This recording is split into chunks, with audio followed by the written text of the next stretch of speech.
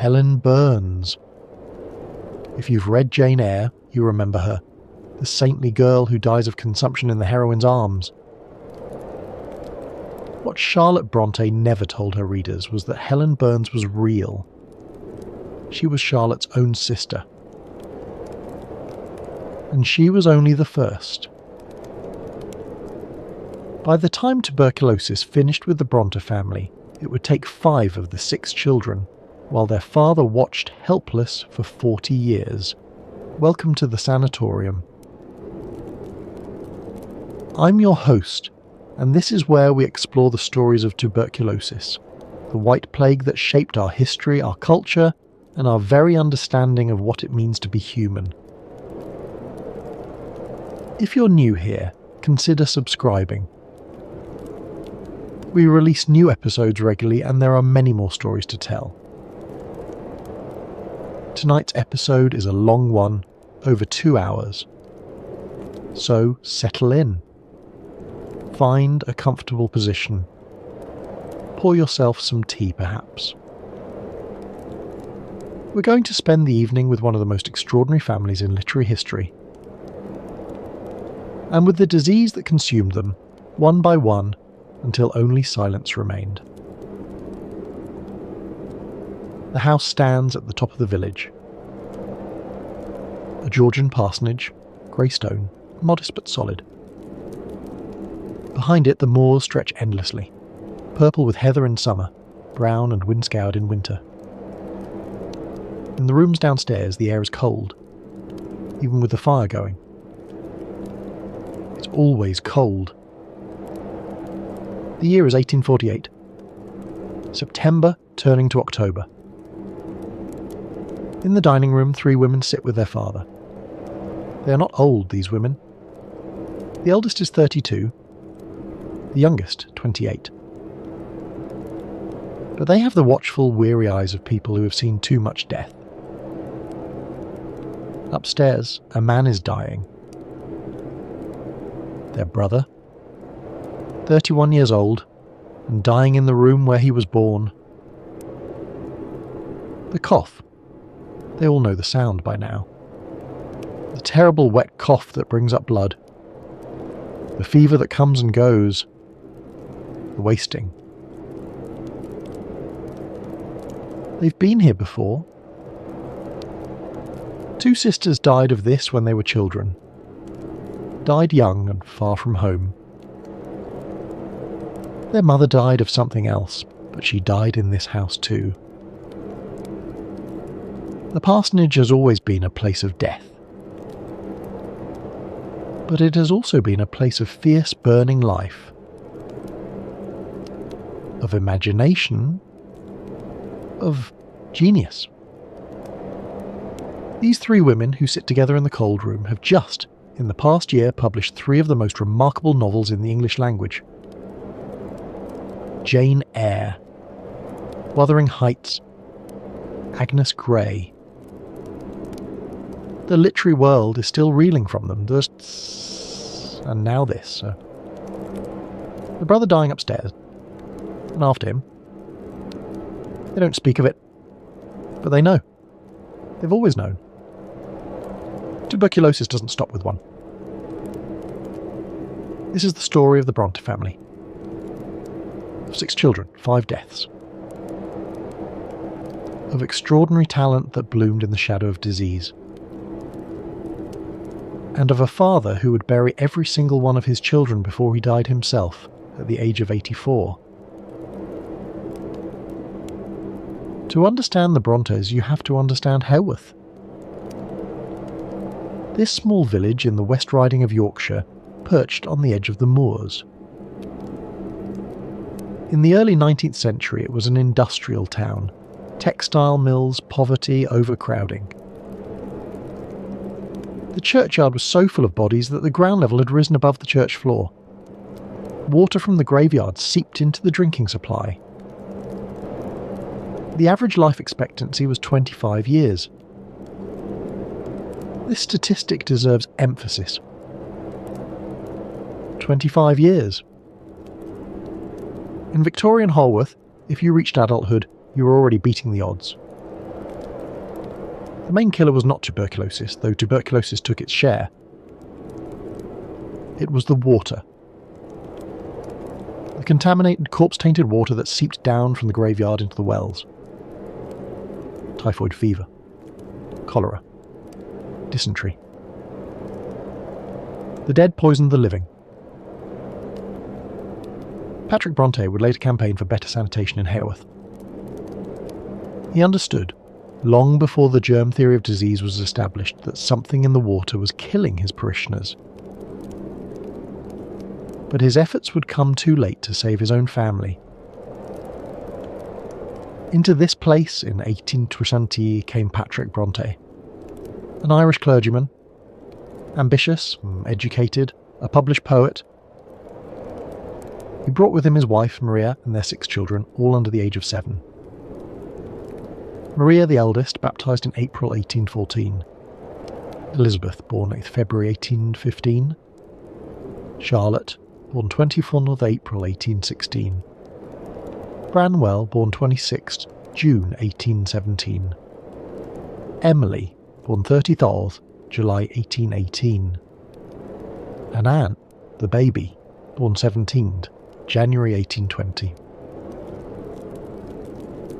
Patrick Bronte was a complex man. Stern, often distant, deeply concerned with propriety. He had pulled himself up from rural Irish poverty through education and the church. He believed in learning, in discipline, in the power of literature. He also believed in fresh air and long walks on the moors, which he considered healthful. In this, at least, he was ahead of his time. His wife, Maria Branwell Bronte, was Cornish. Genteel, educated, fond of reading. She had married Patrick in 1812 and followed him north to this cold, unfamiliar country. By all accounts, she never quite adjusted to Yorkshire, to the damp, to the grey skies, to the wind that never stopped. Maria wrote letters home to Cornwall describing her new life. They were cheerful letters mostly. She loved her husband. She loved her growing brood of children. But there was a wistfulness beneath the words. A longing for the warmer country she had left behind. She would never see Cornwall again. The parsonage they moved into was substantial by village standards. 2 stories, several rooms, a garden. But it was cold and damp, built on a hillside where water gathered. The church and graveyard were just beyond the wall. The children's bedroom windows looked out over the tombstones. They grew up counting graves the way other children count sheep. For 1 year, the family was intact. 6 children, 2 parents, all together in the house at the top of the village. And then tuberculosis came. Or perhaps it didn't come. Perhaps it was already there. One of the cruelties of tuberculosis is its long latency. You can carry the bacteria for years without knowing, without symptoms. And then, triggered by stress, malnutrition, another illness, it activates. It blooms in your lungs like a terrible flower. By the standards of the time, what happened to the Brontes was not unusual. Families were decimated by tuberculosis. It was the single greatest killer of the 19th century, responsible for 1 in 4 deaths. But even by those standards, the Bronte toll was extraordinary. 5 of 6 children, all before the age of 40. All, almost certainly, from the same disease. Time just threes. This is not just a story about death, though. It's a story about what people create in the face of death. How genius and disease can exist in the same body, The same family, feeding on each other in ways we still don't fully understand. The Brontes wrote with an intensity that seemed to consume them. And perhaps it did. But what they left behind has outlasted the disease by nearly 2 centuries. There is a temptation when telling this story to make it romantic. To suggest that somehow tuberculosis was connected to genius. That the disease sharpened their minds, purified their art. The Victorians believed something like this. They called tuberculosis the romantic disease. They saw something beautiful in the pale skin, the bright eyes, the ethereal thinness of the consumptive. This is nonsense, of course. And dangerous nonsense at that. Tuberculosis was not romantic. It was slow suffocation, drowning in your own blood, fever and sweating and wasting away until there was nothing left.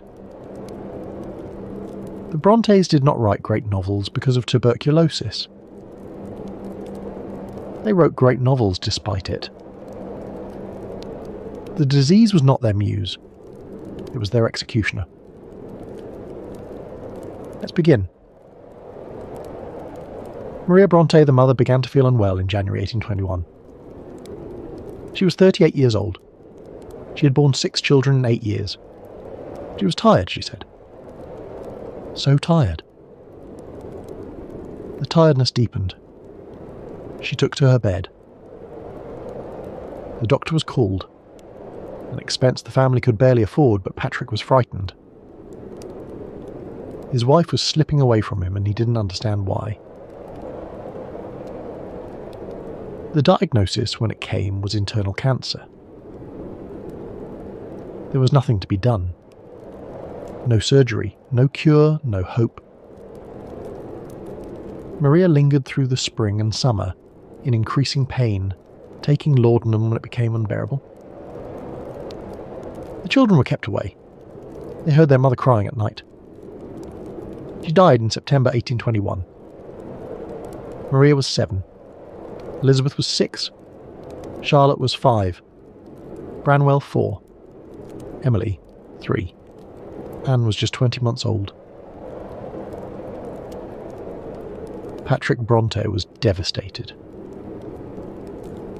By all accounts, he had loved his wife deeply. He shut himself in his room for days after the funeral. He wept.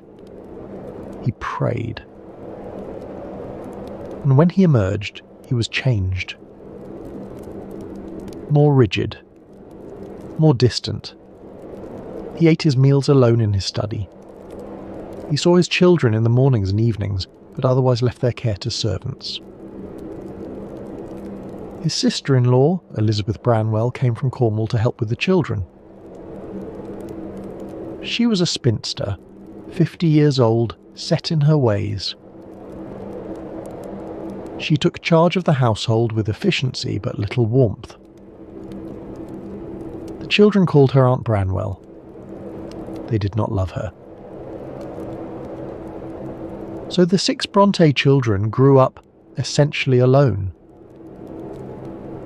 They had each other, and they had the moors, and they had books. Patrick, for all his distance, believed passionately in education. His children would read. They would learn. They would better themselves. He brought them newspapers, magazines, books from his own library. He discussed politics and current events with them over breakfast. He treated them, in this way, almost as adults. The 2 eldest girls, Maria and Elizabeth, were particularly precocious. Maria at 7 could read the newspapers and debate their contents. She was thoughtful, serious, deeply religious. Elizabeth was quieter but equally intelligent. Charlotte later remembered them both with a kind of awe. They seemed so much older than their years. So wise. Maria especially seemed marked for something great. She had a quality that Charlotte could only describe as saintliness. A patience beyond her years. A kindness that extended to everyone, even the servants who sometimes treated her roughly. Charlotte watched her elder sister and wondered what she would become. A teacher, perhaps. A writer. Something remarkable. But Maria would not grow up to be anything. Maria would die at 11, and all that potential would be snuffed out like a candle. Charlotte would spend the rest of her life imagining what Maria might have been. What she might have done. How different everything might have been if Maria had lived. In 1824, Patrick Bronte made a decision that would haunt him for the rest of his life. He enrolled Maria and Elizabeth in the clergy daughters' school at Cowan Bridge, about 40 miles from Hulworth. It was a charity school designed to educate the daughters of poor clergymen. The fees were low. The curriculum was serious. It seemed like an opportunity. In July 1824, Maria and Elizabeth were sent away. Maria was 10. Elizabeth was 9. In August, Charlotte joined them. She was 8 years old. In November, Emily arrived as well. She had just turned 6. 4 little girls, the eldest barely 10, sent away from home to a school run by strangers.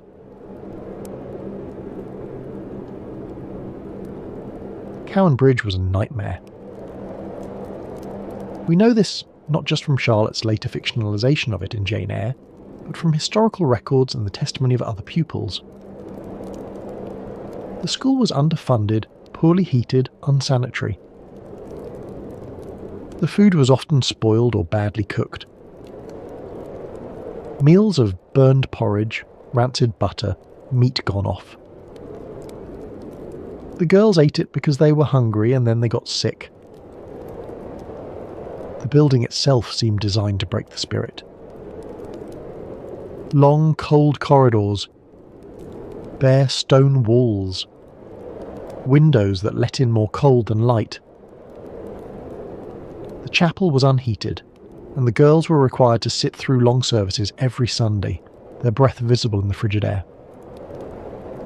They developed coughs, fevers, chilblains that cracked and bled. The school infirmary was always full. The curriculum was rigorous but inconsistent. The girls studied arithmetic, grammar, history, geography. They sewed. They read the Bible. They were drilled in proper behaviour and deportment. But the teaching was often perfunctory, the books inadequate. The real purpose of the school, it seemed, was not education but reformation. These were the daughters of poor clergymen. They must learn humility. They must learn to endure. The dormitories were unheated. In winter, water in the wash basins froze overnight. The girls slept 2 to a bed for warmth, but it was never enough. They woke shivering, dressed in the dark, walked to the schoolroom with chilblains on their feet. Some mornings, ice had formed on the inside of the windows. The girls scraped patterns in it with their fingernails, trying to find something beautiful in their misery. The regime was harsh. The headmaster, Reverend Carus Wilson, believed that comfort was sinful. That suffering purified the soul. That these charity girls should be grateful for any education at all and not complain about cold or hunger. Punishments were frequent and public. Girls were made to stand on stools for hours. to wear signs around their necks proclaiming their faults, to go without food as penance. Maria Bronte, the eldest sister, bore the brunt of it. She was untidy, the teacher said. Her sewing was poor. She daydreamed. She was punished again and again for small infractions. Charlotte, 8 years old, watched her sister being humiliated and could do nothing. She never forgot it. And then, in the spring of 1825, Maria became ill. She had a cough, a fever. She was weak, so weak she could barely stand. But the school had a policy. If a girl was well enough to be out of bed, she was well enough for lessons. Maria was sent to class. She fainted at her desk. Finally, in February 1825, the school sent her home. She was in the advanced stages of tuberculosis. Her lungs were destroyed. There was nothing anyone could do. Maria died at home on 6 May 1825. He was 11 years old. Patrick brought Elizabeth home 2 weeks later, hoping the fresh air of Haworth might revive her. But she had the same cough, the same fever. The disease was already too advanced. Elizabeth died on 15 June 1825. She was 10 years old. Charlotte and Emily were pulled from the school immediately. They came home to a house of mourning. 4 children left of the original 6. Charlotte, 9 years old. Branwell, 7. Emily, 6. Anne, 5. 2 more small coffins went into the family vault beneath the church floor. Patrick stood over the graves of his wife and 2 eldest daughters. He was 48 years old. He had been in Haworth for 5 years. Half his family was already dead.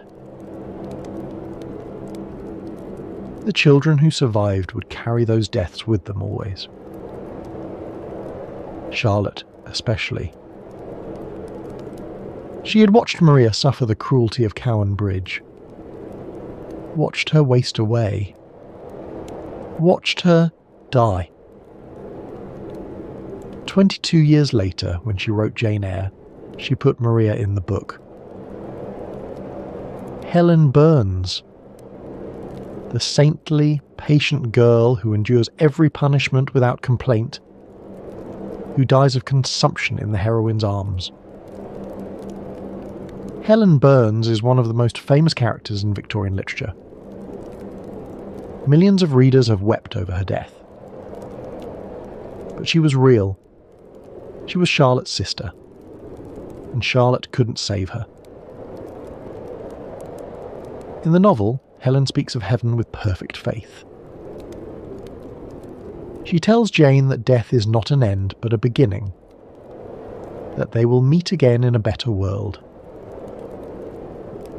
Charlotte put these words in Helen's mouth, but they were Maria's words. Maria, at 11 years old, dying of tuberculosis, had comforted her younger sister with promises of paradise. She had faced death with a calm that Charlotte never forgot, that she could never quite believe. Charlotte was 9 when Maria died, old enough to understand, old enough to remember. For the rest of her life, she carried the memory of her eldest sister, the one who should have led them, the one who was taken first. When Charlotte became famous, when Jane Eyre was celebrated around the world, she must have thought of Maria, of what Maria might have become if she had lived, of the books Maria might have written. After Maria and Elizabeth died, Patrick Bronte made another decision. No more boarding schools. His children would stay home. He would educate them himself with help from Aunt Branwell and occasional tutors.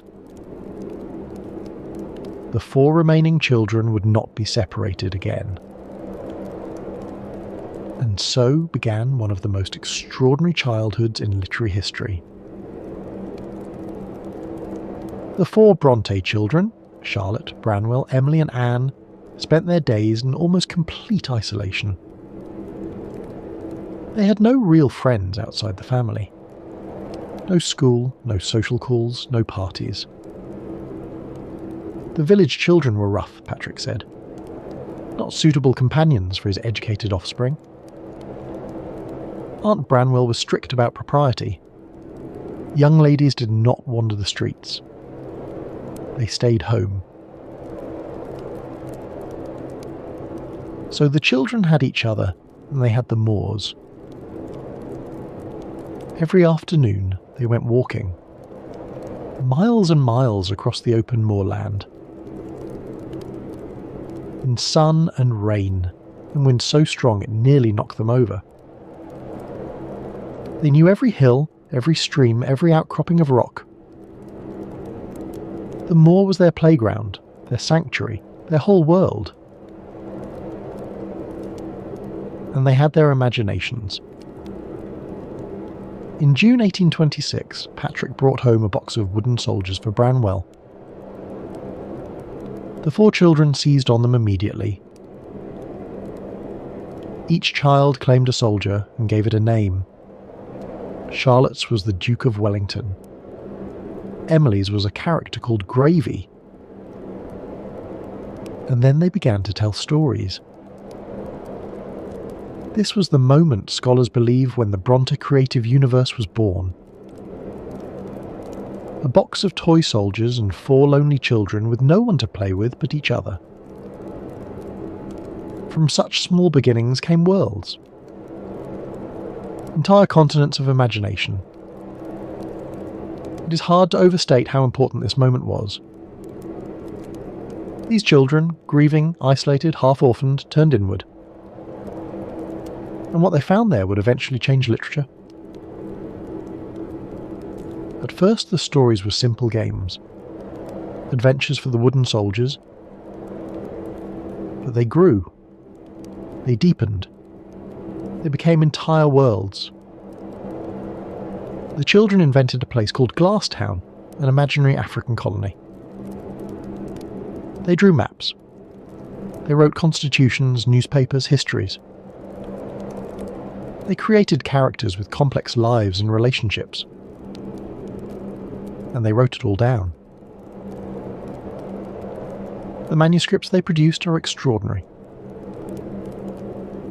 Tiny books, some no bigger than a matchbox, written in microscopic handwriting. The children stitched them together from scraps of paper and sugar sacks. The writing is so small you need a magnifying glass to read it. They made them small, scholars think, to mimic real printed books, or perhaps to hide them from adults. These were private worlds, secret worlds. Today, these miniature manuscripts are among the most precious items in the Bronte Parsonage Museum. Scholars have spent years deciphering them. They contain entire novellas, poems, plays, maps of imaginary countries, family trees of fictional dynasties. The children created not just stories but entire civilizations, languages, religions, wars and treaties and romances spanning generations. The miniature scale was part of the magic, time twos. By making the books tiny, the children made them secret. They could slip them into pockets, hide them in drawers, carry their imaginary worlds with them wherever they went. These were not stories to be shared with adults.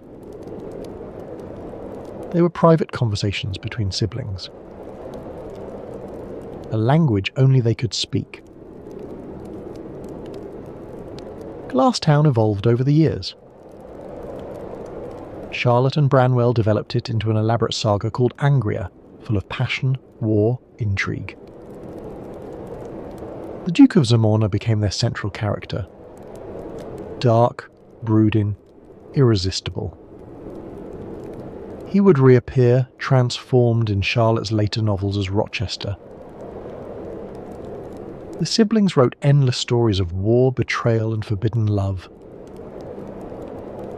Angria was their apprenticeship.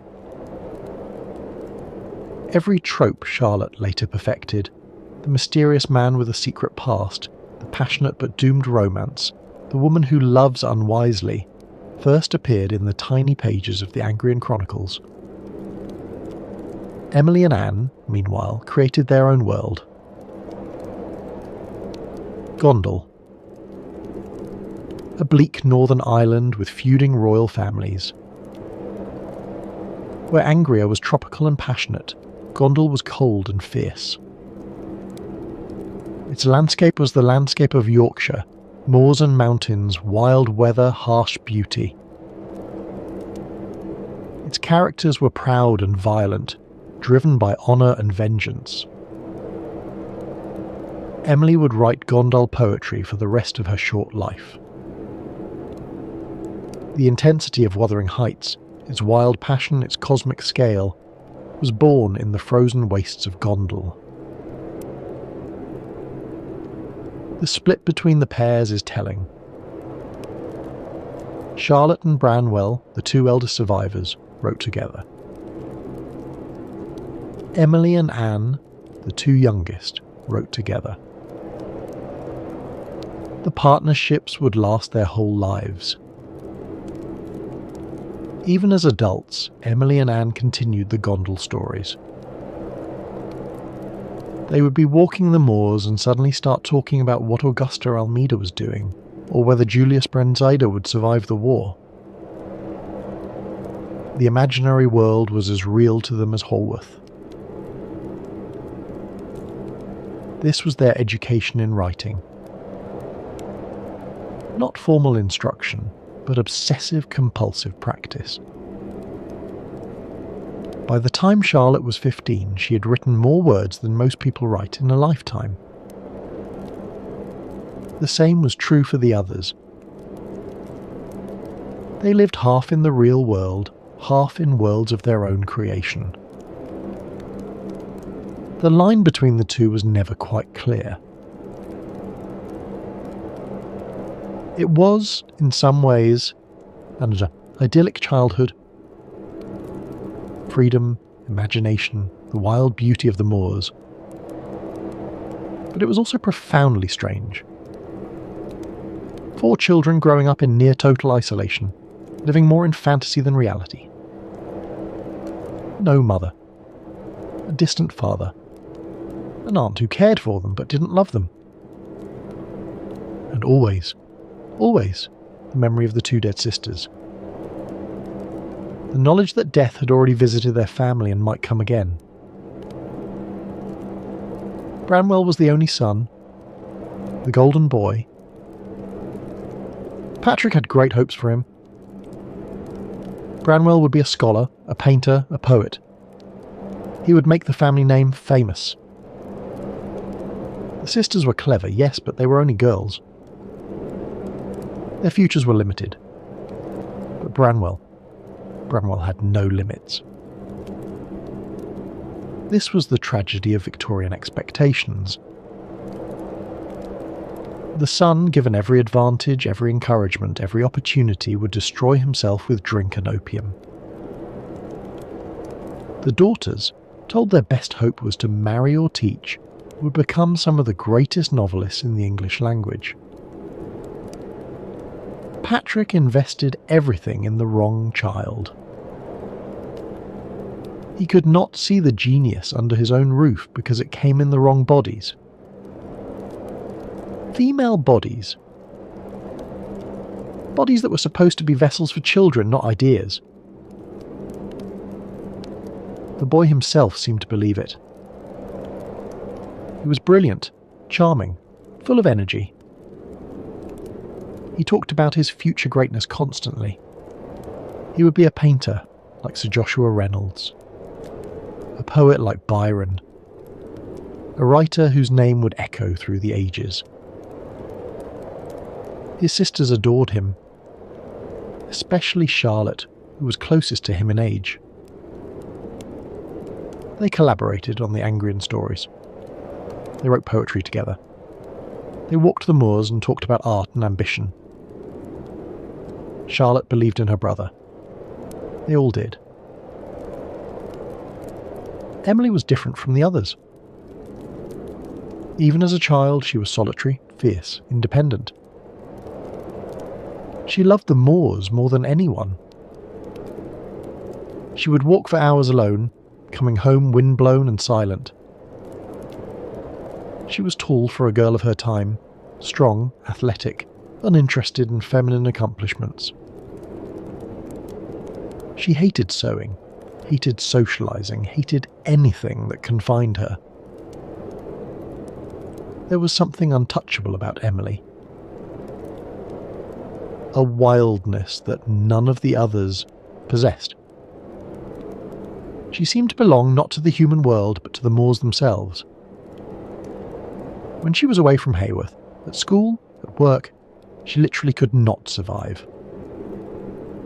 She would sicken, stop eating, pine away. Only on the moors was she fully alive. Only there was she herself. We have so few of Emily's own words outside her novel and poems. No letters survive. The diary fragments are brief and enigmatic. She remains a mystery. A presence felt, but never fully understood. Perhaps she preferred it that way. Perhaps her privacy was the one thing she would never surrender. Anne was the baby. Sweet-natured, gentle, often overlooked. She was Emily's special companion. The two of them created Gondel together and continued writing about it into their 20s. Where Emily was fierce, Anne was quiet. Where Emily was wild, Anne was careful. But they understood each other perfectly.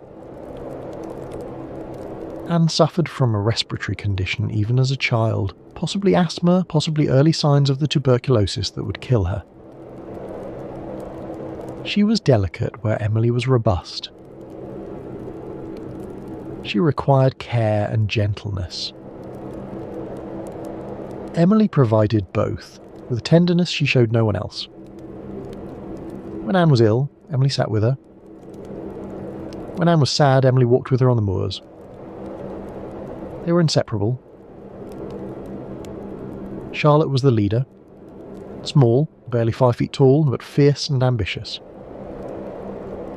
She read voraciously. Novels, poetry, history, anything she could get her hands on. She drew and painted with meticulous care. She wrote endlessly, filling notebook after notebook with tiny cramped handwriting. She was plain, she knew, small and plain and poor. But she had her mind, her imagination, her will. Charlotte's eyes were weak. She was severely nearsighted. To write, she had to hold the paper inches from her face. Perhaps this is why her handwriting was so small. Perhaps this is why she saw the world so intensely. What she could not see clearly, she imagined vividly. Her inner world was more vivid than the blurred reality outside it. She was also painfully aware of her limitations. In a world where a woman's worth was measured by beauty and marriageability, Charlotte knew she had neither. She channeled that awareness into her writing. Jane Eyre is a manifesto for plain women everywhere. A declaration that beauty is not the measure of a soul. That to be small and plain and poor is not to be worthless. The children grew older. Charlotte attended a school called Roe Head for a brief period in the 1830s, a better experience than Cowan Bridge, but still marked by homesickness. Emily tried school as well, but lasted only 3 months before the homesickness became unbearable. She physically pined for Haworth. She stopped eating, stopped sleeping. Charlotte brought her home before she died of it. Anne managed school better than her sisters, but she too preferred home. All of them did. The parsonage, for all its coldness and grief, was where they belonged. It was the only place they could breathe. But they could not stay children forever. By the late 1830s, they were young adults. Charlotte was in her 20s. They needed to earn their livings. And for poor, unmarried women of the middle class, there were exactly 2 options: governess or teacher. All 3 sisters tried both. And all 3 hated it. Being a governess meant living in someone else's house, caring for someone else's children. You were neither servant nor family member. You ate alone. You had no privacy, no freedom, no respect. The children were often spoiled and resentful. The parents treated you as a necessary inconvenience. The pay was terrible. Charlotte took a position with a family called the Sidgwicks in 1839. She lasted less than 3 months. The children were undisciplined, the mother critical, the work exhausting. Charlotte was miserable. She wrote desperate letters home. She felt like a slave, she said. Worse than a slave. Anne fared somewhat better. She spent 5 years as a governess with 2 different families. She was conscientious, patient, determined to do well. But she was lonely and often ill. And she saw, up close, the casual cruelty of the wealthy toward those in their power. She would write about it later in The Tenant of Wildfell Hall, one of the first novels to deal honestly with alcoholism and domestic abuse. Emily tried being a teacher at a school near Halifax. She lasted 6 months. She was desperately homesick, barely able to function. She came home thin and silent and haunted. After that, no one tried to send her away again. Emily would stay at Haworth. She would keep house for her father and aunt. She would walk the moors. She would write her poetry and her gondel stories. That was enough. In 1842, Charlotte had an idea.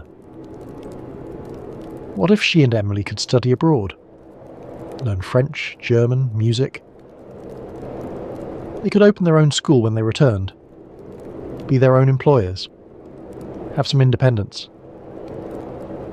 Aunt Bramwell agreed to fund it. The girls would go to Brussels. In February 1842, Charlotte and Emily enrolled at the Pensionnat Heger, a girls' school in Brussels run by Monsieur and Madame Heger. It was Charlotte's first time leaving England. Emily's too. They were terrified and exhilarated in equal measure. The school was everything Cowan Bridge had not been. Warm, intellectually stimulating, cosmopolitan. Monsieur Heger was a gifted teacher. He recognised Charlotte's talent immediately and pushed her to develop it. He gave her books, discussed literature with her, critiqued her writing. Charlotte, starved for intellectual companionship, bloomed under his attention. She also fell in love with him. Constantine Heger was married, with children. He was not particularly handsome. But he was brilliant, passionate about ideas, and he took Charlotte seriously as an intellect. For Charlotte, 26 years old, plain, poor, convinced she would never marry, this was intoxicating. Nothing happened, of course. Hager was an honourable man. He was kind to Charlotte, but nothing more. Still, Charlotte's feelings deepened. She tried to hide them. She mostly succeeded. But the longing was there, burning beneath her quiet exterior. In November 1842, Aunt Branwell died suddenly. Charlotte and Emily returned to Haworth for the funeral. Emily stayed home after that. She had no desire to return to Brussels. But Charlotte went back. She told herself it was to finish her studies. Time? Ones? Really, it was to be near Hager. The second year in Brussels was miserable. Madame Hager, who had perhaps guessed Charlotte's feelings, grew cold. She kept Charlotte busy with menial tasks, kept her away from her husband. Charlotte was lonely, isolated, desperately unhappy. She stayed until January 1844, and then she came home for good. After she left, Charlotte wrote Hager letters. Passionate, desperate letters. She tried to make them sound casual, but the longing bled through every line. Hager did not respond. Or if he did, his responses were brief and discouraging. Eventually, Charlotte stopped writing. She had been rejected, and she knew it. She channeled the pain into her writing. Years later, in Villette, she would put Hager in her novel as Paul Emanuel, the difficult, brilliant teacher whom the heroine loves hopelessly. It's one of the most psychologically acute portraits of unrequited love in literature. And it's drawn directly from Charlotte's own heart. By 1845, all three sisters were back at Haworth. The school plan had failed. They had advertised for pupils but received no responses. No one wanted to send their daughters to a remote parsonage in Yorkshire run by unknown governesses. The dream was over before it began. Charlotte was 29. Emily was 27. Anne was 25. Unmarried, unemployed, living with their aging father and their increasingly dissolute brother. Branwell's grand dreams had all come to nothing. He had failed as a painter, as a tutor, as everything he tried. He was drinking heavily. The golden boy was tarnished. The sisters might have lived and died in obscurity. Might have become nothing more than footnotes in the history of their famous parsonage. Three spinsters caring for an aging father in a remote village. It was the fate of thousands of Victorian women. Quiet lives. Invisible lives. Lives that left no mark on the world. But these particular spinsters had spent their childhoods creating worlds. They had written millions of words before they turned 20. They had taught themselves narrative technique through endless practice. They had developed voices that were uniquely their own. The years of isolation had not been wasted. They had been training. Except for one thing. They could write. And they were about to prove it. In the autumn of 1845, Charlotte made a discovery. She found a notebook of Emily's poems. She read them. And she was stunned. Emily's poetry was unlike anything Charlotte had read. Dark, mystical, intensely powerful. Poems about freedom and death, about the moors and the soul, about a fierce inner life that had nothing to do with the quiet, austere woman who kept house for their father. These were the poems of a genius. One poem in particular stopped Charlotte cold. "No coward soul is mine," it began. Emily wrote of a faith beyond conventional religion, of a God that animated all living things, of her own soul, undaunted by death or doubt. The poem was defiant, almost arrogant in its certainty. This was not the voice of a timid Yorkshire spinster.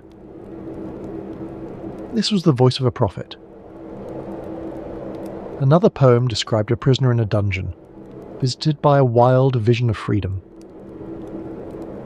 The imagery was ecstatic, almost hallucinatory. Scholars still debate whether Emily experienced genuine mystical states. What is certain is that she had access to something most people never touch. Some deep well of consciousness. Some doorway to the infinite. Charlotte showed them to Anne. Anne quietly revealed that she too had been writing poetry. Charlotte looked at her own work, years of poems tucked away in drawers, and suddenly she saw a possibility. Yes, they could publish. Together. A joint volume of poetry by three sisters. Emily was furious when Charlotte suggested it. Her poems were private, not meant for the world. She felt violated by Charlotte's discovery of them. But Charlotte was persuasive. Charlotte was always persuasive. And eventually Emily agreed. On one condition: they would publish under pseudonyms.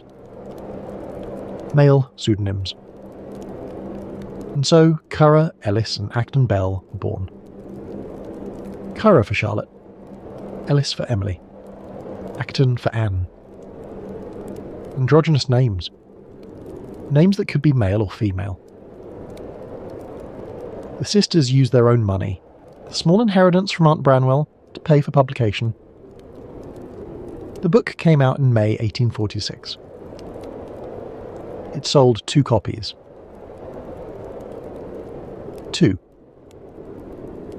In the entire first year of publication, exactly 2 people bought the poems by Currer, Ellis and Acton Bell. The reviews were few and lukewarm.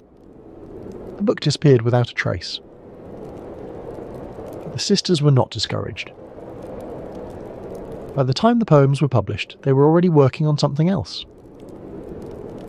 Novels. All 3 of them, simultaneously, were writing novels. Charlotte was working on The Professor, based on her experiences in Brussels. Emily was writing Wuthering Heights, a dark tale of passion and revenge on the Yorkshire moors. Anne was writing Agnes Grey, a quiet, realistic portrait of a governess's life. They wrote at the dining room table, all together in the same room, late into the night. Walking in circles around the table, discussing plot points and character development. They critiqued each other's work. They read passages aloud. They encouraged each other when the work was hard. And upstairs they could hear Branwell, drunk, raving, sometimes weeping. Branwell Bronte's decline had been gradual and sudden.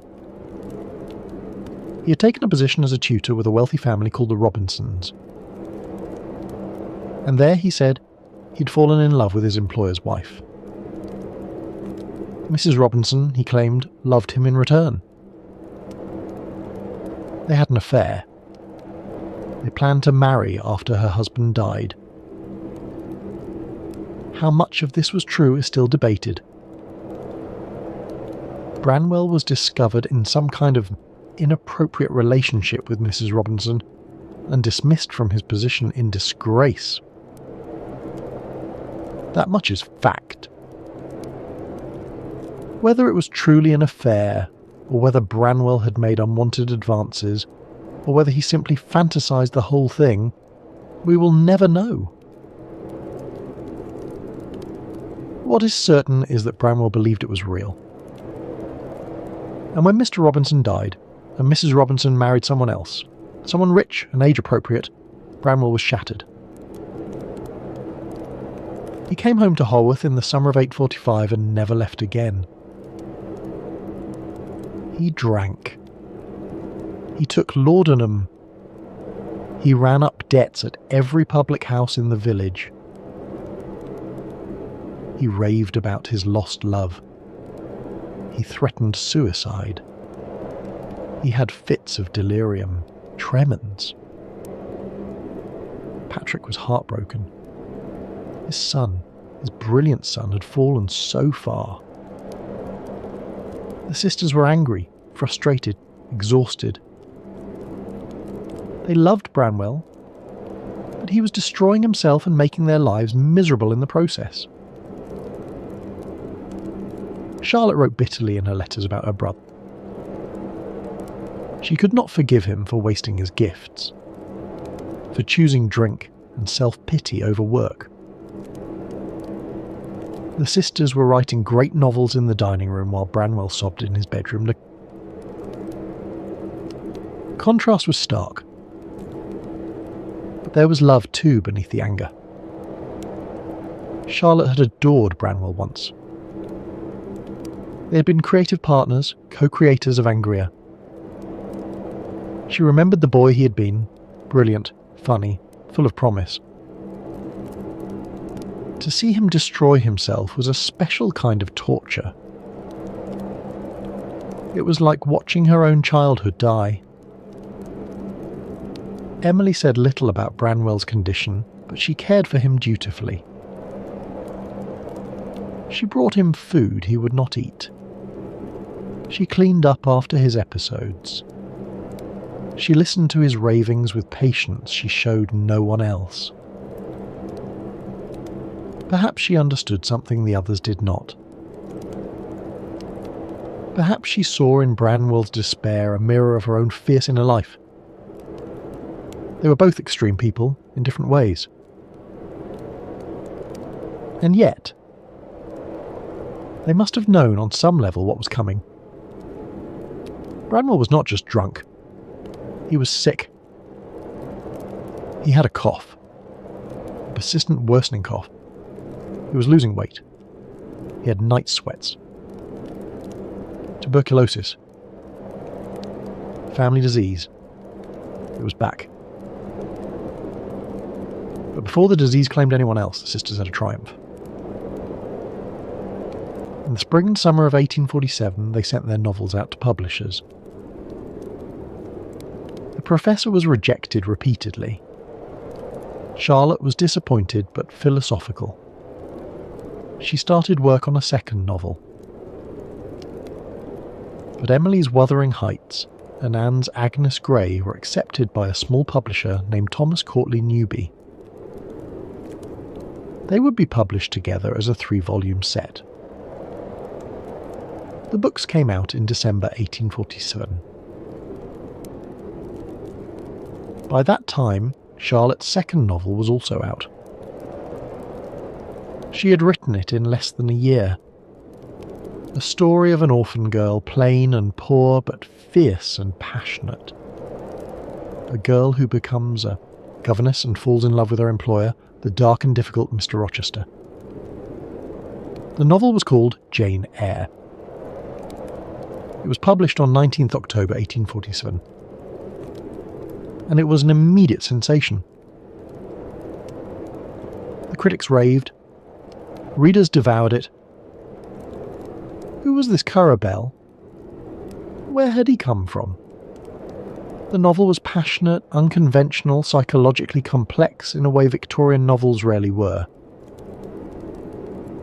The heroine was no passive beauty. She was small and plain and angry. She demanded equality, respect, love on her own terms. It was revolutionary.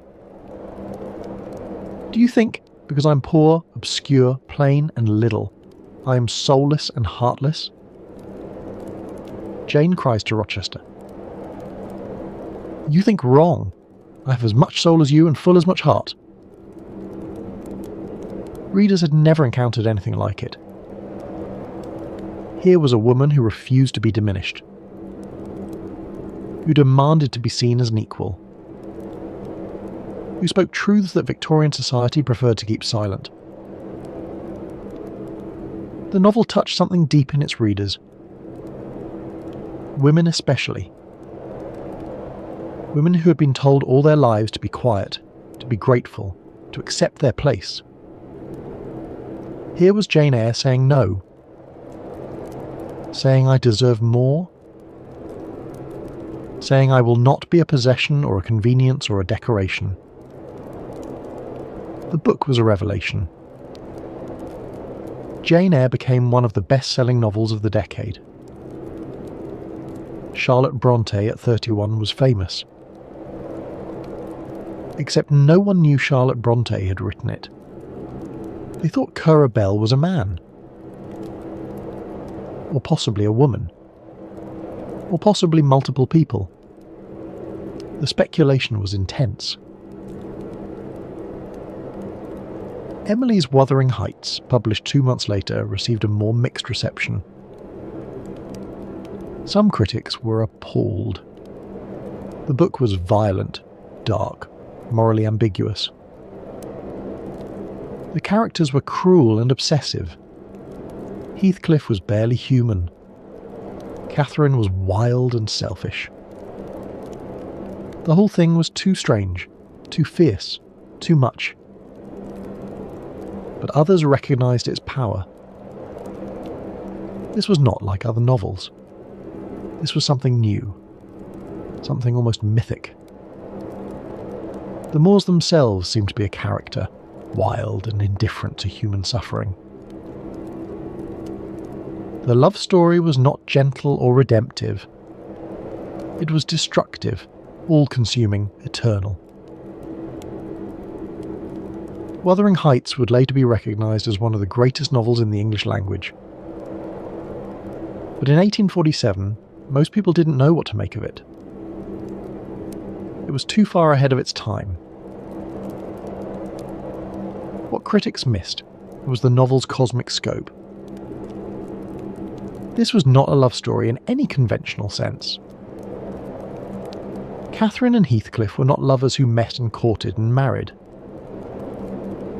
They were something more primordial. Two halves of the same soul, split apart by class and circumstance. I am Heathcliff, Catherine cries. Not I love Heathcliff. I am Heathcliff. Their love was not romance. It was identity. Essence. Something beyond the material world.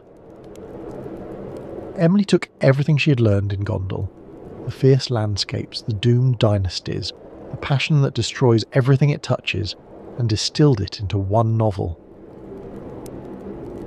She would never write another. She didn't need to. Everything she had to say was in those pages. And Agnes Grey was largely overlooked. It was published in the same volume as Wuthering Heights, but it was quieter, less dramatic. A realistic story of a governess's struggles. No passion, no violence, just careful observation of the small cruelties of everyday life. But Anne was already at work on her second novel. The Tenant of Wildfell Hall. A book about a woman who leaves her alcoholic, abusive husband to protect her son. It was based in part on Anne's observations of Branwell. It was unflinching in its portrayal of addiction and domestic violence.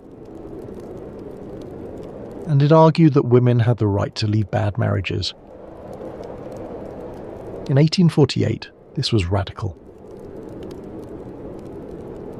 The Tenant of Wildfell Hall was published in June 1848. It sold well, though critics were shocked by its subject matter.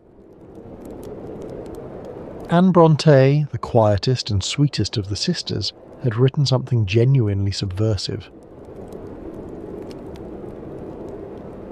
In the preface to the second edition, Anne defended her choice of subject matter.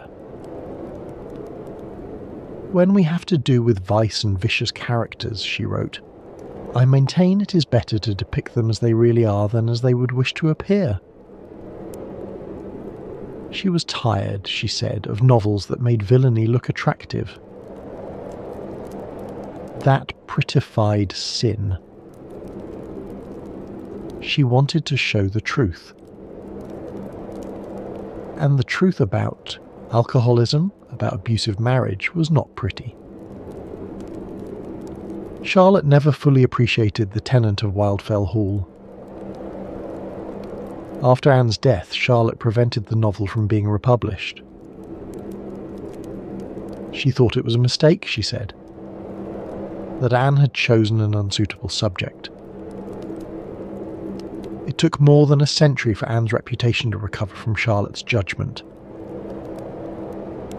Today, The Tenant of Wildfell Hall is recognised as one of the first feminist novels. Anne was ahead of her time. Perhaps too far ahead for even her own sister to see. So, by the summer of 1848, all three sisters were published novelists. Charlotte was famous.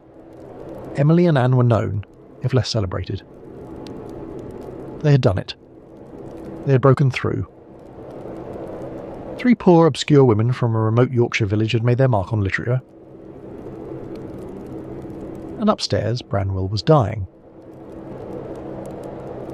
By September 1848, he was bedridden. The cough was constant now. Blood in the handkerchiefs. Fever that came and went. Delirium. He was 31 years old and wasting to nothing. His father sat with him. Patrick Bronte, who had once had such hopes for his only son. The sisters came in and out, bringing water, changing the bedclothes. What did they feel? Grief, certainly. Pity. Anger, maybe, at the waste of it all. Relief that the chaos would soon be over. All of these things at once. Bramwell died on 24th September 1848. His father was with him at the end. Patrick had now buried his wife and three children. He was 71 years old. The funeral was held at the church, just beyond the parsonage wall. The three sisters attended. Charlotte, Emily, Anne. They stood in the cold church and listened to their father perform the service. Another Bronte in the family vault. It was raining. The wind was fierce. Emily stood through the whole service without a shawl. She caught cold walking home. The cold turned into a cough. The cough worsened. Emily Bronte was 30 years old in the autumn of 1848. Tall, strong, capable. She had never been seriously ill in her life. She walked the moors in all weather. She was healthy. She would be fine. But the cough did not go away. And by October it was getting worse. Charlotte watched her sister with growing alarm. She knew that cough. She had heard it from Maria, from Elizabeth, from Branwell just weeks ago. She knew what it meant. Emily refused to admit anything was wrong. She got up every morning at 7. She fed the dogs. She kneaded the bread. She went about her household tasks with grim determination. When Charlotte suggested she rest, Emily snapped at her. When Charlotte suggested calling the doctor, Emily refused outright. Emily Bronte did not believe in doctors. She called medicine quackery. She had seen what doctors did. The bleeding, the purging, the useless remedies that only made people suffer more. She would not submit to that. She would not be prodded and examined and dosed with poisons. If she was going to die, she would die on her own terms. In this, Emily was not entirely wrong. Victorian medicine had almost nothing to offer tuberculosis patients. The common treatments, bloodletting, mercury compounds, opium, did more harm than good. Some doctors prescribed sea air or mountain air. Others recommended complete bed rest. Still others insisted on vigorous exercise. No one knew what caused the disease. No one knew how to cure it. The bacteria that caused tuberculosis would not be discovered until 1882, 34 years after Emily's death. So Emily's refusal of medical help was not simply stubbornness. It was a kind of clear-eyed realism. The doctors could not save her. Nothing could save her. She would spend her remaining time on her own terms, doing the things she loved. Walking the moors, feeding her dogs, living as she had always lived. Until she couldn't anymore. But she was not ready to die yet. So she simply pretended she was not ill. She forced herself through each day. She would not stay in bed. She would not complain. She would not acknowledge weakness. Charlotte and Anne watched helplessly. They could see Emily fading. Time? Wands. Losing weight. Growing pale. The cough was constant now, racking her whole frame. She could barely catch her breath. But still she refused all help. In November, Charlotte wrote to her publisher. She could not write, she said. She could not think about novels or revisions or anything except her sister. Emily was very ill and would not see a doctor. Charlotte was terrified. Anne was terrified too. But Anne was also beginning to feel unwell herself. She had a cough. Not as bad as Emily's yet. But it was there. She said nothing. What good would it do? Emily was dying in front of them. Charlotte was barely holding herself together. Anne would not add to their burdens. December came. Cold, dark December. Emily was still forcing herself to rise, to work. But she was so weak now that she could barely stand. She leaned on furniture to cross a room. She paused for breath every few steps. Her eyes were huge in her wasted face. Charlotte begged her to rest, to see a doctor, to take something for the pain. Emily refused. She was angry now, defensive. She snapped at her sisters when they tried to help. "Leave me alone," she said. "I'm fine." She was not fine. On the morning of 19th December 1848, Emily came downstairs as usual. She fed the dogs. She tried to pick up her sewing. And then she collapsed.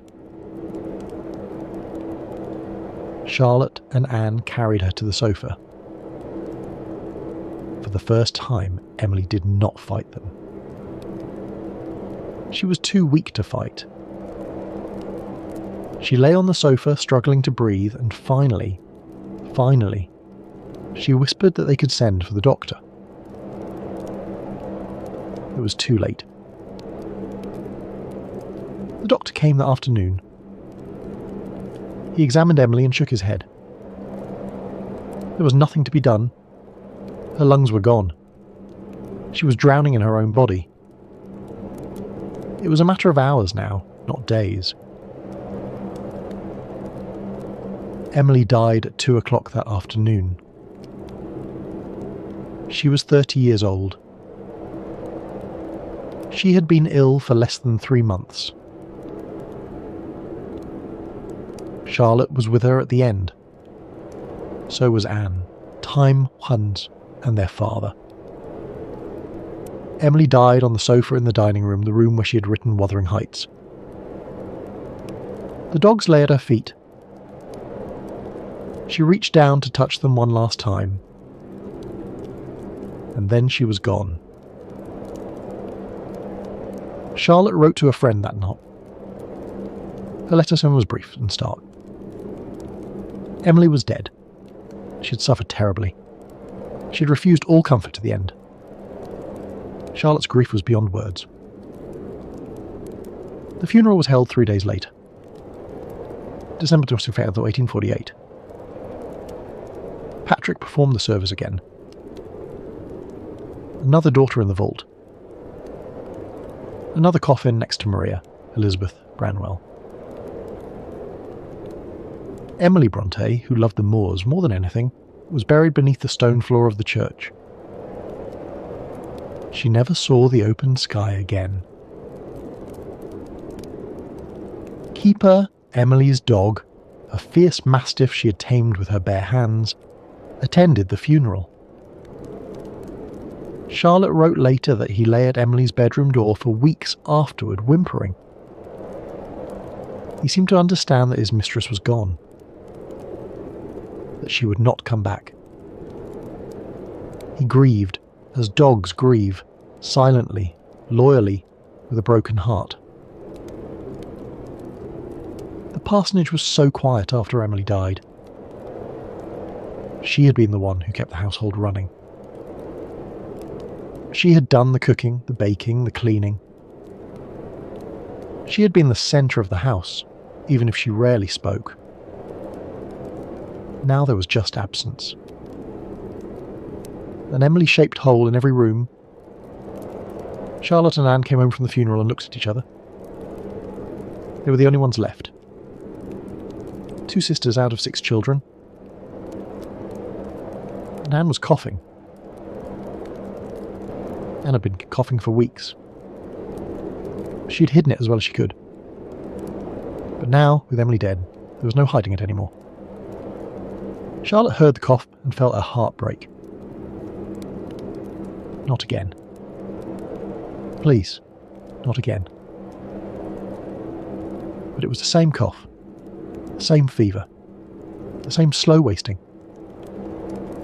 Tuberculosis. Anne did not fight it the way Emily had. She was different from Emily in every way.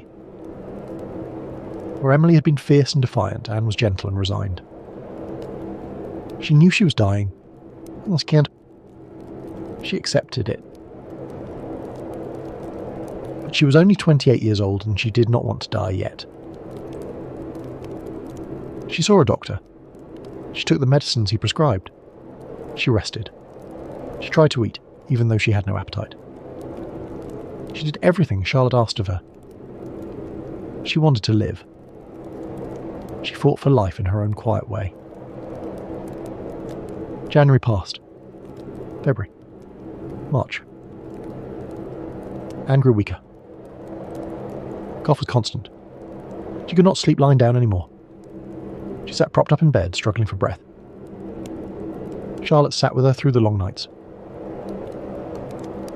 They were alone now, the two of them. Branwell had died in September, Emily in December. It was now April, and Anne was dying. 6 months. 3 deaths in 6 months. Charlotte was 32 years old and felt ancient.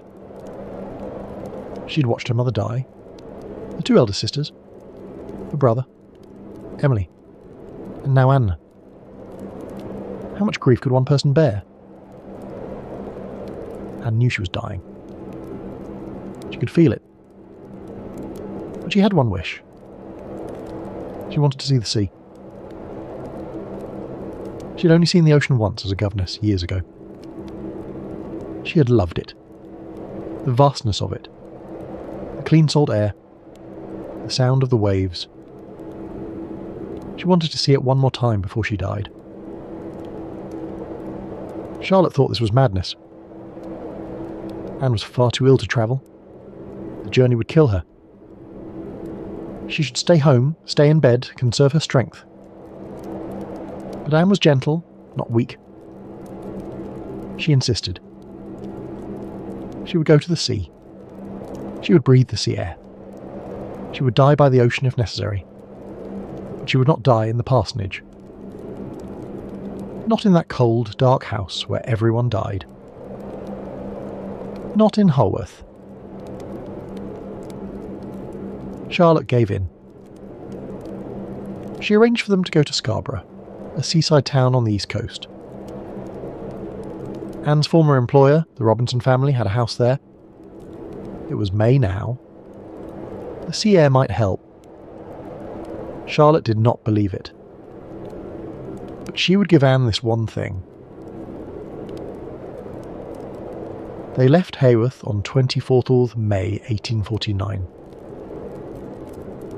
Anne, Charlotte and their friend Ellen Nussey, who came along to help. Time? Sir, the journey was difficult. Anne had to stop frequently to rest. She could barely walk. Charlotte and Ellen supported her between them. But Anne was determined. She wanted to see the sea. They arrived in Scarborough on 25th of May. Anne was exhausted, feverish, barely conscious. But the next morning Charlotte took her to the window. And there it was. The sea. Anne looked at it for a long time. The light on the water. The gulls. The sound of the waves. She smiled. She died 2 days later. On 28th of May 1849. 3 days after arriving in Scarborough. Charlotte was with her. So was Ellen Nussey. Anne's last moments were peaceful, unlike Emily's fierce struggle. She asked to be moved to a chair by the window so she could see the sea one last time. She said a prayer. She thanked Charlotte for bringing her. And then she closed her eyes. Anne Bronte was 29 years old. She had published 2 novels. She had seen the ocean. She was ready. Charlotte wrote to her father that night. The letter was brief and stark. Anne was dead. She had died peacefully. Charlotte could not come home yet. She needed time. She stayed in Scarborough for a few more days, walking on the beach, staring at the sea. Trying to understand how she was supposed to go on. Charlotte arranged for Anne to be buried in Scarborough. She could not bear the thought of bringing another coffin back to Holworth. Could not bear another funeral in that church. Anne would stay here, by the sea she loved. So Anne Bronte is the only one of the Bronte children not buried in the family vault. She lies in St Mary's Churchyard in Scarborough, overlooking the ocean. Alone. Charlotte came home to Holworth on 1st June 1849. She came home alone. The parsonage was silent. Her father was there, of course. 72 years old now. He had buried his wife and 5 children. Only Charlotte remained. She walked through the empty house. The dining room where they had all written their novels together, walking in circles around the table. The stairs where Emily had struggled up and down, refusing help. Branwell's room. Anne's room. All empty now. Charlotte was 33 years old. She was the last of her generation. The sole survivor. And she was utterly, completely alone. How do you go on when everyone you love is dead? Charlotte Bronte did not know. In the months after Anne's death, she barely functioned. She moved through the parsonage like a ghost. She could not write. She could not read. She could barely speak. Her father worried about her. Patrick Bronte, who had always been so distant, tried to comfort his last remaining child. But what comfort could he offer? He had lost 5 children. He understood grief. But understanding did not make it easier to bear. Charlotte's publisher wrote to her. Her friends wrote to her. They urged her to work. To write. Work, they said, would save her. It would give her something to live for. Charlotte did not want to be saved. She wanted her sisters back. She wanted to sit at the dining room table with Emily and Anne walking in circles, discussing their stories. She wanted to hear Emily's fierce opinions about plot structure, Anne's gentle suggestions about character. She wanted the life she had lost. But that life was gone. And slowly, painfully, Charlotte began to accept it. She had been working on a novel before the death began. Shirley. She'd started it when everyone was still alive, when there had been hope. Now she picked it up again. Writing Shirley nearly destroyed her. Every page was agony. She had based one of the characters on Emily. Shirley Keeldar, strong, independent, uncompromising. Emily in fiction. Writing her felt like bringing Emily back to life, and then having to let her go again every time she set down the pen.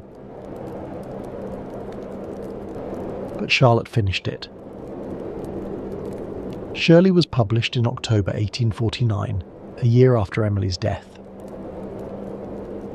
The critics were lukewarm. It was not as passionate as Jane Eyre, not as immediate. But it sold well.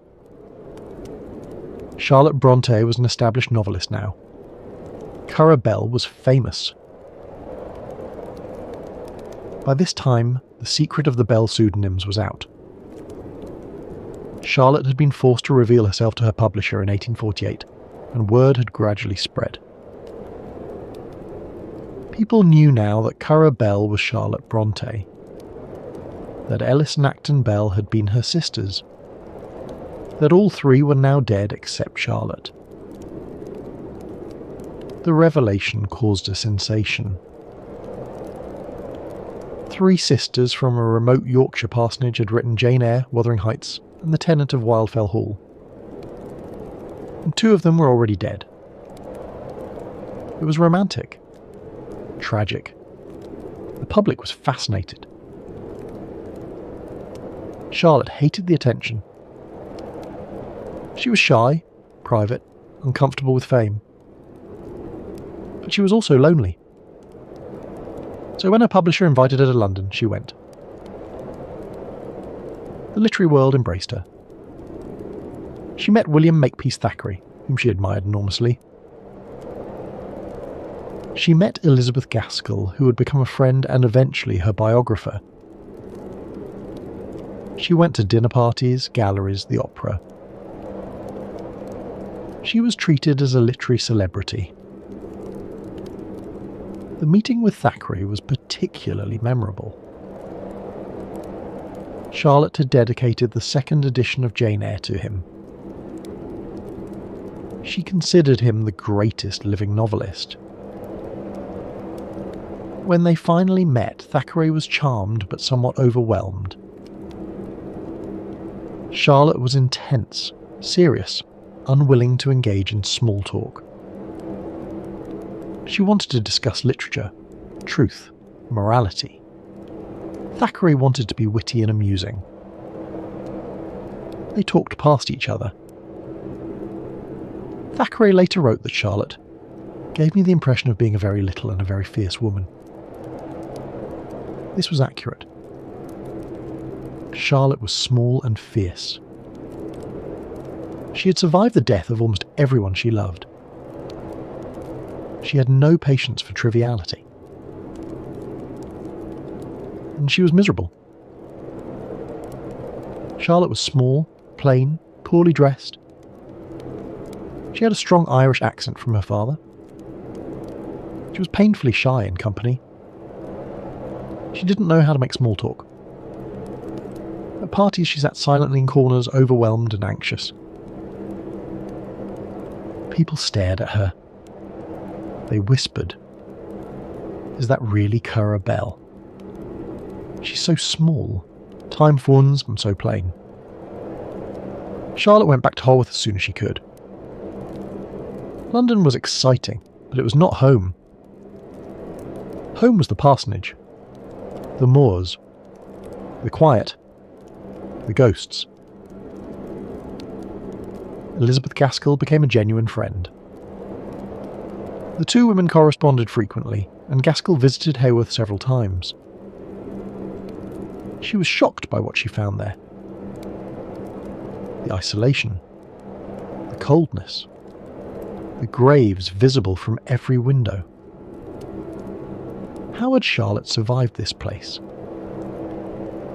How had genius flourished in such barren soil? After Charlotte's death, Gaskell would write her biography. The Life of Charlotte Brontë, published in 1857, became one of the most influential literary biographies ever written. It shaped how generations would understand the Brontës. It created the myth of the tragic sisters on the moors. Some of it was accurate. Some of it was romanticised. All of it was written with genuine love for a woman who had died too young.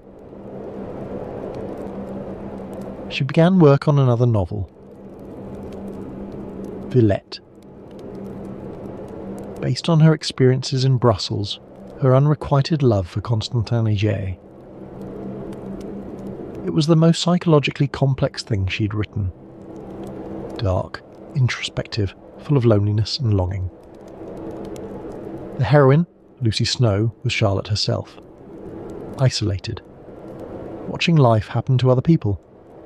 Never quite belonging. Villette was published in January 1853. It was acclaimed as a masterpiece. Charlotte's reputation was secure. She was one of the great novelists of her generation. But she was still alone. Charlotte had never expected to marry. She was plain, poor, no longer young. She was famous now, yes. But fame did not make her beautiful. It did not erase her poverty or her shyness. She'd resigned herself to spinsterhood, to living with her aging father until he died, to being alone. And then Arthur Bell Nicholls proposed. Nicholls was her father's curate. He had been at Haworth for years. A quiet, serious man. Earnest, devout, utterly conventional. He had loved Charlotte for a long time. Silently. Hopelessly, he thought. He proposed in December 1852. Charlotte was stunned. She'd never thought of Nicholls that way. He was just there. Part of the furniture of her life. She said no. Patrick Brontë was furious that Nicholls had even asked. His curate marry his daughter? His famous daughter, the celebrated novelist? It was presumptuous. Insulting. Patrick forbade Charlotte from even speaking to Nicholls. Nicholls, heartbroken, left Haworth. He took a position in another parish. Charlotte thought that was the end of it. But Nicholls continued to write to her. And slowly Charlotte's feelings began to change. He was steady, kind. He genuinely cared for her. Not for Currer Bell, the famous author. For Charlotte. The small, plain woman who had lost everyone she loved. She began to think that perhaps she could marry him. Perhaps she did not have to be alone. It took more than a year to convince her father. Patrick railed against the match. He would lose his curate and his daughter. He would be left alone. But eventually he gave in. Charlotte would marry Nichols. Nichols would return to Holworth as curate. They would all live together in the parsonage. Charlotte Brontë married Arthur Bell Nichols on 29th June 1854. She was 38 years old. The marriage was, by all accounts, happy. Not passionate. Not the wild romance of her novels. But comfortable. Companionable. Nichols was devoted to her. He protected her from intrusions. He encouraged her writing. He made her feel safe. Charlotte began to hope that she might have a future after all. That there might be life after so much death. And then, in early 1855, she became pregnant. Charlotte was 38, which was considered old for a first pregnancy even by Victorian standards. She was also small and frail. The pregnancy was difficult from the start. She suffered from terrible nausea. Hyperemesis gravidarum, we would call it now. Constant, severe vomiting. She could not eat. She could not keep down water. She grew weaker and weaker. By March, she was bedridden. Doctors were called. They prescribed various treatments, none of which helped. Charlotte was wasting away. She also had a cough. Whether it was tuberculosis or simply the weakness brought on by starvation, we will never know for certain. But Charlotte was dying. She knew it. Nichols knew it. Her father knew it. Charlotte died on 30th March 1855. She was 38 years old. She'd been married for 9 months. Her last words, whispered to her husband, were, "Oh, I am not going to die, am I? He will not separate us. We have been so happy." But she did die. In the parsonage where she was born. In the bed where she had slept all her life. The last of the Brontë children.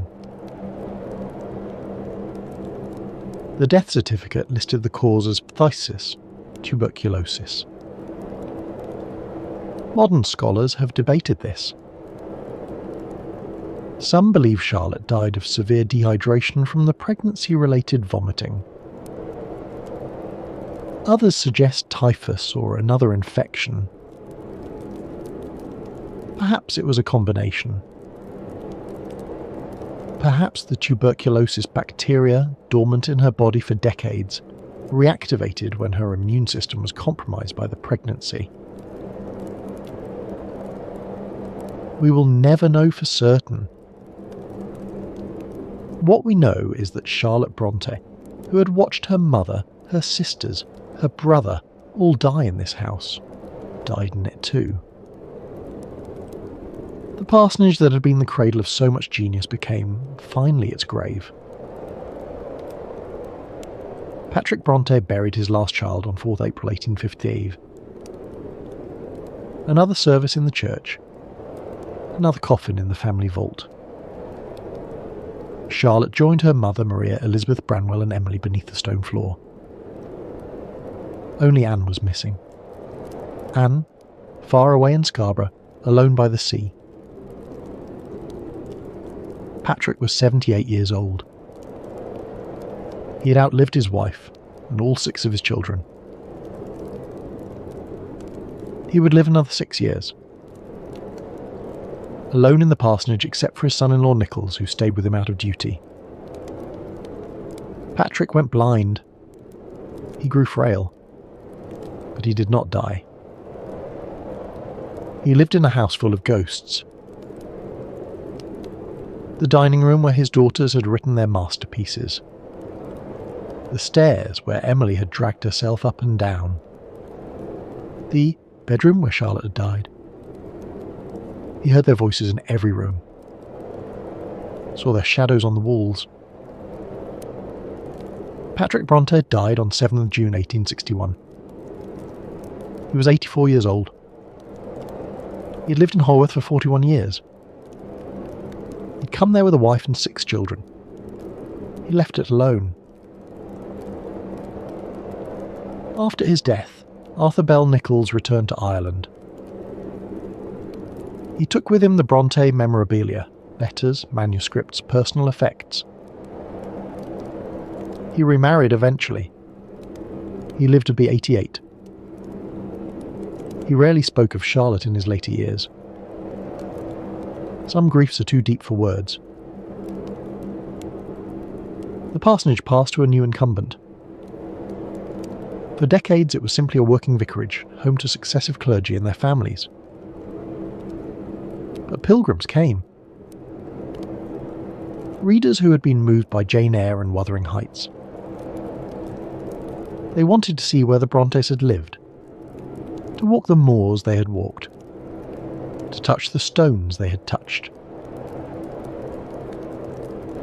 In 1928, the parsonage was purchased by the Bronte Society and turned into a museum. Today, it is one of the most visited literary sites in Britain. Hundreds of thousands of people come each year to stand in the dining room where the novels were written. To see Charlotte's wedding bonnet, Emily's writing desk, the tiny books they made as children. To pay homage to a family consumed by tuberculosis but immortalised by genius. The story of the Bronte family and tuberculosis is not just about death. It is about what people create in the face of death. All 3 sisters knew they were dying. They had seen it happen to Maria and Elizabeth, to Branwell, to each other. They knew the signs. Cough, the fever, the slow wasting. They knew there was no cure. That once the disease took hold, death was certain. And still they wrote. Emily wrote Wuthering Heights knowing she might not live to see it published. Anne wrote The Tenant of Wildfell Hall while caring for her dying brother and sister.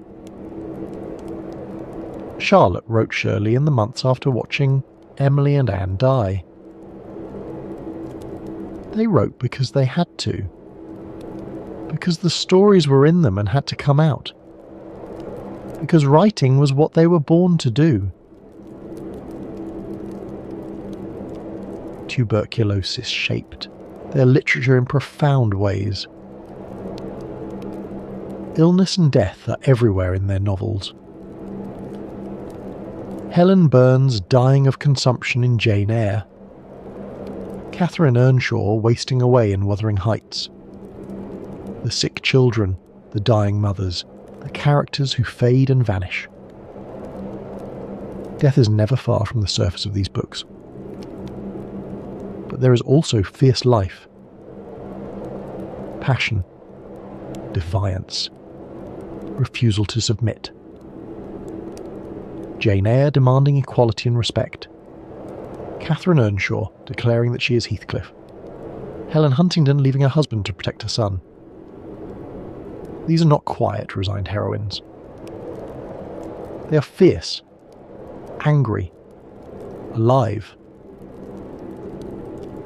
The Brontes wrote as if their lives depended on it. Because in a sense they did. Writing was how they made sense of the world, how they processed grief, how they fought back against death. The tuberculosis bacteria might be destroying their bodies, but their minds were free. Their imaginations were infinite. No disease could touch that. And in the end, the books outlasted the disease. The bacteria that killed the Brontes are long gone. But Jane Eyre is still read. Wuthering Heights is still taught in schools. The Tenant of Wildfell Hall is still in print. The sisters created something that death could not destroy. This is, perhaps, the only victory over tuberculosis that was possible in the 19th century. Not a medical victory, not survival, but a kind of immortality. The Bronte sisters died young, but their work lives on. And as long as people read their books, they are not really gone.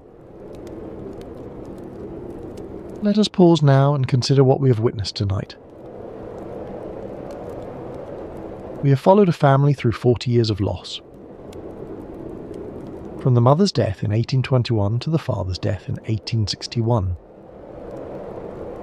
We have watched 6 children grow up in a cold parsonage on the edge of the moors. We have seen 2 of them die as children, taken by the disease they caught at a charity school. We have seen the survivors create imaginary worlds together, their only escape from isolation and grief. We have watched them try to make their way in the world. As governesses, as teachers, as students in Brussels. We have watched them fail and fail again. And then we have watched them succeed, spectacularly and possibly, as novelists. 3 sisters, writing together at the dining room table, producing masterpieces that would outlast them by centuries. And we have watched them die, one by one. Branwell first, destroyed by addiction and despair. Then Emily, fierce to the end, refusing all comfort. Then Anne, gentle Anne, who only wanted to see the sea one last time. And finally Charlotte, who survived the longest and grieved the hardest. Who found love at the end, only to have it taken from her. The Bronte family has become, in our cultural imagination, the quintessential consumptive literary family. When we think of tuberculosis and genius, we think of them. The remote parsonage on the moors, the brilliant doomed children, the books written in the shadow of death. It has become a kind of myth. Like all myths, it contains truth and distortion in equal measure. The truth is that the Bronte children did die young. That tuberculosis devastated their family in a way that is almost unimaginable today. That they lived with the constant presence of death and still created extraordinary art. This is real. This happened. But the myth obscures as much as it reveals. It makes the Bronte seem passive, victims of fate, beautiful martyrs to disease and genius. And they were not that. They were fighters. Emily fighting until her body literally gave out beneath her.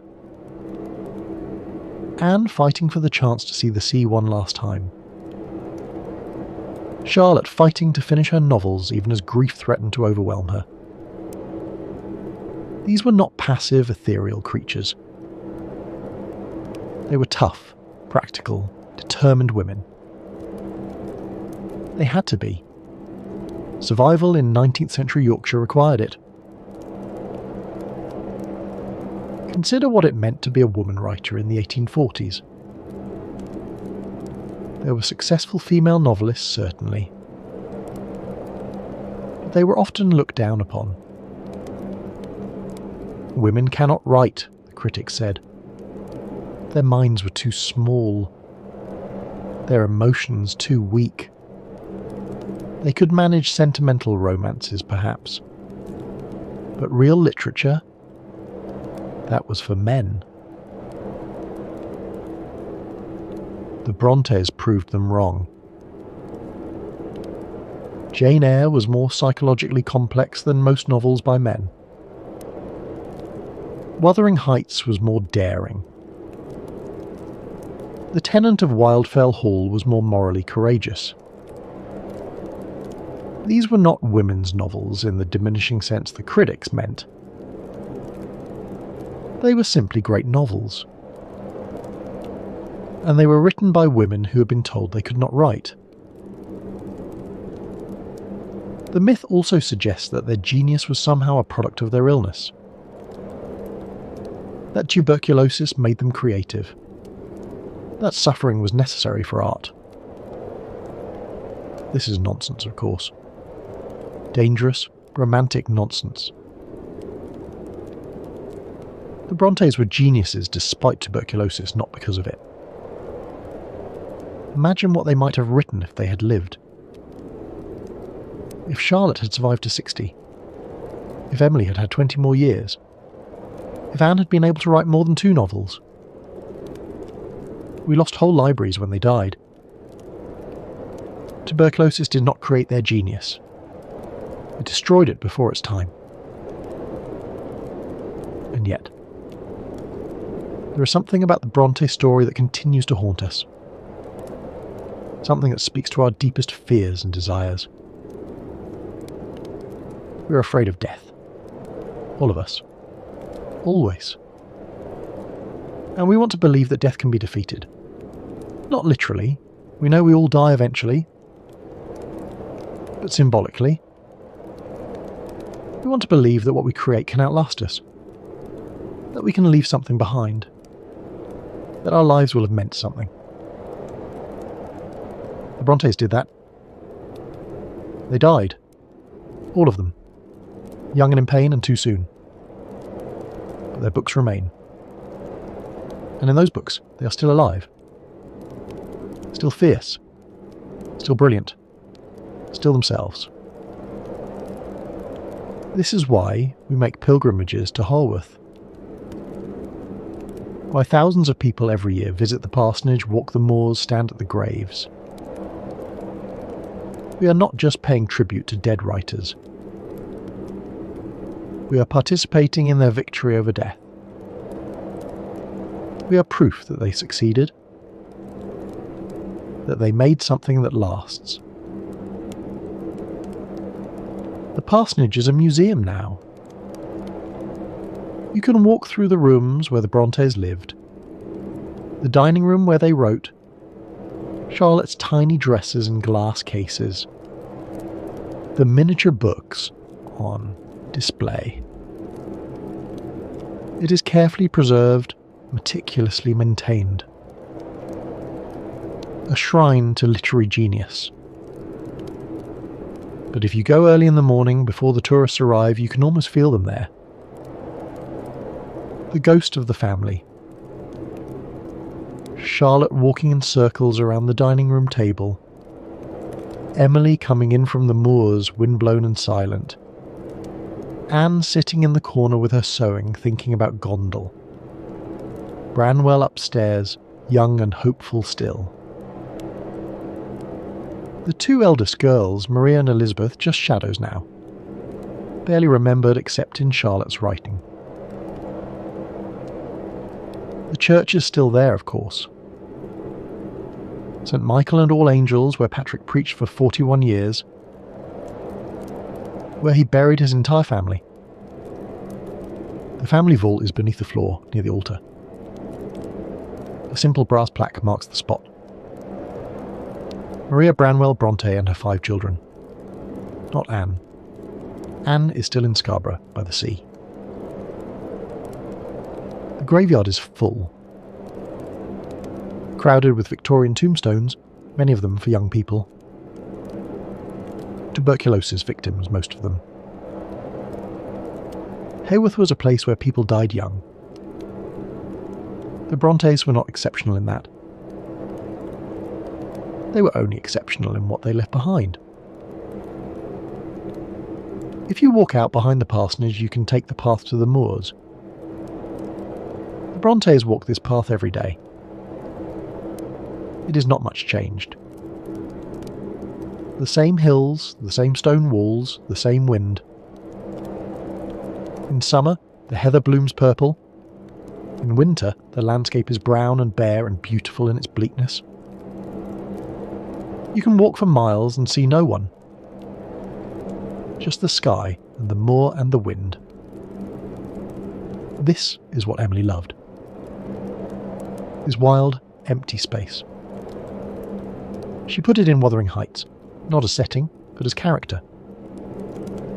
The moors in that novel are alive, indifferent, eternal. They were there before the Brontes. They are there still. They will be there when we are all gone. There is something comforting in that. The idea that some things endure. The moors, the books, the stories we tell about the people who wrote them. Tuberculosis could destroy the body. It could end a life. But it could not destroy the imagination. It could not silence the voice. It could not erase what had been written. We live in a time when tuberculosis is curable. When antibiotics can stop the disease in its tracks. When people who contract TB can expect to survive. This is an extraordinary gift of modern medicine. We should never take it for granted. The antibiotics that cure tuberculosis were not developed until the 1940s. If they had existed in the 1840s, the Brontes might have lived. Maria and Elizabeth might have survived Cowan Bridge. Branwell might have recovered from his illness. Emily, diagnosed early, might have been cured. Anne might have seen many more summers by the sea. Charlotte might have raised the child she was carrying when she died. A century separated the Brontes from a cure. 100 years. So close, and yet impossibly far. They lived and died in the gap between the disease and its remedy. Millions did. The tuberculosis epidemic of the 19th century was a tragedy on an unimaginable scale. The Brontes are famous, but they were not unique. They were just 6 people among the tens of millions who died. But we have lost something too. Or perhaps not lost, but forgotten. The Victorians lived with death in a way we do not. It was immediate, constant, unavoidable. Everyone knew someone who had died of tuberculosis. Every family had buried children. Death was not abstract. It was not something that happened to other people in hospitals, out of sight. It happened at home, in the bedroom, in the family. This intimacy with death shaped how people lived. It made them conscious of time in a way we are not. They knew that life was short, that opportunities might not come again, that there was no time to waste. The Brontes knew this. They had seen their sisters die young. They knew their own lives might be short. And so they wrote. Not someday. Not when they had more time or more money or more encouragement. But now. Immediately. Urgently. As if their lives depended on it. And perhaps they did. Perhaps writing was what kept them alive as long as they lived. The thing that gave their lives meaning and purpose. The thing that made the suffering bearable. Charlotte wrote about this in Villette. Lucy Snow, the narrator, speaks of the creative impulse as a kind of possession. Something that seizes you and will not let go. Something you have to express or die. This was Charlotte's own experience. She wrote because she had to, because not writing would have been a kind of death in itself. Emily seems to have felt the same way. We have so little of her personal writing, no letters, no diary except brief fragments. She was intensely private, but her poetry reveals a fierce inner life, a mystical sense of connection to something larger than herself.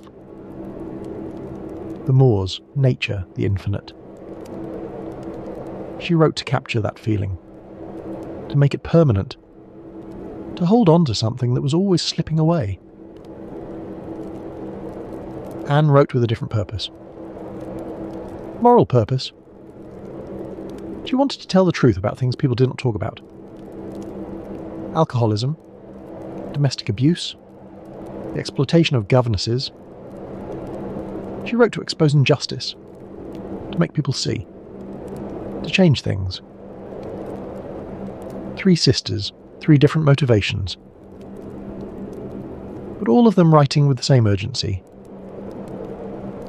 The same sense that this work mattered, that it had to be done, that there might not be time to do it later. They were right about that.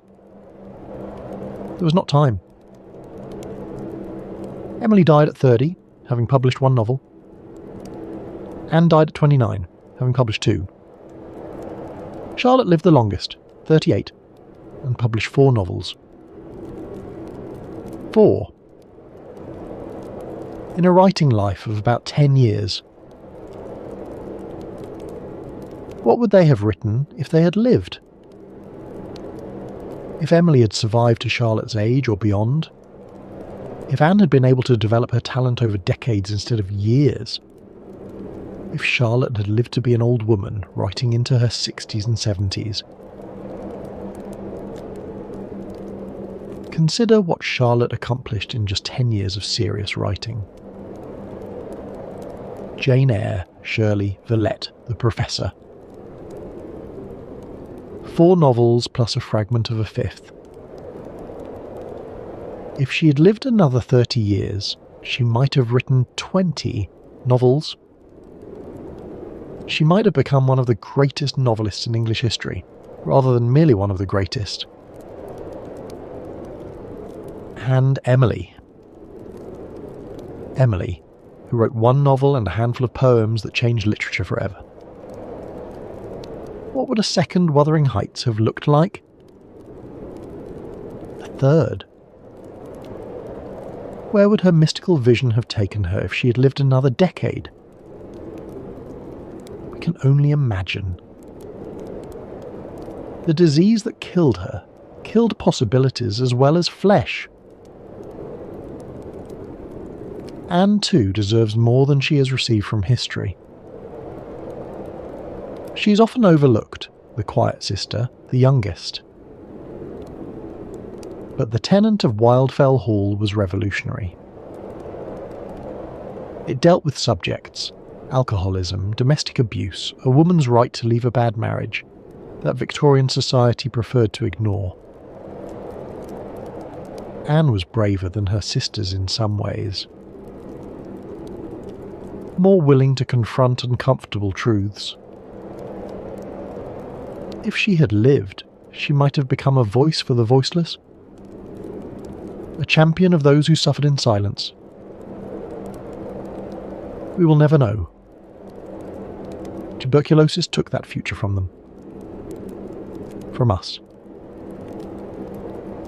But what they did leave us is extraordinary. 3 of the most important novels in English literature. Jane Eyre, which revolutionised the way novels portrayed women's inner lives. Wuthering Heights, which pushed the boundaries of what a novel could be. The Tenant of Wildfell Hall, which dared to address subjects no one else would touch. These books changed literature. They changed how we think about women, about passion, about morality, about the self. And and they did it all in the shadow of death. Knowing that time was short, that the cough they heard in the next room might soon be their own, that the disease was in their blood, in their lungs, waiting. This is what makes the Bronte story so powerful. Not the death itself. Death comes to everyone eventually. But what they did in the face of death. They did not give up. They did not surrender to despair. They did not decide that since life was short, nothing mattered. Instead, they decided that since life was short, everything mattered. Every word, every page, every story. They wrote as if their lives depended on it. And in a very real sense they did. Not their physical lives. Tuberculosis was going to take those regardless. But their legacy, their meaning, their immortality. There is a photograph of the Bronte sisters. Or rather, there is a painting made by Branwell that is often reproduced. It shows 3 young women, Charlotte, Emily, Anne. They are dressed plainly, sitting close together. Their faces are serious, intelligent, watchful. Originally, Branwell had painted himself in the centre, but he was unsatisfied with the result, so he painted himself out. Now there is just a ghostly pillar where his figure used to be. The 3 sisters grouped around an absence. It is an eerily prophetic image. Branwell, who was supposed to be the genius of the family, reduced to a ghost. The sisters, who were supposed to be secondary, taking centre stage. And all of them gone now. All of them dead before their time. But the painting remains, and the books remain, and the story remains. We tell this story because it matters. Not as a romantic tragedy, not as a cautionary tale, but as evidence. Evidence that even in the face of death, even when everything is taken from you, you can create something that lasts. Something that matters. Something that death cannot touch. Every year, scholars discover new connections between the Brontes and their work. New ways that their lives shaped their art. The pain of Cowan Bridge became Lowood School. The loneliness of Brussels became Villette. The wild freedom of the moors became Wuthering Heights.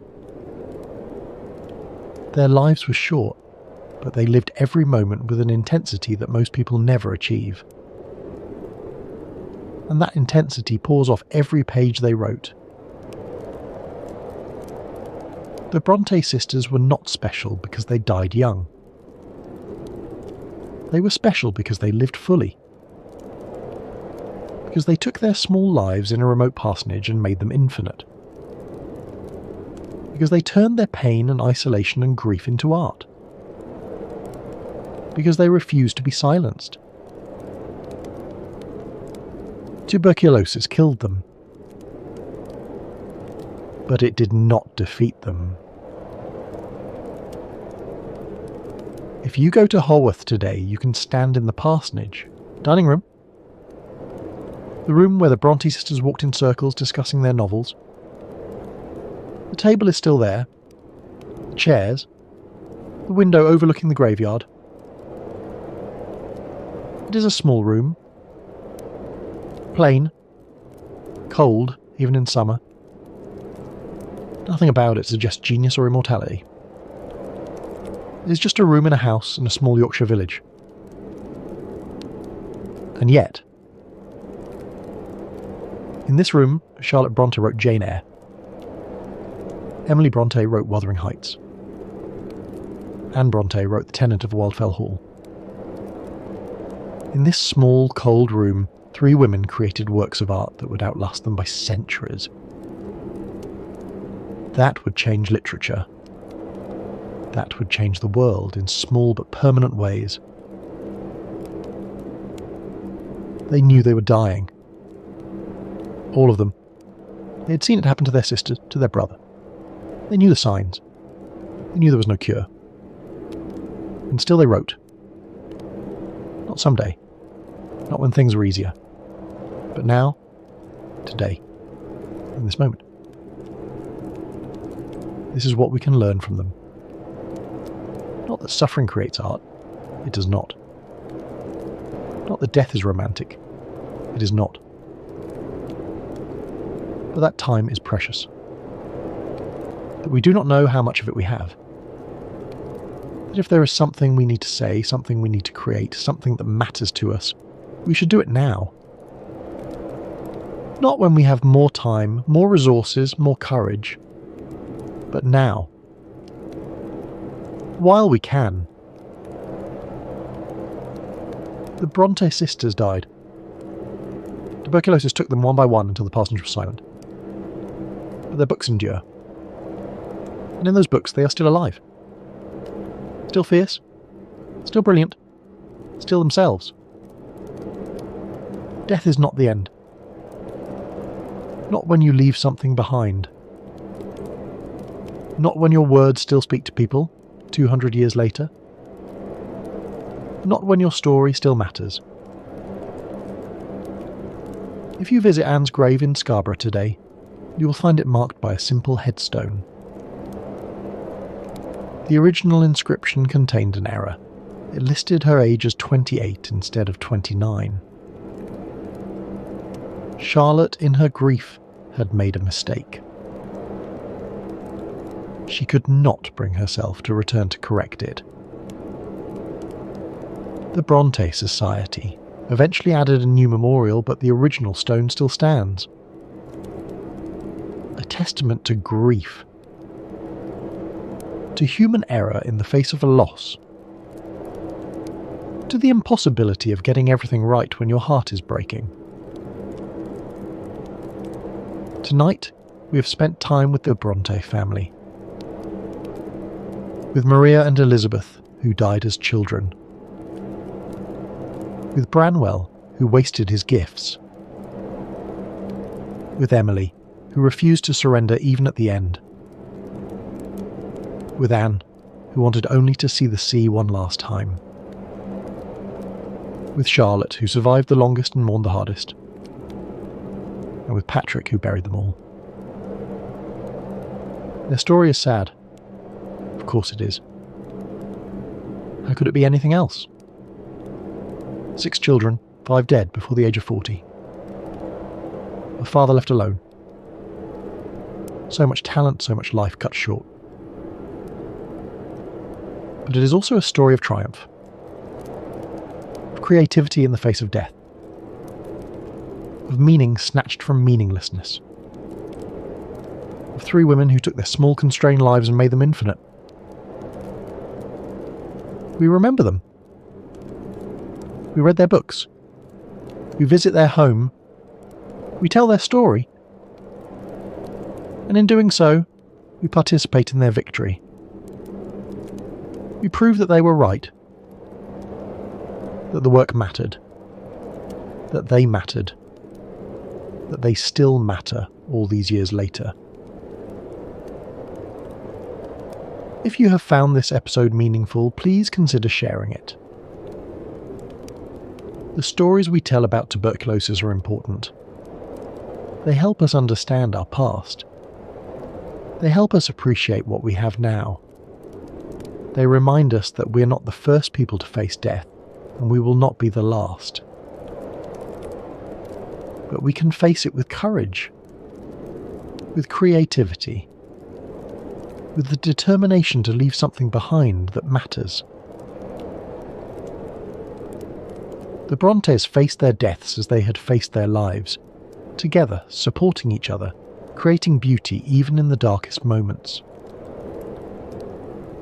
Emily died with her dogs at her feet and her family around her. Anne died looking at the sea she had travelled so far to see. Charlotte died in the arms of a husband who truly loved her. They were not alone. In the end, that may be what matters most. Thank you for spending this time with me. Thank you for listening to these stories. There are more to come, more episodes, more histories, more forgotten voices. I hope you will join me for them. For now, rest well. Think of the Brontes walking the moors. Think of them gathered around the dining room table, writing by candlelight. Think of them young and alive and full of stories. Think of them not as victims, but as victors. People who lived fully, loved deeply, and created work that death could not destroy. The wind still blows across the Yorkshire moors. The heather still blooms purple in the summer. The parsonage still stands at the top of the village, looking out over the graveyard where 5 of the Bronte children lie.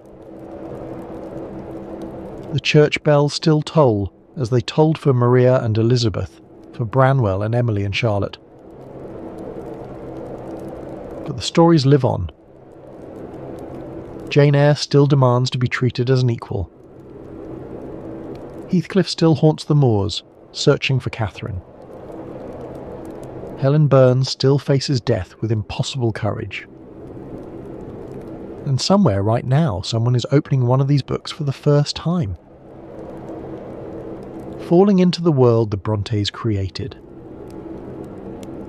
Being changed by it, as millions have been changed before. This is the only immortality we can hope for.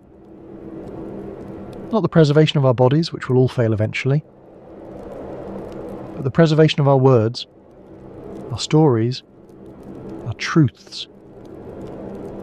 The Bronte sisters are gone, but they're also still here, still speaking to us across nearly 2 centuries, still alive in the only way that matters. Good night.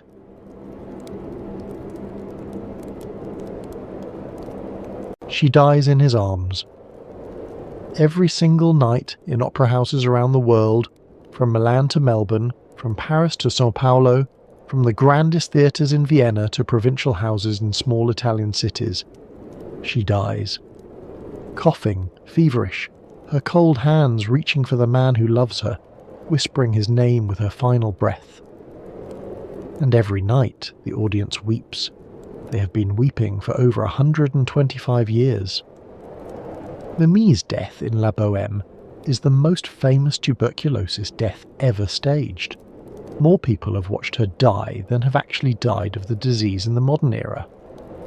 Puccini's opera has been performed tens of thousands of times, on average, somewhere on Earth, almost every single day since its premiere in 1896. But Puccini did not invent her. He borrowed her from a real woman, in a real garret in Paris, who really coughed blood into a handkerchief while the man who loved her watched helplessly. That man then wrote a novel about it, and then he died, himself, of the same disease, at 38 years old, in a charity hospital, penniless despite his literary fame. This is the opera that made tuberculosis immortal. The opera that turned disease into beauty, suffering into art, and a frozen garret in Paris into the most emotionally devastating stage setting in the history of music. Tonight, we ask why it still makes us cry. Welcome to the Sanatorium. Tonight we explore La Boheme, Giacomo Puccini's masterpiece about love, art, poverty and death in the garrets of 19th century Paris. It is, by some measures, the most popular opera ever written. It is certainly among the most performed, the most recorded, the most likely to reduce an audience to tears. We will trace the opera back to its source, a novel written by a man who lived the bohemian life himself, who knew the freezing rooms and the empty stomachs, who loved women who were dying of consumption and who died, in the end, of the very same disease that kills his most famous character. We will witness the bitter rivalry between two composers racing to tell the same story, and see how one version became immortal while the other was forgotten. And we will follow the opera's descendants forward across a century as to Jonathan Larson's Rent and beyond, asking why we keep returning to stories of young artists dying beautifully. If you're new here, this channel explores how tuberculosis, the disease that killed 1 in 4 people in the 19th century, shaped everything from literature to music, from architecture to fashion, from the American West to the way we think about art itself. If that sounds like your kind of history, consider subscribing. Now settle in, find a comfortable position. Let your breathing slow. We have a long journey ahead, through freezing garrets and candlelit cafes, through opera houses and off-Broadway theatres, through stories of artists who died young and the art that keeps them alive. Let's begin. Paris. Christmas Eve, 1830-something. Imagine, if you will, a room at the top of a narrow building in the Latin Quarter. It is barely a room at all, more of an afterthought, a space carved from beneath the roofline where the ceiling slopes so sharply you cannot stand upright at the edges. The floorboards are warped, the walls are thin, the single window, small and high, is covered in frost, thick frost, the kind that grows when the temperature inside is barely warmer than the temperature outside. Through that frosted window, if you wiped a circle clean, you would see the rooftops of Paris stretching toward the Seine. Chimney pots, spires, the grey winter sky pressing down like a lid. 4 young men share this space. Rodolfo is a poet who has just burned the 3rd act of his play in the stove, watching the pages curl and blacken, giving up 3 months of work for 20 minutes of warmth. Marcello is a painter. His canvases lean against the walls, unsold and unsellable. Chaunard is a musician who has not had a paying engagement in weeks. Colline is a philosopher whose overcoat pockets bulge with books, the one possession he will not sell even when he is starving. They are artists. They are dreamers. They are at this moment slowly freezing to death.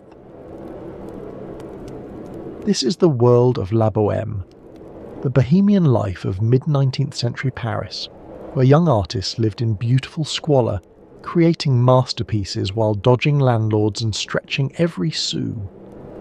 It is a world of camaraderie and creativity, of grand ambitions and empty stomachs, of passionate arguments about poetry and painting conducted over tables where there was nothing to eat. And it is a world where tuberculosis waits in the shadows. In rooms like this, cold, damp, crowded, poorly ventilated, the bacillus thrived. It moved from lung to lung, invisible, patient, deadly. By the time someone began to cough, it was already too late. Into this garret comes a knock at the door. A young woman, a seamstress from down the hall, enters seeking a light for her candle. The draught on the stairs has blown it out. She's breathless from the climb. She coughs. She leans against the doorframe for support. She's pale and thin and, in the light of the single candle that remains lit, achingly beautiful. Her name is Mimi. She will be dead by the final curtain. In the next 2 hours, Rodolfo and Mimi will fall in love. They will quarrel. They will separate.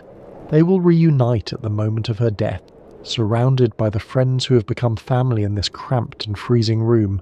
The love story will be passionate and doomed. The death will be beautiful and terrible. It is one of the most performed operas in the world, produced somewhere on Earth, on average, almost every single day.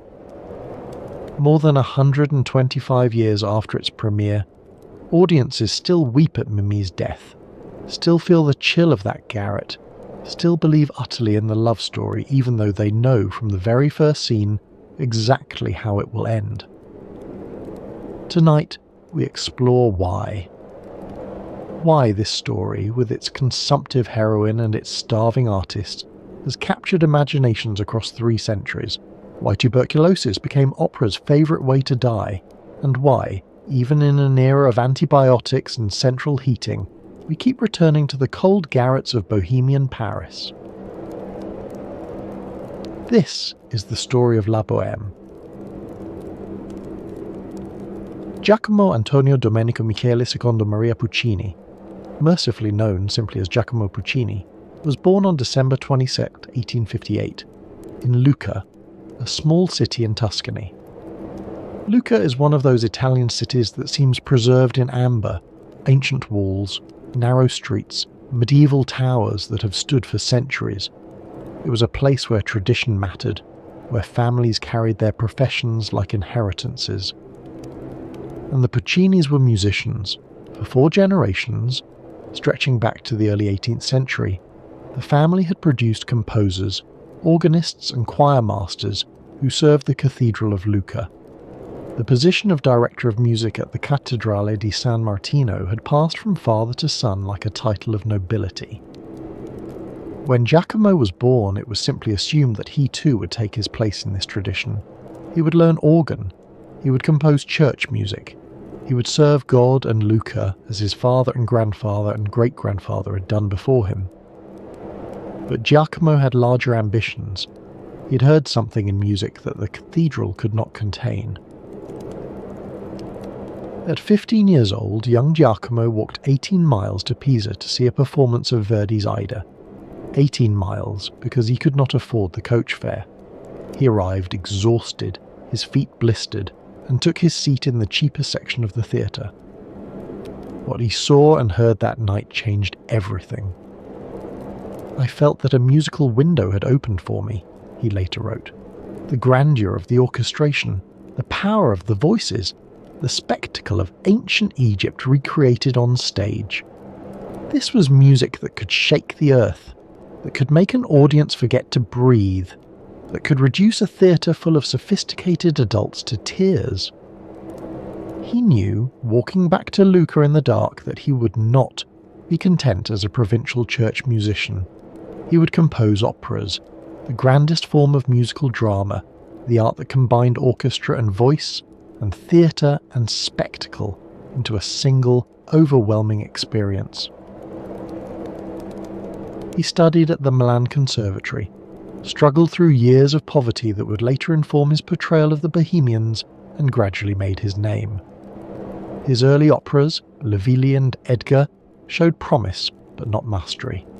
Then came Manon Lescaut in 1893, a story of doomed love that established him as a major force in Italian opera, a worthy successor to the aging Verdi.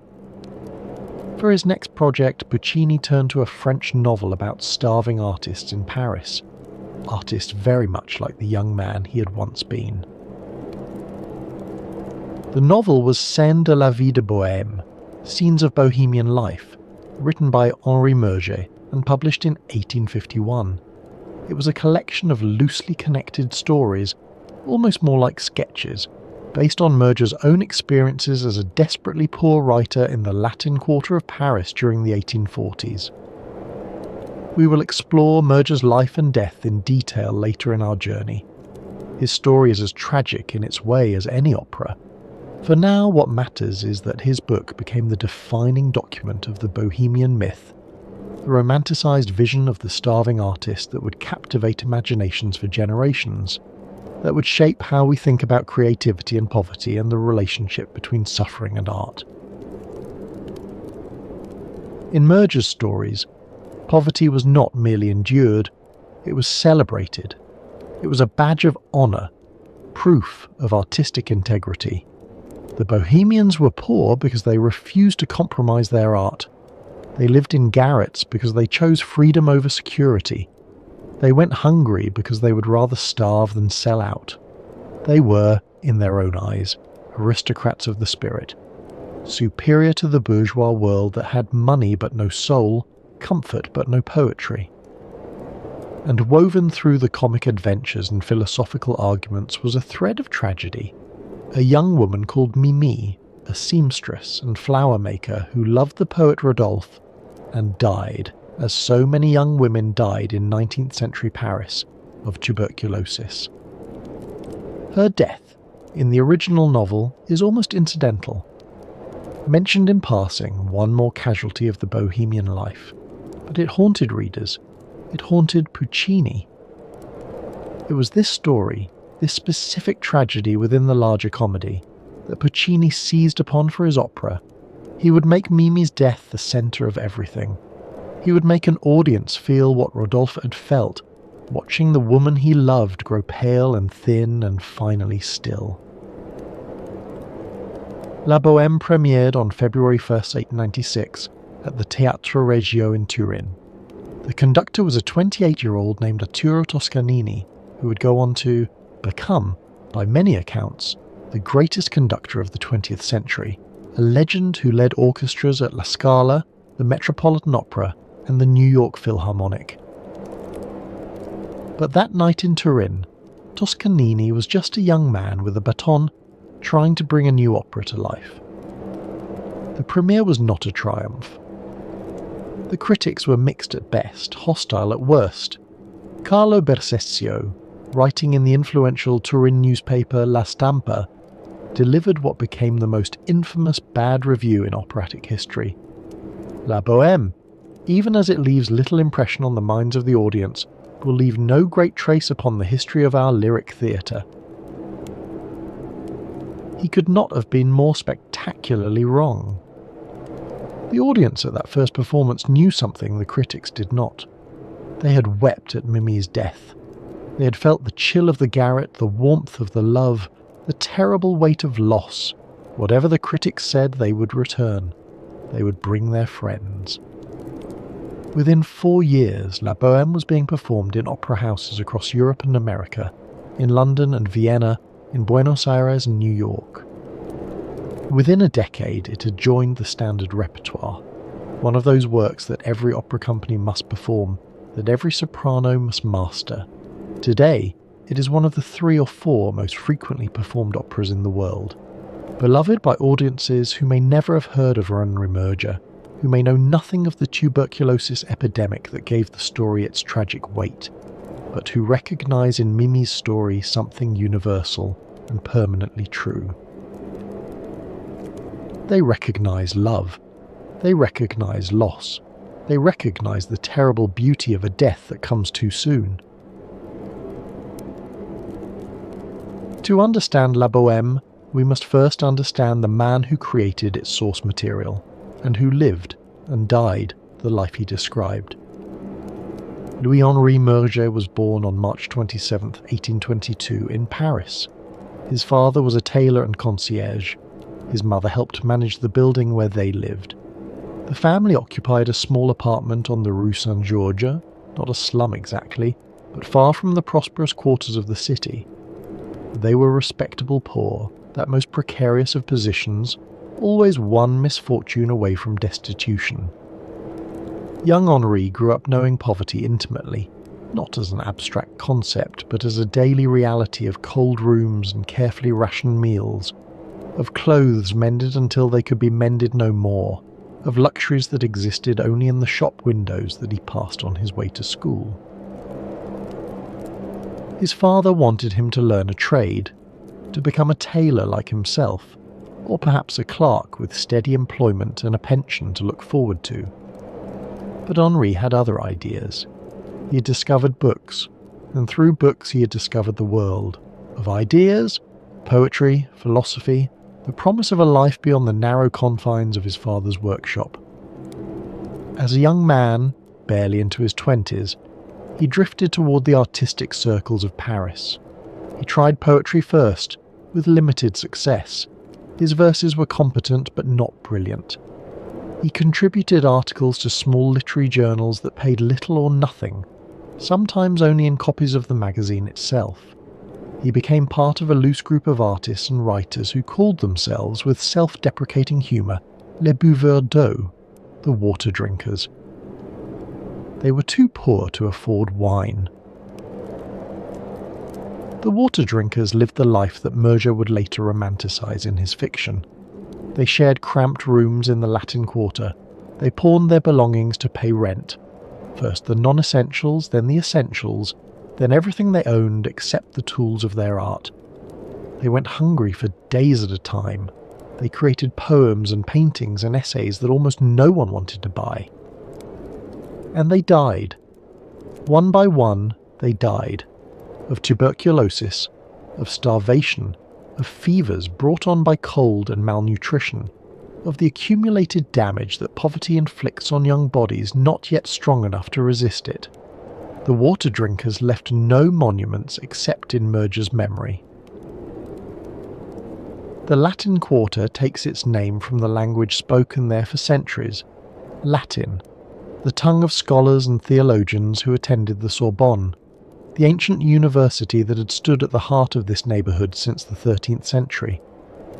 For hundreds of years, students had lived in these narrow streets, debating philosophy and law, medicine and theology in the language of the church and the academy.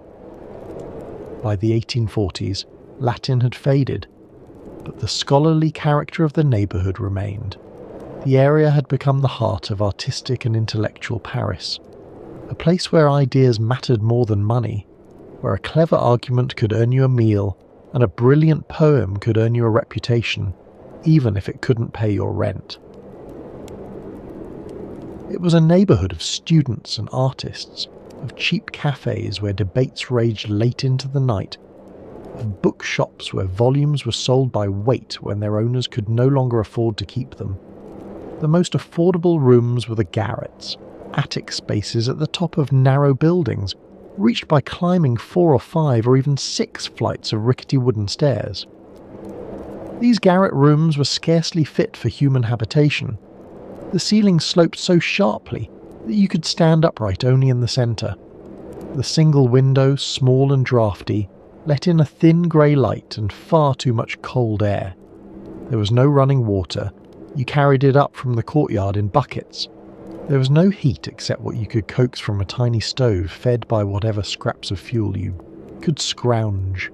In winter, ice formed on the inside of the windows. In summer, the roof baked in the sun, turning the garret into an oven. But these rooms were all that a struggling artist could afford. 3 or 4 francs a month, payable, theoretically, to a landlord who would bang on your door demanding rent at the most inconvenient moments. Murger and his friends inhabited this world completely. They spent their days in cafes, not drinking expensive coffee, which was beyond their means, but occupying tables for hours, nursing a single glass of water or perhaps a small beer, bought with coins scraped together from jacket pockets. They talked about art and philosophy and revolution. They argued about poetry and politics. They planned the masterpieces they would create when they had the time, the materials, the stability to create them. And then they climbed back to their freezing garrets and worked through the night by candlelight, writing poems that would never be published, painting canvases that would never be sold, composing symphonies that would never be performed. They lived for their art because there was nothing else to live for. The centre of their social world was the Café Momus, a modest establishment on the Rue des Prêtres Saint-Germain-l'Auxerrois that features prominently in La Bohème. It was not elegant. The furniture was worn, the walls were stained with tobacco smoke, and the proprietor had long since given up hope of collecting what he was owed. But here the bohemians gathered to share what little they had, to argue about ideas, and to forget for a few hours the poverty and cold that defined their existence. Between 1847 and 1849, Murger published a series of stories in a small literary magazine called Le Corsaire. It was not a prestigious publication, far from it. Le Corsaire was a satirical journal, irreverent and often in trouble with the censors, but it paid, however modestly, and it gave Murger a platform. The stories he wrote, loosely connected, episodic, semi-autobiographical, depicted the lives of 4 bohemian friends and the women who loved them. They were comic mostly. The tone was light, ironic, self-deprecating. The characters schemed to avoid their landlord. They invented elaborate justifications for not paying their bills. They found ways to eat lavish meals and then slip away before the check came. But underneath the comedy was something darker. The characters were often cold. They were often hungry. They fell in love with women who were already dying. The reader laughed at their antics, but the laughter had an edge to it. The recognition that this precarious existence could collapse at any moment into tragedy. The characters were drawn from life, from the water drinkers Merger knew. Rodolphe, the poet, was Merger himself, his ambitions, his struggles, his romances thinly disguised. Marcel, the painter, was a composite of several artist friends. Chaunard, the musician, was based on Alexandre Chan, a real composer who had shared quarters with Merger. Colline, the philosopher, was drawn from a friend named Jean Wallon, whose overcoat pockets really did bulge with books. And the women, Mimi, Musette and others, were composites of real women Merger had known in the Bohemian underworld. Grisettes they were called, working-class girls who sewed or made artificial flowers by day and drifted into the demi-monde by night. In 1849, Merger adapted his stories into a play, La Vie de Bohème, which was produced at the Théâtre des Variétés. It was a surprising success. Parisian audiences, many of them comfortable bourgeois, who had never set foot in a garret, found themselves enchanted by this vision of artistic life. They wept at the sad parts. They laughed at the comic parts. They came back the next night and brought their friends. What they saw was not poverty as it actually was, but poverty as they imagined it might be. Romantic, full of adventure and passion, redeemed by art and love. Merger had discovered something that audiences desperately wanted, a myth. In 1851, Merger gathered his stories together and published them as a novel, Scènes de la vie de Bohème. The book became a classic, reprinted in edition after edition, translated into languages that Merger would never learn to read. It defined for generations what it meant to be a Bohemian, and in doing so, it obscured the reality of what it had cost. Merger's genius was to transform the misery he knew into something audiences wanted to experience vicariously. In his stories, the Bohemians are not simply poor. They are nobly poor. Their poverty is a badge of artistic integrity, proof that they have not sold out. They could have comfortable bourgeois lives if they wanted them. Their education, their talents, their connections would have enabled them to find steady employment in some office or shop, but they have chosen differently. They have chosen to starve for their art. They are heroes of the spirit, too pure for commerce, too honest for compromise, too devoted to beauty to care about money. When they burn their manuscripts for heat, it is presented not as desperation but as a kind of joke, a commentary on the relative values of literature and warmth. When they dodge their landlord, it is a comic caper, not a shameful necessity. The reality, of course, was grimmer. Merger knew, because he had lived it, that Bohemian life was not a choice for most who lived it. They were poor because they had no money, not because they had rejected money on principle. They went hungry because they could not afford food, not because fasting was spiritually ennobling. They died young of tuberculosis, of typhus, of all the diseases that poverty breeds, not because early death was beautiful, but because poverty kills. The water drinkers did not toast their empty glasses with ironic cheer. They stared at them in despair, wondering when they would eat again. But Merger also knew, with the instinct of a born storyteller, that this reality would not sell books. No one wants to read about genuine misery. No comfortable Parisian wanted to feel guilty about the artists starving in the garrets above their heads. They wanted to admire those artists from a safe distance, to envy their freedom and their passion without having to share their cold and hunger. And so Merger created a myth. The myth of the beautiful doomed artist that would persist long after the actual water drinkers were dead and forgotten. The bohemian became a figure of romance, an object of aspiration. The garret became a symbol of artistic authenticity, not what it actually was, a death trap of cold and disease and slow starvation. It was a beautiful lie, and like all beautiful lies, it had consequences.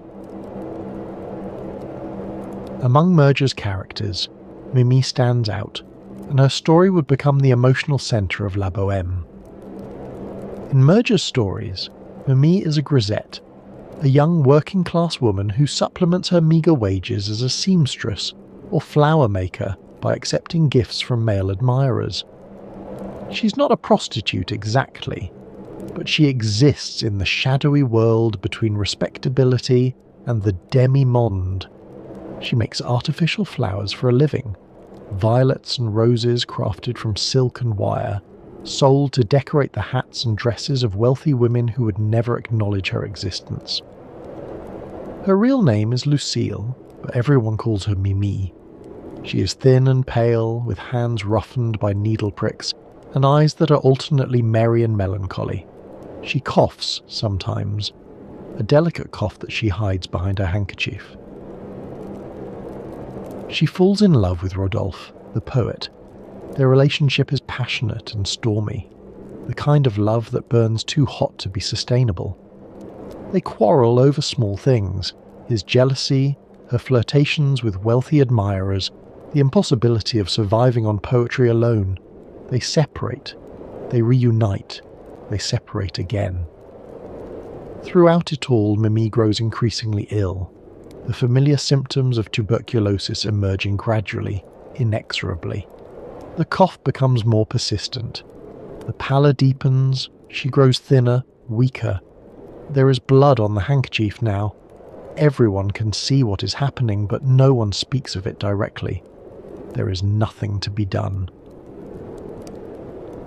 In Merger's original stories, Mimi's death is not the dramatic climax. It happens almost casually, mentioned in passing. One more casualty of the bohemian life. One more flower maker carried off by the consumption. The narrative moves on. The comedy continues, tinged now with grief. But when the stories were adapted for the stage and later for opera, Mimi's death became the emotional pinnacle of the work. Puccini understood what Merger had perhaps not fully grasped, that Mimi's death could carry the weight of everything the opera had to say about love and art and mortality.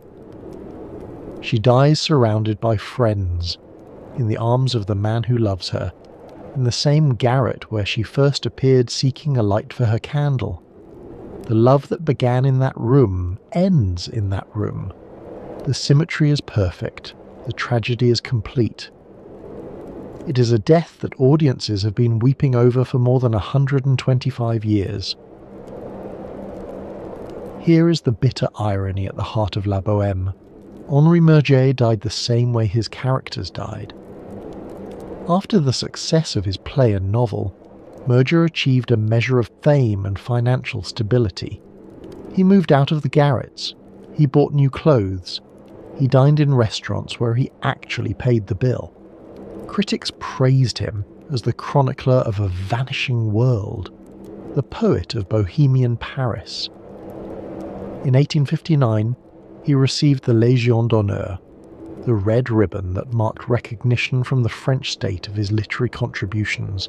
He was 37 years old. He should have had decades of writing ahead of him. He should have been able to leave the garret life behind forever. But the damage was already done. Years of poverty, cold, and malnutrition had destroyed his health beyond repair. Tuberculosis, almost certainly contracted during his water drinker days, had taken hold in his lungs. The disease had been progressing slowly, invisibly, throughout the years of his success. Now, in the late 1850s, his condition deteriorated rapidly. The cough that had been merely annoying became constant, racking, bloody. He grew weak. He could not work. Whatever money he had earned from his books and plays slipped away, spent on doctors who could do nothing, on medicines that helped not at all. By January of 1861, Murger was nearly penniless again.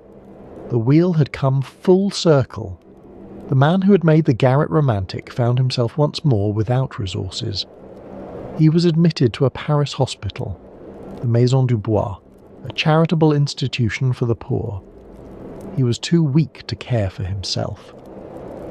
Napoleon III's minister, the Count Walowski, heard of his condition and sent 500 francs to help with medical expenses.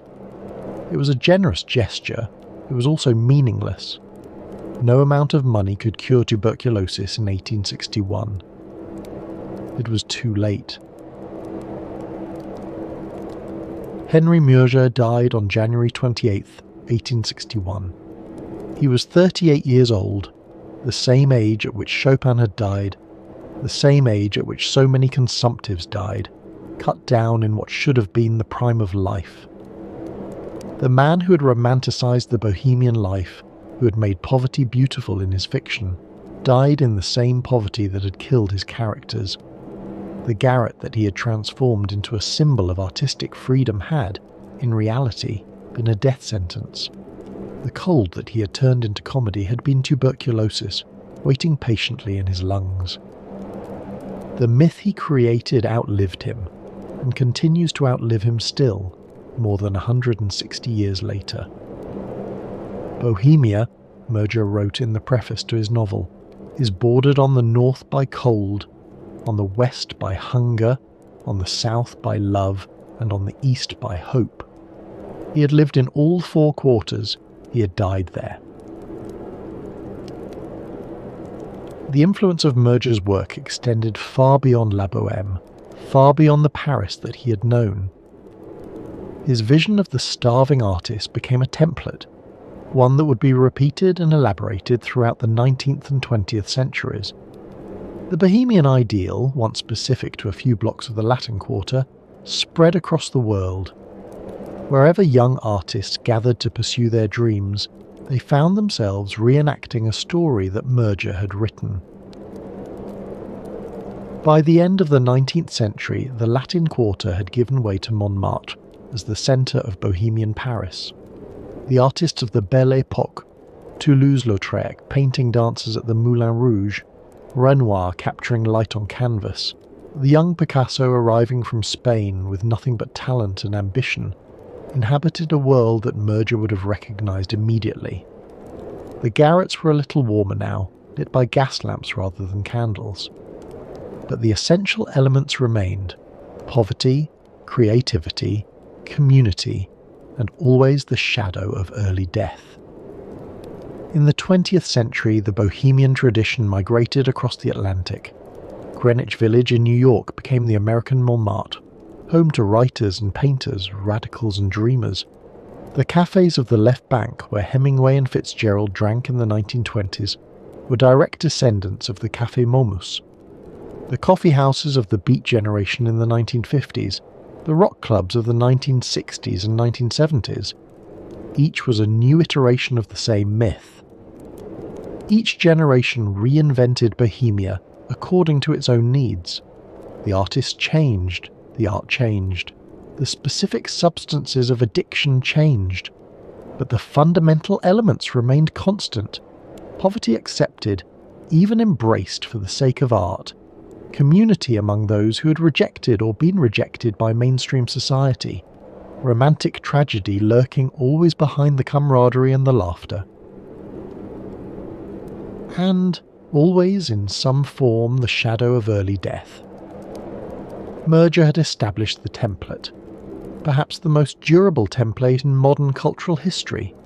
The young artist dies young. In the 19th century, the disease was tuberculosis.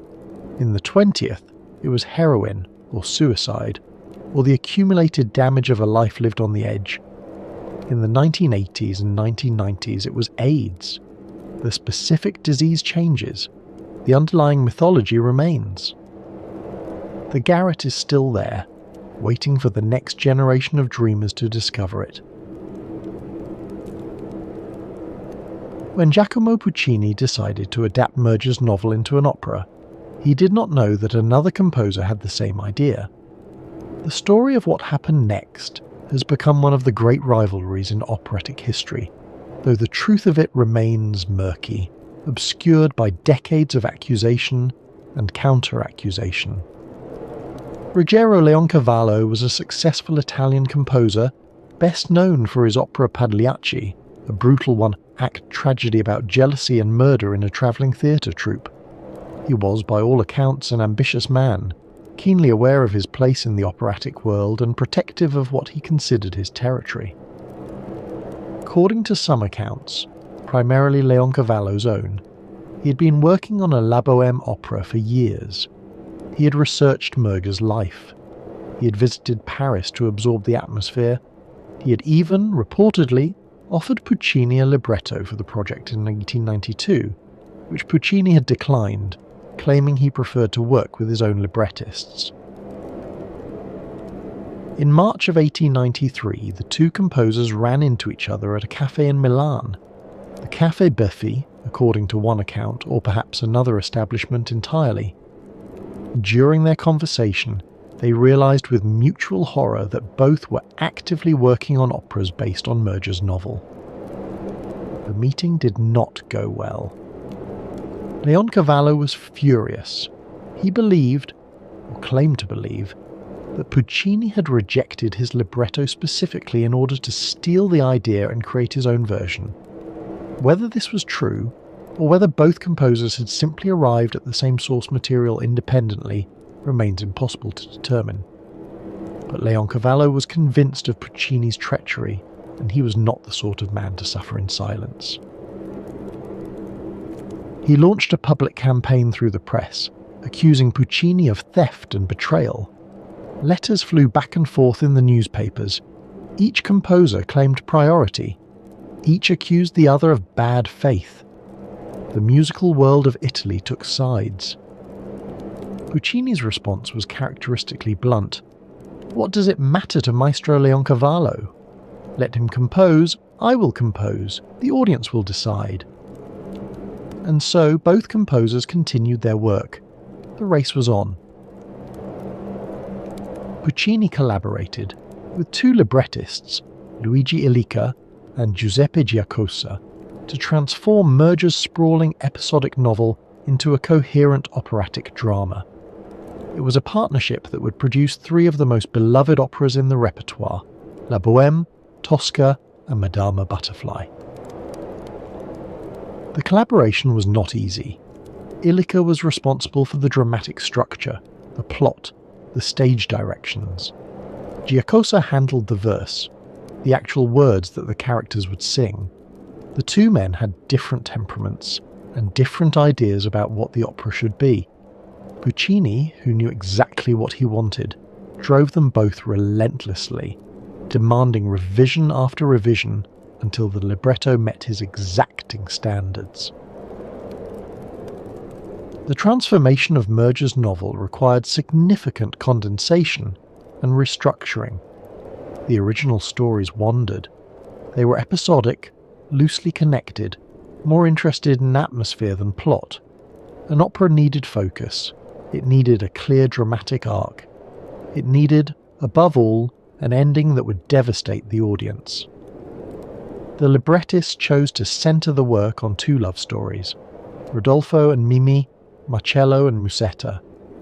The other Bohemians, Shonald the musician, Colleen the philosopher, became supporting characters.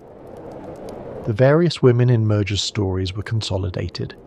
The comic episodes were selected for their theatrical potential. Everything else was simplified or eliminated. Most importantly, the libretto made Mimi's death the climax of the entire work. In Murger's original, Mimi's death is mentioned almost in passing. One tragic event among many in the chaotic Bohemian life. It happens, and then the story continues.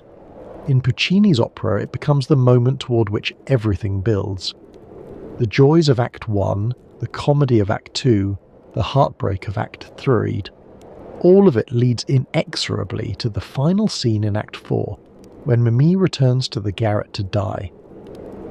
This structural choice transformed La Bohème from a series of charming scenes into a unified tragedy. It gave audiences something to feel at the end. Not just the pleasant melancholy of bohemian nostalgia, but genuine, wrenching grief for a character they had come to love over the previous 2 hours. Puccini composed La Bohème between 1893 and 1895, completing the orchestration in late 1895. He worked at his villa at Torre del Lago, in the marshlands near the Tuscan coast, where he could compose undisturbed by the distractions of city life. The music is among his most accessible and immediately appealing, which is saying something for a composer whose melodies are universally admired.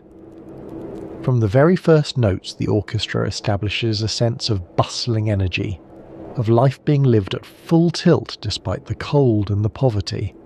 The love duets are soaring and romantic. The comic scenes sparkle with wit. The melodies are unforgettable. Rodolfo's aria about Mimi's cold little hand, Mimi's response, explaining who she is and what she dreams of, the glorious duet that ends Act 1 as they declare their love and walk out into the Parisian night, Musetta's flirtatious waltz in Act 2, Mimi's heartbreaking farewell in Act 3. Audiences leave the theatre humming these melodies. They have been humming them for over a century.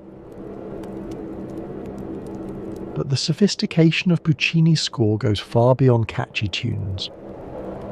He developed a system of musical themes, what musicologists call leitmotifs, borrowing the term from Wagner, that recur throughout the opera, transformed and developed as the drama unfolds. These themes are not just labels for characters, they carry emotional weight. They tell us what the characters are feeling even when the words cannot. The theme of Mimi's bonnet, first heard when she describes her simple life in Act 1, returns in Act B as she lies dying, but now it is coloured by loss, by the memory of what was and will never be again. The theme of the Bohemians' camaraderie, boisterous and playful in Act 1, becomes tender and mournful in Act 4, when the friends sacrifice their few possessions to help the dying girl. This technique creates a sense of memory within the music itself. As the characters remember earlier times, the orchestra remembers with them, bringing back fragments of themes that the audience has heard before, now coloured by everything that has happened since. The effect is cumulative. By the end of the opera, every musical phrase carries the weight of the entire story. The effect in Act 4 is devastating. As Mimi lies dying, as she and Rodolfo recall their first meeting, the orchestra plays music from Act 1, from the moment when they first declared their love, when everything was possible, when the future stretched ahead of them like an endless promise. What was joyful then becomes unbearably sad now. The melody is the same, the meaning is transformed. The music carries the weight of everything that has been lost. Let me walk through the opera's story. 4 acts that span roughly a year in the lives of our bohemians, from one Christmas Eve to the following autumn. Act 1. Christmas Eve, in the garret. The room is freezing. Rodolfo the poet and Marcello the painter are trying to work, but the cold makes concentration impossible. Marcello's painting, a depiction of the crossing of the Red Sea that he has been reworking for years, sits on its easel, abandoned. Rodolfo's latest poem lies unfinished on the table. To warm the room, Rodolfo makes a dramatic sacrifice. He burns the manuscript of his play, feeding it page by page into the stove. The fire blazes briefly, then dies. The warmth is fleeting. The art is gone. Their friends Colin the philosopher and Shaunod the musician arrive with an unexpected windfall. Food, wine, fuel and money, the product of a comic misadventure involving an eccentric English milord and a parrot. For once the Bohemians will eat well on Christmas Eve. But their celebration is interrupted by the arrival of Benoit, the landlord, demanding the rent that is months overdue, through a clever trick, getting Benoit drunk and then pretending moral outrage at his confessed infidelities. The Bohemians manage to throw him out without paying. It is a small victory, comic and slightly mean-spirited, but it is theirs. The friends prepare to leave for Christmas Eve celebrations at the Café Momus, but Rodolfo stays behind. He has an article to finish, he claims. The others depart. The garret falls silent. And then there is a knock at the door. Mimi enters, seeking a light for her candle. The draught on the stairs has blown it out. She is breathless from the climb. 5 flights of stairs are hard when your lungs are not strong. In the candlelight, Rodolfo sees that she is beautiful. Her pallor, her thinness, her evident fragility, all of it strikes him as lovely rather than alarming. Both candles go out. In the darkness, Mimi drops her key. They search for it together, hands reaching across the floor, their fingers touch. Rodolfo, moved beyond reason by this simple contact, takes her hand and tells her it is cold. "Che gelida manina," the aria begins. He tells her who he is, a poet, poor in worldly goods but rich in dreams. She tells him who she is. Lucia is her name, but everyone calls her Mimi. She makes flowers and embroidery. She lives alone. She waits for spring. They fall in love instantly, passionately, with the intensity that only the young and the doomed can muster. The act ends with them declaring their love and walking out into the Parisian night toward the cafe where their friends are waiting. Act 2. The Latin Quarter, outside the Café Momus. It is still Christmas Eve, and the streets are alive with vendors and revellers. Rodolfo buys Mimi a pink bonnet, a modest luxury, but one that fills her with joy. The Bohemians gather at the cafe, ordering more food than they can afford. Their meal is interrupted by the spectacular arrival of Musetta, Marcello's former lover, now on the arm of Alcindoro, a wealthy older man who is clearly besotted with her. Musetta is everything Mimi is not. Bold, flamboyant, calculating. She knows exactly what she wants, and what she wants right now is Marcello's attention.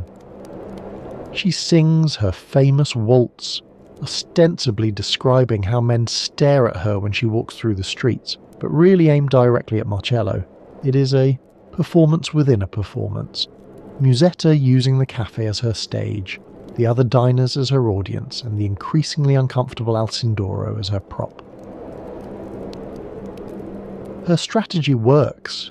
Marcello cannot resist her. Feigning a pinched foot, Musetta sends Alcindoro to buy her new shoes. The moment he leaves, she and Marcello reunite passionately. A military parade fills the streets. In the confusion, the Bohemians slip away, leaving poor Alcindoro to pay their bill as well as his own when he returns with the shoes. It is a comic ending, but with an edge. We have seen the Bohemians at their most charming and their most ruthless. We have seen love bloom, both the tender love of Rodolfo and Mimi, and the passionate, volatile love of Marcello and Musetta. And underneath it all, we have seen Mimi coughing delicately into her handkerchief. Act 3. A snowy February morning at a tavern near the Barrière d'Enfer, one of Paris's toll gates, where travellers entering the city must stop and pay their customs dues. It is dawn, snow is falling, workers are stamping their feet against the cold. Mimi appears, seeking Marcello. She has learned that he is living at the tavern with Musetta, who is entertaining the customers with her singing. She needs his advice. Her relationship with Rodolfo is falling apart. She tells Marcello what has happened. Rodolfo is jealous, possessive, impossible. They quarrel constantly. She doesn't know what to do. She loves him, but she cannot live this way. Rodolfo appears, also seeking Marcello's advice. Mimi hides behind a tree and overhears their conversation. At first, Rodolfo complains of Mimi's flirtatiousness. She smiles at other men, she accepts their compliments, she's not faithful to him. But Marcello presses him. That is not the real reason, and they both know it. Slowly, reluctantly, the truth emerges. Rodolfo's afraid. He knows Mimi is dying.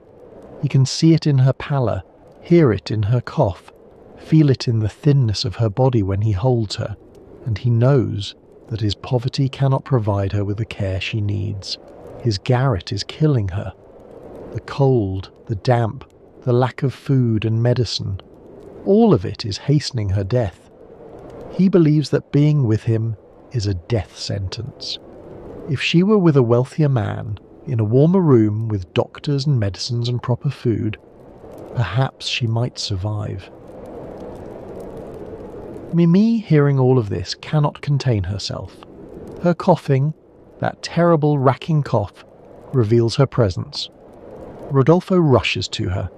The pretense of quarrelling falls away. They know now what they are facing.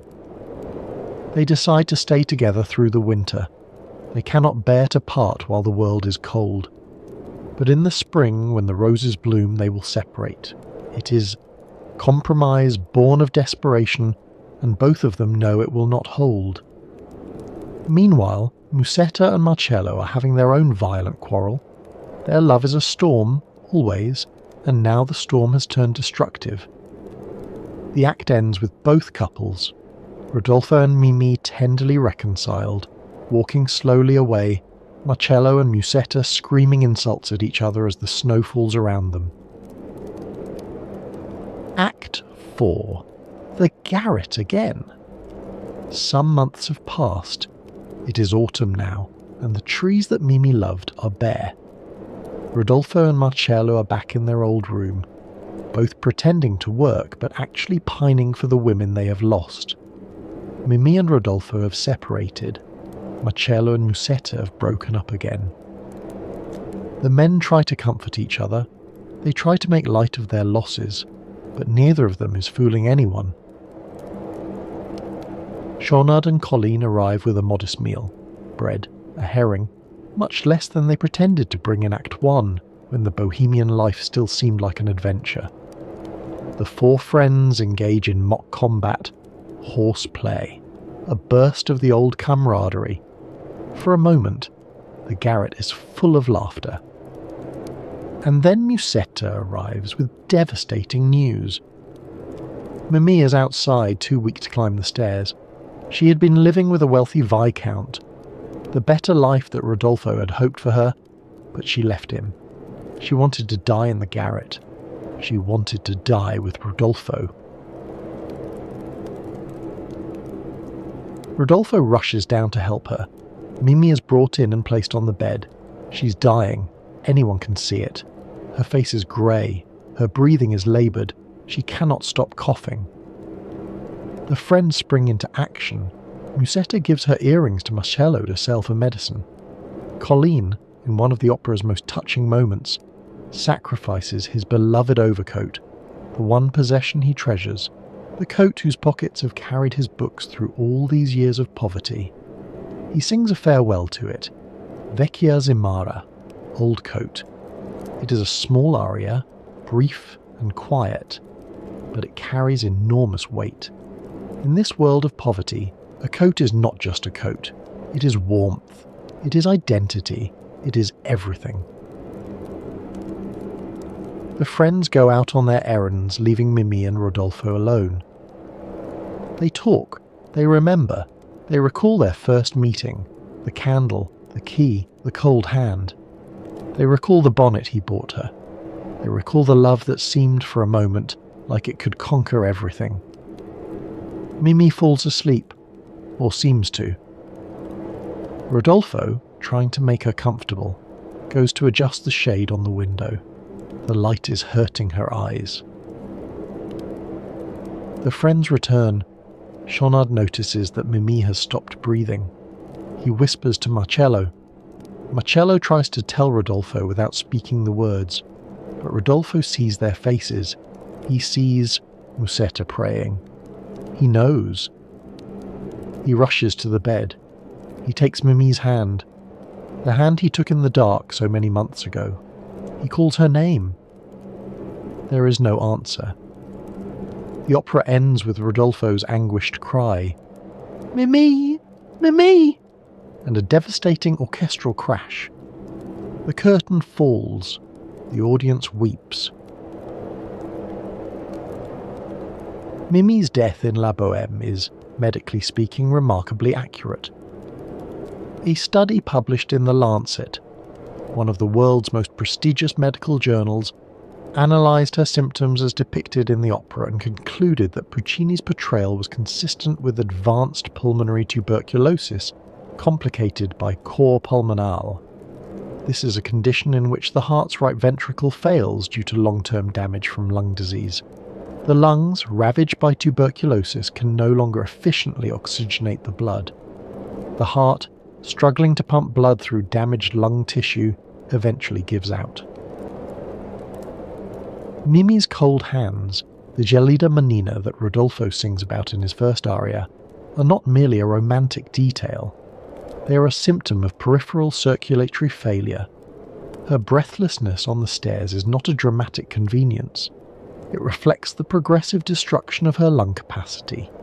Her weakness, her pallor, her gradual wasting, all of it is medically consistent with the disease as it actually progressed in the 19th century. By the time of her death, Mimi's body would have been in complete failure. Her oxygen-starved tissues would have been shutting down one by one. Her heart, weakened by months or years of struggling against damaged lungs, would have been unable to pump blood effectively to her extremities. The cold hands that Rodolfo takes in the dark of the garret would have been even colder at the end. Puccini got it right.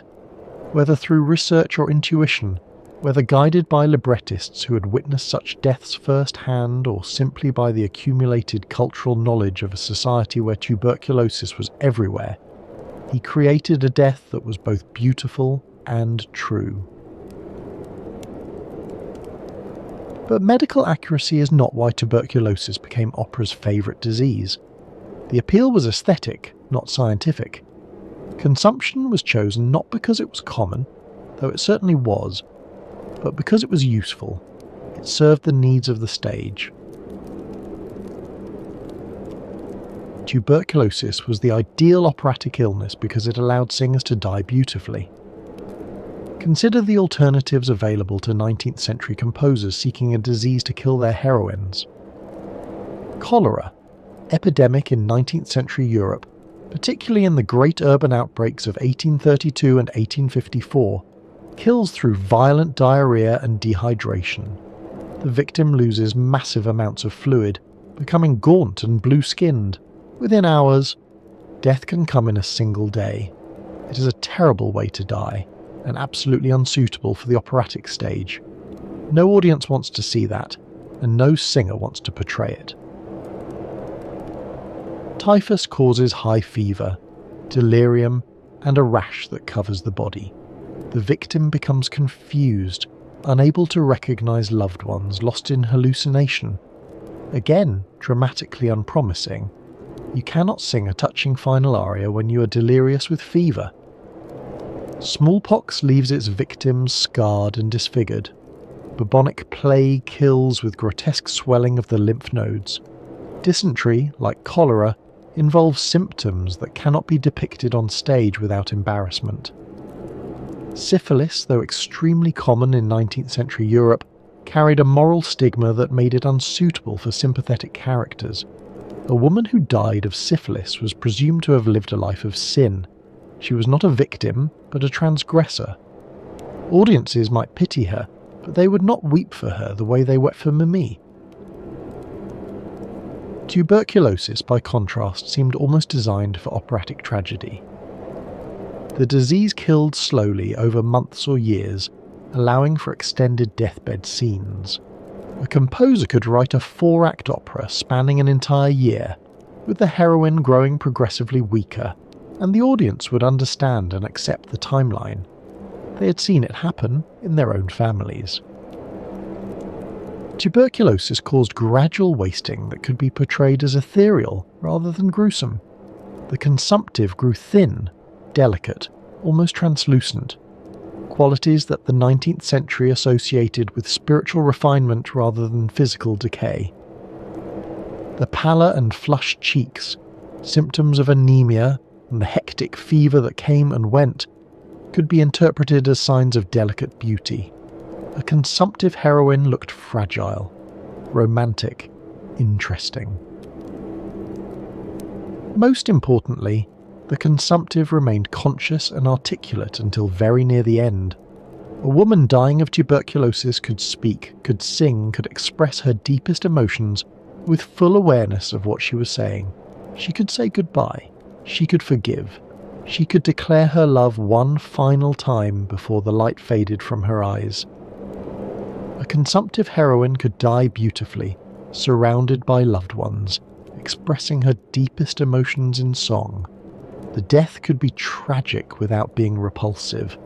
Audiences could weep without looking away, and the soprano could bring down the house with her final aria, knowing that she was performing one of the great set pieces of the operatic tradition.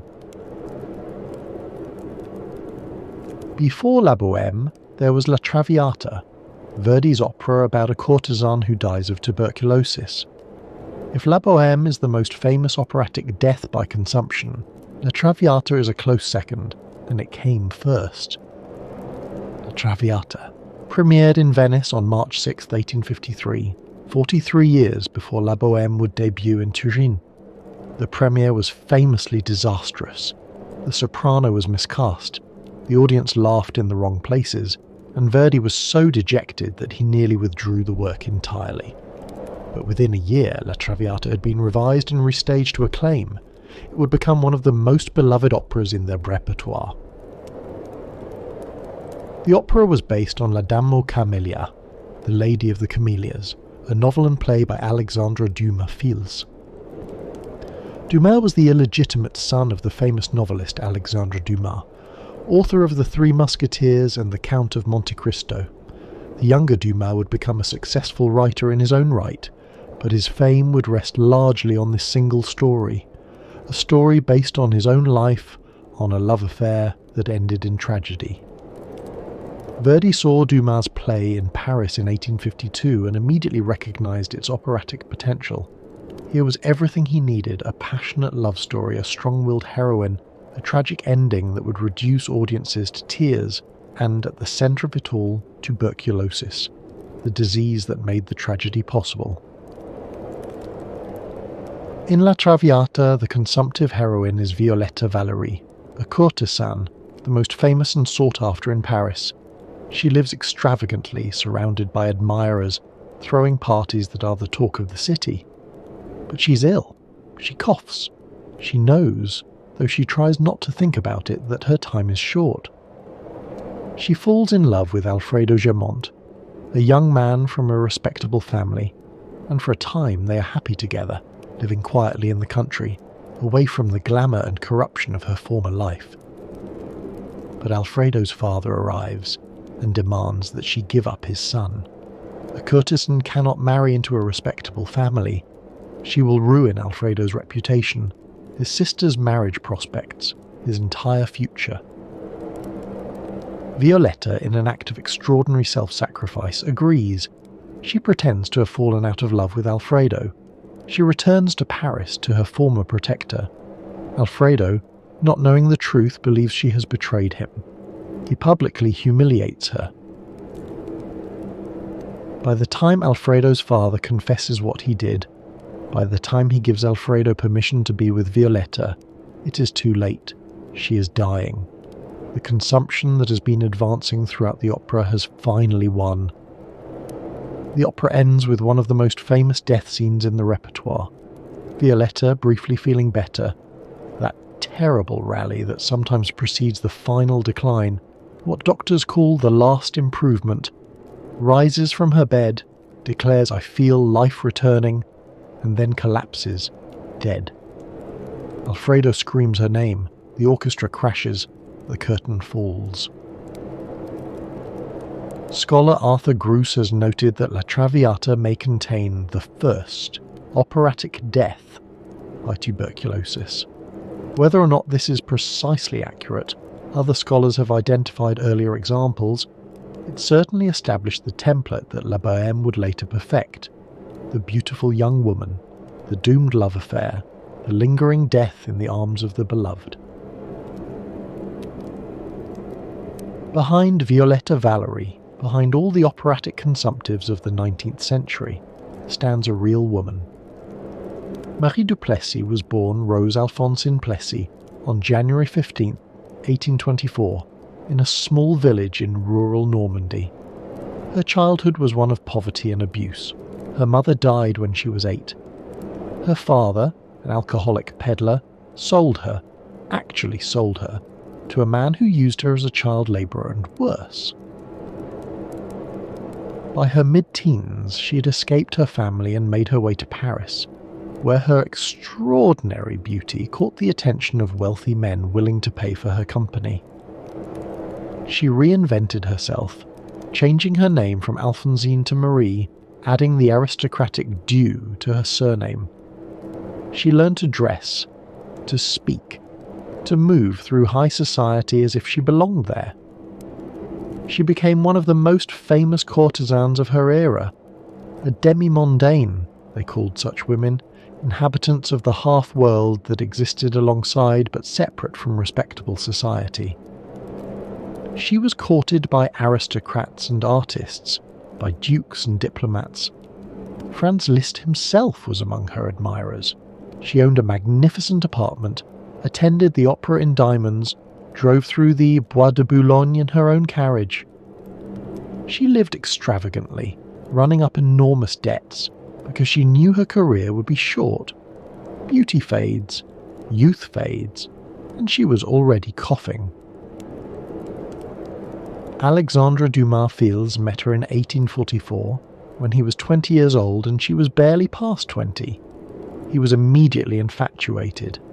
Their relationship was stormy and short-lived. He was jealous of her other admirers. She could not afford to give up their financial support, but it marked him for life.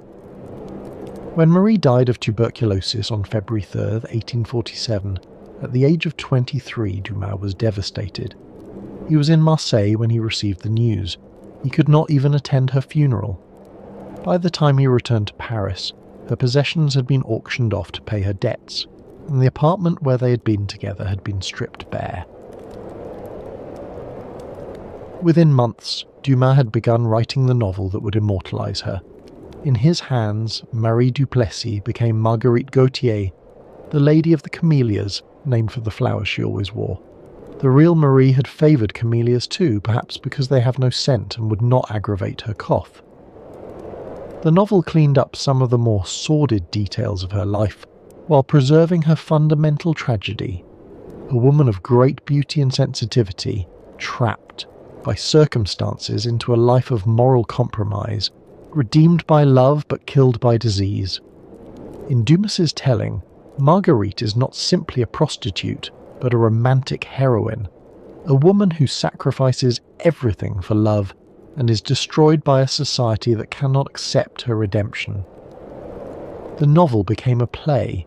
The play became Verdi's opera, and Marie du Plessis, the poor Norman girl who was sold by her father and died alone in a rented apartment at 23, surrounded by doctors she could not pay, became an archetype, the fallen woman whose death purifies her, the consumptive beauty whose suffering ennobles. She would have been astonished, perhaps, to know that people would still be weeping for her over 175 years later. It is worth noting that in both La Traviata and La Bohème, the consumptive victim is female. This is not medically accurate. Tuberculosis killed men and women in roughly equal numbers throughout the 19th century, and in some periods and places it actually killed more men than women. Men worked in dusty factories and crowded workshops. Men lived in boarding houses and military barracks. Men, in many ways, were more exposed to the conditions that spread the disease. But operatic tuberculosis was overwhelmingly a women's disease. The dying consumptive on the 19th century stage was almost always female. The reasons were cultural, not medical. In 19th century opera, and in 19th century culture more broadly, the dying woman was a figure of intense emotional and aesthetic interest. Her death was beautiful in ways that a man's death could not be. Her suffering was redemptive in ways that a man's suffering was not. A dying man might be heroic, might be tragic, might be mourned, but he was not beautiful in the same way. His death did not carry the same emotional charge. The consumptive heroine embodied a constellation of Victorian ideals about femininity, passivity, fragility, submission, selflessness. She accepted her fate without complaint. She forgave those who had wronged her. She thought of others even as she lay dying, worrying about the grief she would cause them. In death, she became almost angelic, a model of the feminine virtue that the living were supposed to emulate. This mythology served patriarchal interests, whether or not the artists who created it were consciously aware of what they were doing. The dying woman was the ultimate object of male desire. Beautiful, vulnerable, utterly dependent. She could not threaten the man who loved her. She could not challenge him, criticize him, leave him for someone else. She could only suffer beautifully and die, leaving him to mourn her and to remember her as perfect. Mimi and Violetta are both in their different ways products of this mythology. They are presented sympathetically, even heroically. Their deaths are meant to move us, not to teach us a lesson about morality or social reform. But they are also presented as victims of disease, of poverty, of the men who love them but cannot save them. Their agency is limited to the choice of how gracefully to accept their fate. Neither woman rages against her death. Neither demands better treatment, better housing, better medicine. Neither calls out the social system that has condemned her to freeze and starve. They accept, they forgive, they die. It is a troubling pattern, even as it is a beautiful one. The consumptive heroine did not die with the 19th century.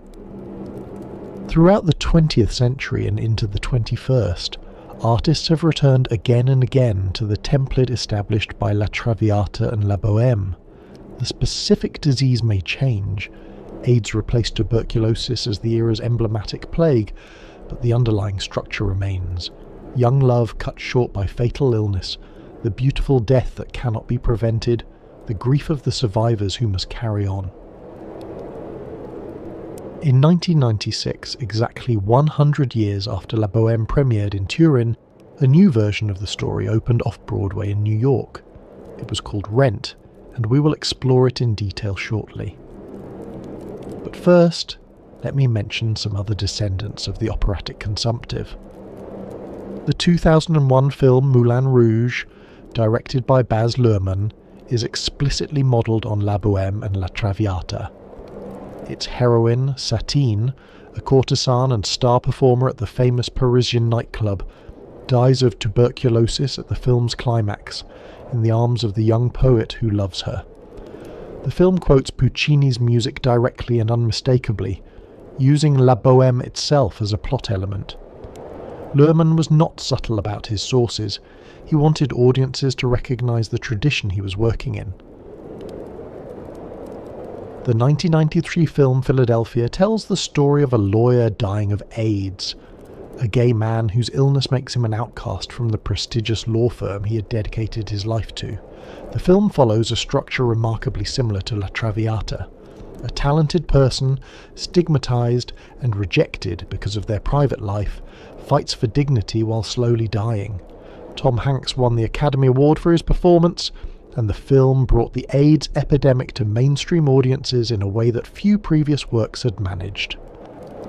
Even films that do not explicitly reference opera often replicate its patterns: the beautiful death of the young, the love that cannot save, the art that memorializes. These themes recur across decades and genres, always with an emotional power that seems to draw from something deeper than any individual work, from the template itself. Why does this story keep being told? Perhaps because it addresses something fundamental about human experience, the fear of loss, the knowledge that love cannot protect us from death, the desperate hope that beauty and meaning can somehow transcend mortality. The consumptive heroine dies, but her story lives on. Mimi is dead by the final curtain, but Rodolfo will remember her, and we, the audience, will remember her with him. In this sense, art becomes a kind of immortality. The death that cannot be prevented can at least be transformed into something beautiful, something that endures beyond the individual life. There is, of course, something troubling about this. The real deaths from tuberculosis were not beautiful. They were messy, painful, prolonged. The real Marie Duplessis did not die in her lover's arms singing of redemption. She died alone, in debt, abandoned by the men who had used her and moved on. The real bohemians of the Latin Quarter did not die poetically. They died in cold rooms, coughing blood, terrified. But opera is not documentary. It does not pretend to show us life as it is. It shows us life as we wish it could be, or as we fear it might be, transformed into music and spectacle. The consumptive heroine is a fantasy, yes, but she is a fantasy that speaks to real fears and real hopes. We keep returning to her because death is real, and love is real, and the gap between what we want and what we get is always there, yawning beneath our feet. La Bohème gives us a way to feel that gap, to mourn what is lost, to celebrate what remains, to experience the full weight of human transience in a safe, aesthetically controlled form. For 2 hours we weep for Mimi, and then the curtain falls and we return to our lives, which, unlike hers, continue. On the evening of January 25th, 1996, a 35-year-old composer named Jonathan Larson went to bed in his New York apartment. It was the eve of something he had been working toward for 7 years, since before the fall of the Berlin Wall, since before the Gulf War, since before the internet became part of everyday life. The next morning, Rent, the musical he had poured his heart and soul into, would have its final preview performance at the New York Theatre Workshop, a small off-Broadway venue that had nurtured the project through its long gestation. Larson never woke up. He died in his sleep of an aortic dissection, a sudden tear in the main blood vessel leading from the heart. The condition, caused by a congenital defect that had never been diagnosed, killed him almost instantly. He was alone in his apartment. He was just hours away from seeing his life's work presented to an audience. The cast and crew learned of his death the next morning. They were devastated. Some wanted to cancel the performance, but they decided, after agonised discussion, to go on, not as a full performance but as a memorial, a way of honouring the man who had created the work they loved. They sat on stools on the stage, dressed simply, and sang through the score. There would be no blocking, no costumes, no elaborate production, just the music and the words. The audience, many of them in tears before the first song ended, understood that they were witnessing something extraordinary, a work of art born in tragedy, baptized in grief. Rent had become, in the most terrible way imaginable, a piece about itself, about young artists dying too soon, about communities formed in the face of loss, about the urgent question of how to measure a life when there may not be much time left. Rent went on to become one of the most successful musicals in Broadway history. Jonathan Larson had conceived of Rent in 1988, when he was 28 years old and still struggling to make his mark in the theatre. He had been inspired by a suggestion from the playwright Billy Aronson, who wanted to create a musical based on Puccini's La Bohème, in which the luscious splendour of Puccini's world would be replaced with the coarseness and noise of modern New York. Aronson knew Larson was a talented composer with rock sensibilities. He thought they might collaborate on bringing the Bohemians into the 20th century. Larson took the idea and ran with it, eventually running so far that Aronson gave up his creative stake and Larson continued alone. He moved the action from the Latin Quarter of 1830s Paris to the East Village of late 1980s New York, Alphabet City, the neighbourhood below 14th Street where struggling artists actually lived, where squatters occupied abandoned buildings, where drugs were sold on street corners, and the sound of sirens was constant.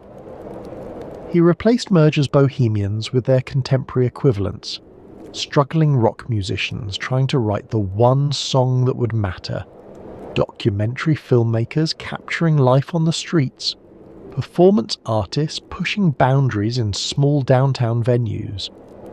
And he replaced tuberculosis with HIV/AIDS. The parallels to La Bohème are extensive and deliberate.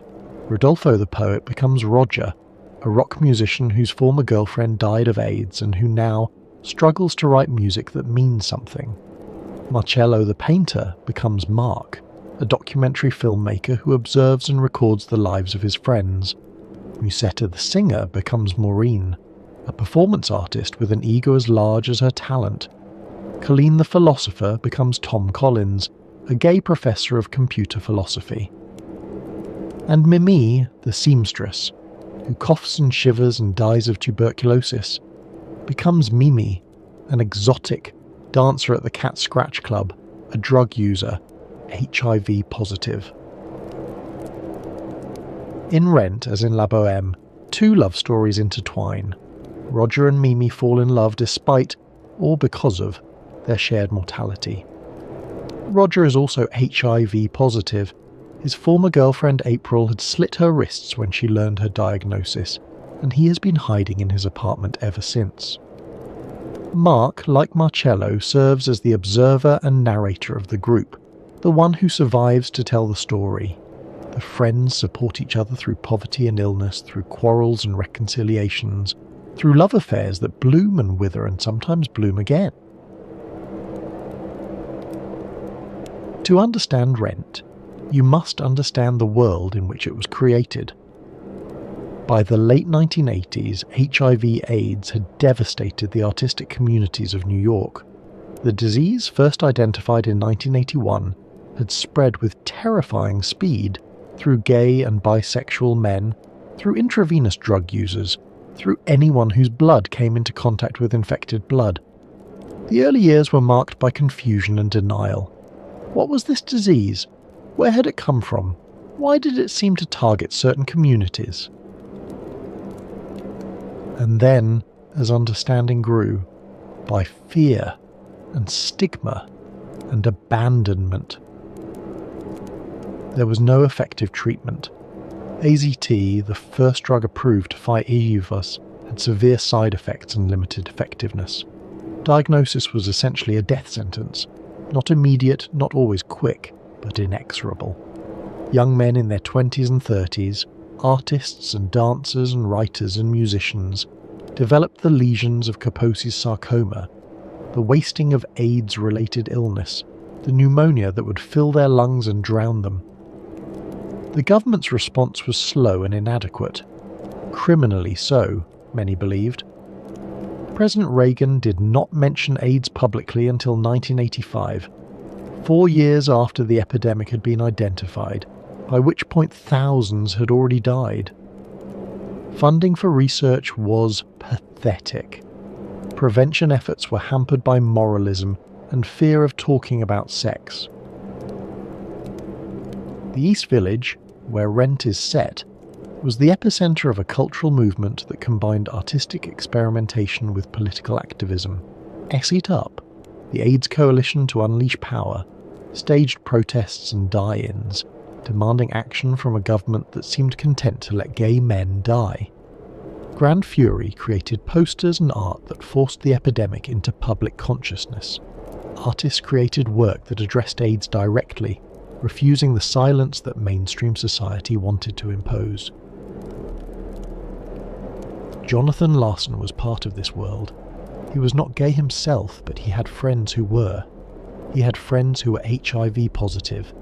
He attended funerals, too many funerals, for people his own age who should have had decades of life ahead of them. He knew that the bohemian ideal of artistic community now came with a terrible price. And he saw, in Puccini's century-old opera, a template for expressing this experience. The parallels were too strong to ignore. The genius of Rent lies in recognizing that tuberculosis and AIDS occupied remarkably similar cultural spaces, a century apart. Both diseases were associated with marginalized communities. Tuberculosis struck the urban poor, the immigrants, the artists who lived in cheap, crowded, poorly ventilated housing. AIDS struck gay men, drug users, sex workers, people already stigmatized by mainstream society, already pushed to the margins, already vulnerable. Both diseases inspired fear and discrimination. Tuberculosis patients were isolated in sanatoriums, shunned by neighbours who feared contagion, denied employment and housing. AIDS patients faced similar isolation, fired from jobs when their diagnosis became known, evicted from apartments, rejected by families who could not accept their illness or the behaviour that had led to it. Both diseases became linked, in the cultural imagination, with questions of morality. Were the victims somehow responsible for their illness? Had they brought it on themselves through their behaviour, their choices, their way of life? The consumptive was suspected of having burned too bright, having exhausted herself through passion and excess. The AIDS patient was blamed for sexual promiscuity, for drug use, for being gay in a society that insisted homosexuality was a sin. And both diseases tragically killed young people, people in the prime of creative life, people who should have had decades of work ahead of them. Keats died of tuberculosis at 25. Keith Haring died of AIDS at 31. The list of artists taken by these diseases is endless and heartbreaking. Larson understood these parallels intuitively. By framing his story of the AIDS epidemic through the lens of La Bohème, he gave audiences a way to connect present suffering with past suffering, to see themselves as part of a longer history of loss and resilience. The Bohemians of 1990s New York were descendants of the Bohemians of 1840s Paris. The community that formed around HIV was a descendant of the community that formed around tuberculosis. The disease changed. The human response, to gather together, to support each other, to make art in the face of death, remained the same. Rent differs from La Bohème in one crucial respect. It is a musical, not an opera. This distinction matters more than you might think. Opera is sung throughout. Every word, every emotion is conveyed in song. Musicals alternate between spoken dialogue and musical numbers, allowing for a different kind of pacing and a different relationship between ordinary speech and heightened emotion. Opera tends toward grandeur, and formality toward orchestral richness and vocal technique. Musicals can be more casual, more contemporary in their sound and their style. Larson's score for Rent draws on rock, pop, gospel and Latin music, genres that would have been completely foreign to Puccini. The electric guitars, the drum machines, the funk bass lines, all of it places the work firmly in its moment, in the sound of 1990s New York. When the characters sing, they sound like they belong to their era. The result is a work that speaks the musical language of its audience. The most famous number, the one that escaped the show and became a cultural phenomenon in its own right, opens the second act. It poses a simple question. How do you measure a year? In days? In hours? In cups of coffee? The answer sung in soaring gospel harmony by the full cast, is love. Measure your life in love. It is a direct response to the epidemic. When time is short, when death is near, when you know that you may not have decades ahead of you, what matters is not achievement or acquisition. What matters is connection. Love becomes the only meaningful metric. Other songs address the themes of the work more directly.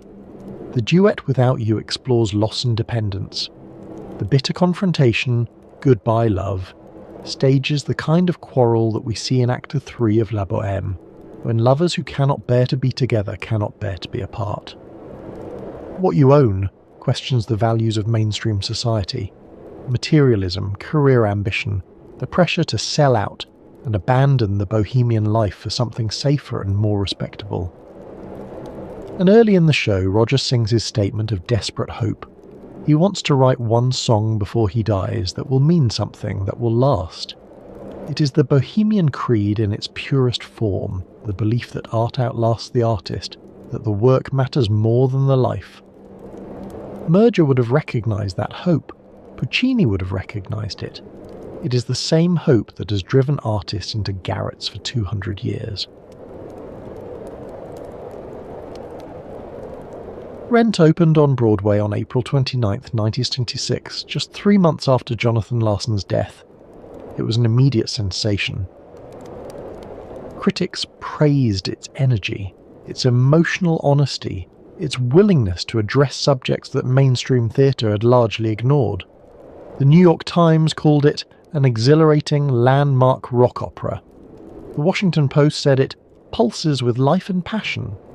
Even critics who had reservations about the music or the book acknowledged that something important was happening, that Rent was speaking to its audience in a way that few musicals had done in years. The show won 4 Tony Awards, including Best Musical, beating out such competitors as Bring In Da Noise, Bring In Da Funk. More remarkably, it won the Pulitzer Prize for drama, an honour rarely given to musicals, and never before to a rock musical. The Pulitzer Committee recognised what audiences had already discovered, that Rent was not merely entertainment, but a significant work of American art. It ran on Broadway for 12 years, closing in September 2008 after more than 5,000 performances. It grossed over $280 million. It spawned national and international tours, a film adaptation in 2005, a live television broadcast, and countless amateur and professional productions around the world.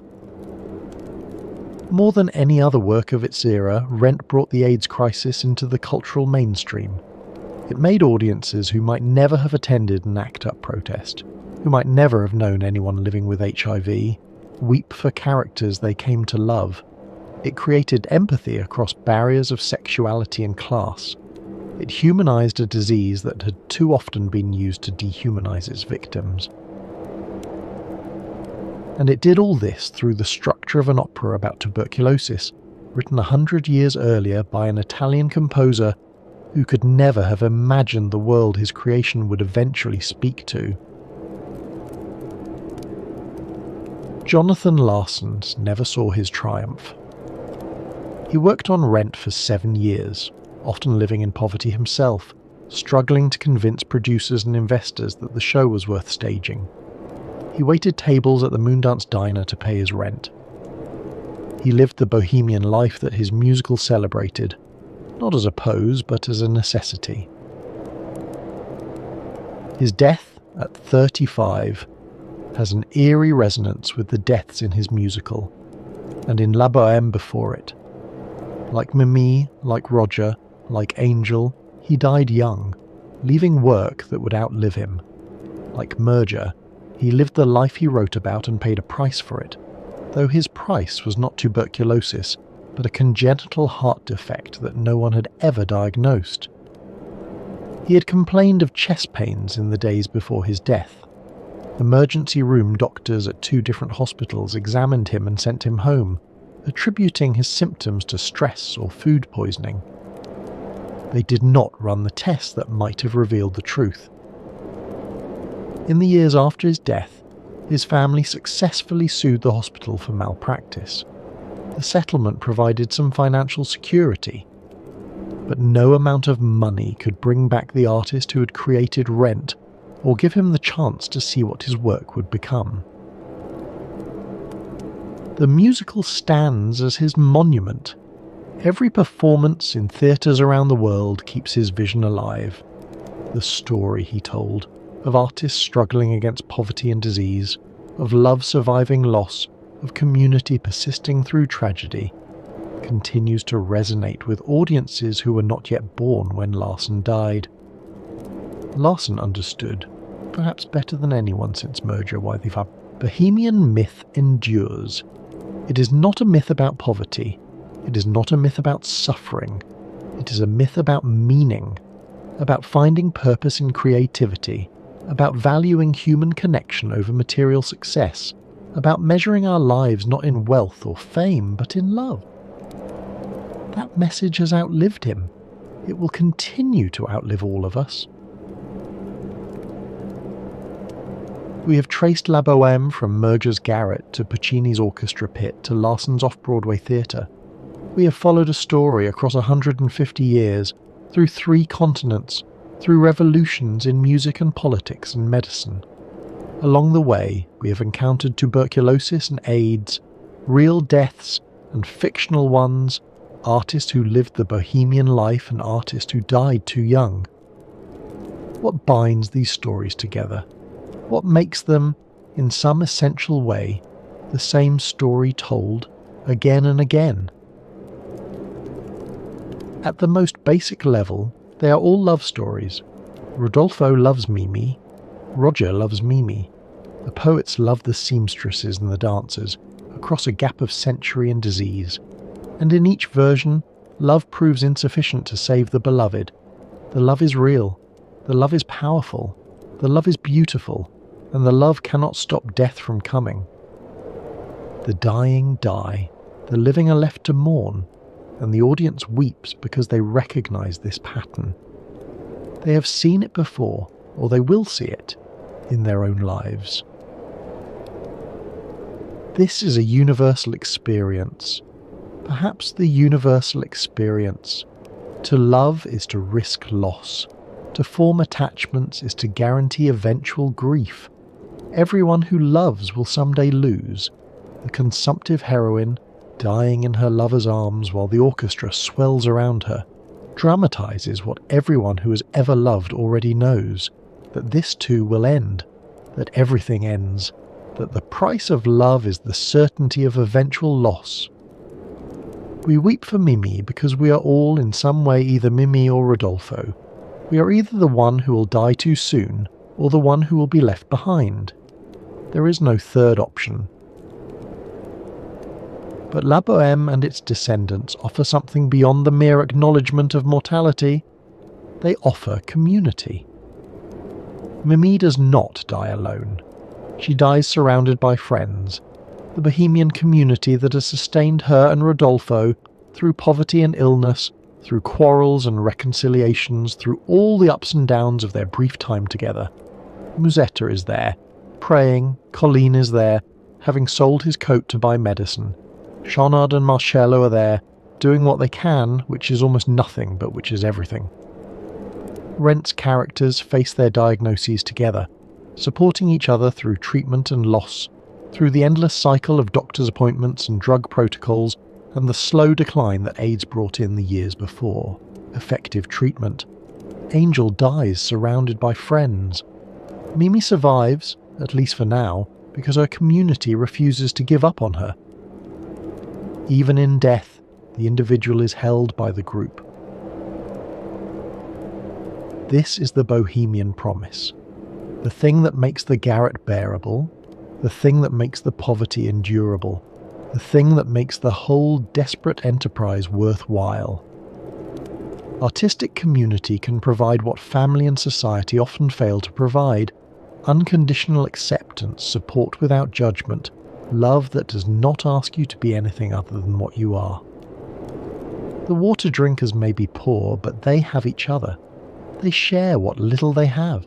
The bread that Shaunard brings, the wine that appears from somewhere, the warmth of bodies pressed together against the cold. They celebrate together and grieve together. When one of them falls, the others catch them. When one of them dies, the others remember. It is an idealized vision, of course. Real artistic communities are full of jealousy, competition and betrayal. The history of Bohemia is not all solidarity. It includes plenty of broken friendships and stolen ideas, plenty of lovers who became enemies, plenty of collaborators who ended up in court. Artists are people, and people are complicated. But the ideal matters. It offers a model of what human relationships could be. Connection based on shared values rather than blood ties, support given freely rather than transactionally, love that exists because people choose it rather than because they are obligated by biology or law. The garret may be cold, but it is not lonely, and that, in the end, may be the most important thing. There is another theme woven through all these stories: the power of art to transcend mortality. Rodolfo is a poet, Roger is a songwriter, Merger was a writer, Larsen was a composer. These are people who make things that can outlast them. In La Bohème, Rodolfo's manuscripts are a joke. He burns them for heat. But in the larger frame, art is no joke at all. Puccini's opera has outlived its creator by 100 years. Larsen's musical continues to be performed decades after his death. The art survives. This is the deepest hope of the Bohemian myth, that creativity offers a kind of immortality. The artist dies, but the work remains. The consumptive heroine breathes her last, but the audience will remember her, will sing her arias, will tell her story, will keep her alive in the only way that matters. It is a hope, not a guarantee. Most art is forgotten. Most artists leave no lasting trace. The cemeteries are full of poets whose work has vanished, painters whose canvases have crumbled, musicians whose songs are silent. But some art does survive. Lear, Bohème has survived, Rent has survived, and each performance is a small act of resurrection, the dead brought back to life through the living bodies and voices of performers. When a soprano sings Mimi's final aria, she's not merely performing a role. She's keeping Mimi alive. She's refusing to let death have the last word. We have moved from tuberculosis to AIDS to what comes next. COVID-19 killed millions of people, including many artists. The lockdowns devastated the performing arts. Broadway went dark, opera houses closed. The very possibility of live performance was called into question. Will there be a COVID Bohème? A musical or opera that does for our era what Rent did for the AIDS years? Perhaps. The template is there, waiting to be filled. Young artists struggling to survive, a community bound together by shared vulnerability, a disease that kills indiscriminately, that strikes without regard to talent or ambition or love. But perhaps the specific disease matters less than the underlying experience. Merger wrote about tuberculosis because that was what killed young artists in his era. Larsen wrote about AIDS because that was what killed young artists in his. The disease is the occasion, not the essence. What remains constant is the experience of mortality, the knowledge that we will die, that those we love will die, that all our achievements and relationships and hopes are temporary. This is the darkness against which the Bohemian light shines.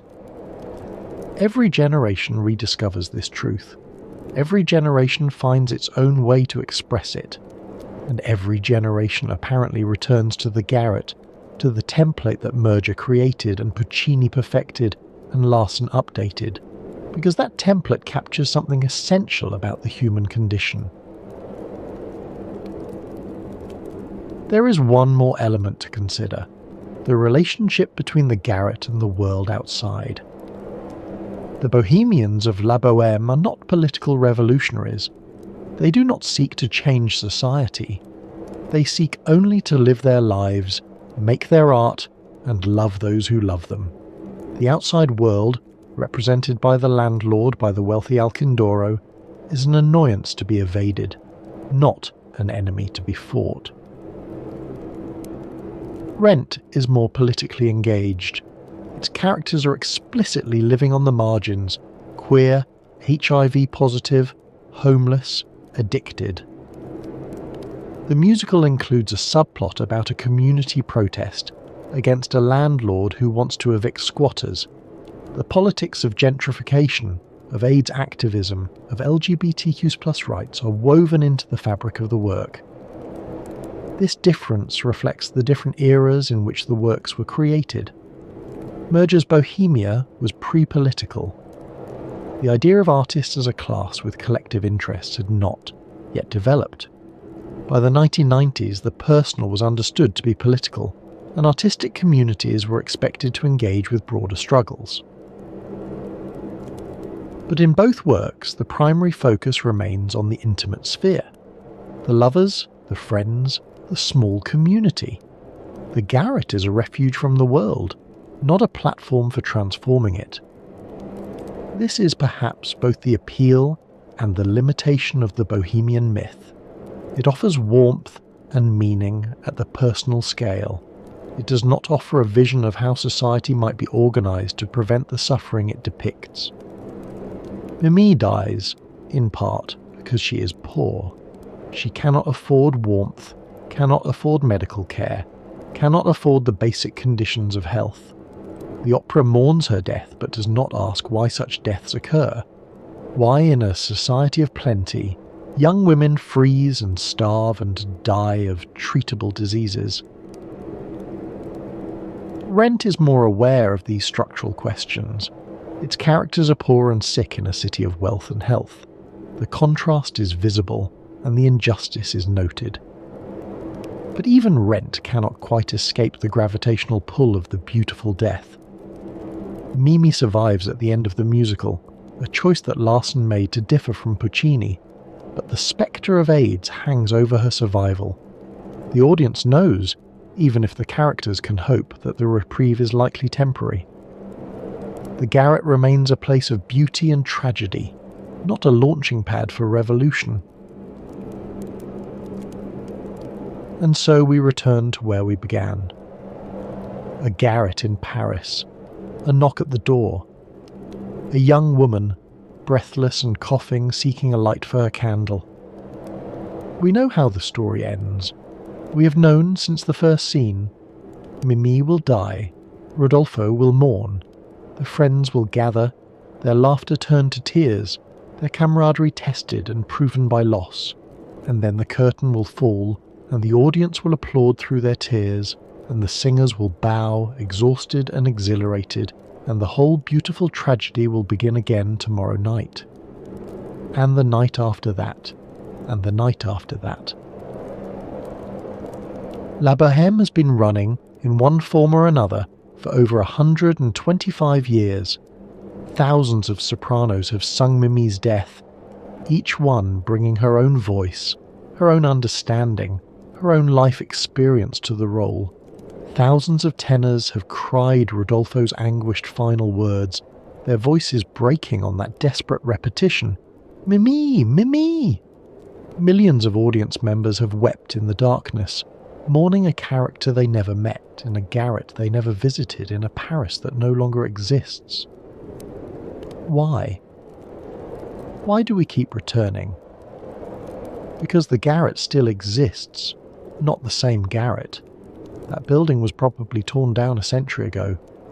But garrets, like it, all over the world. Young artists still live in cramped apartments, still struggle to pay rent, still choose creativity over security.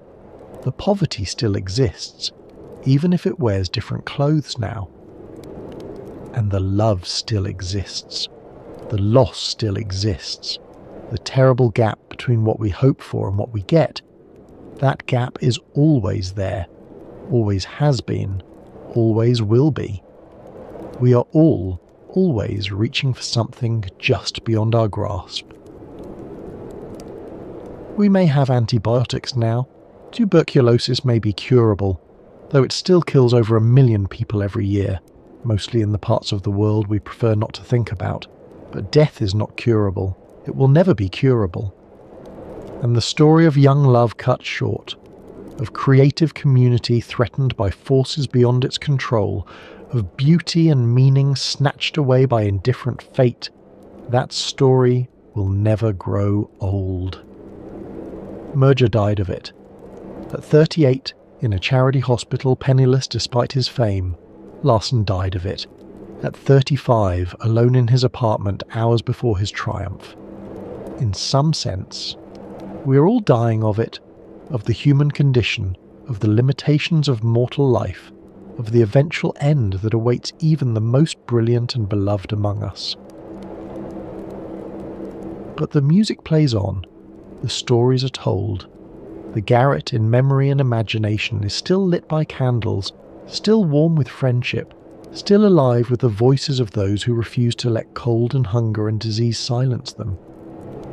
That is the Bohemian legacy, the true legacy, beneath all the romance and all the tragedy.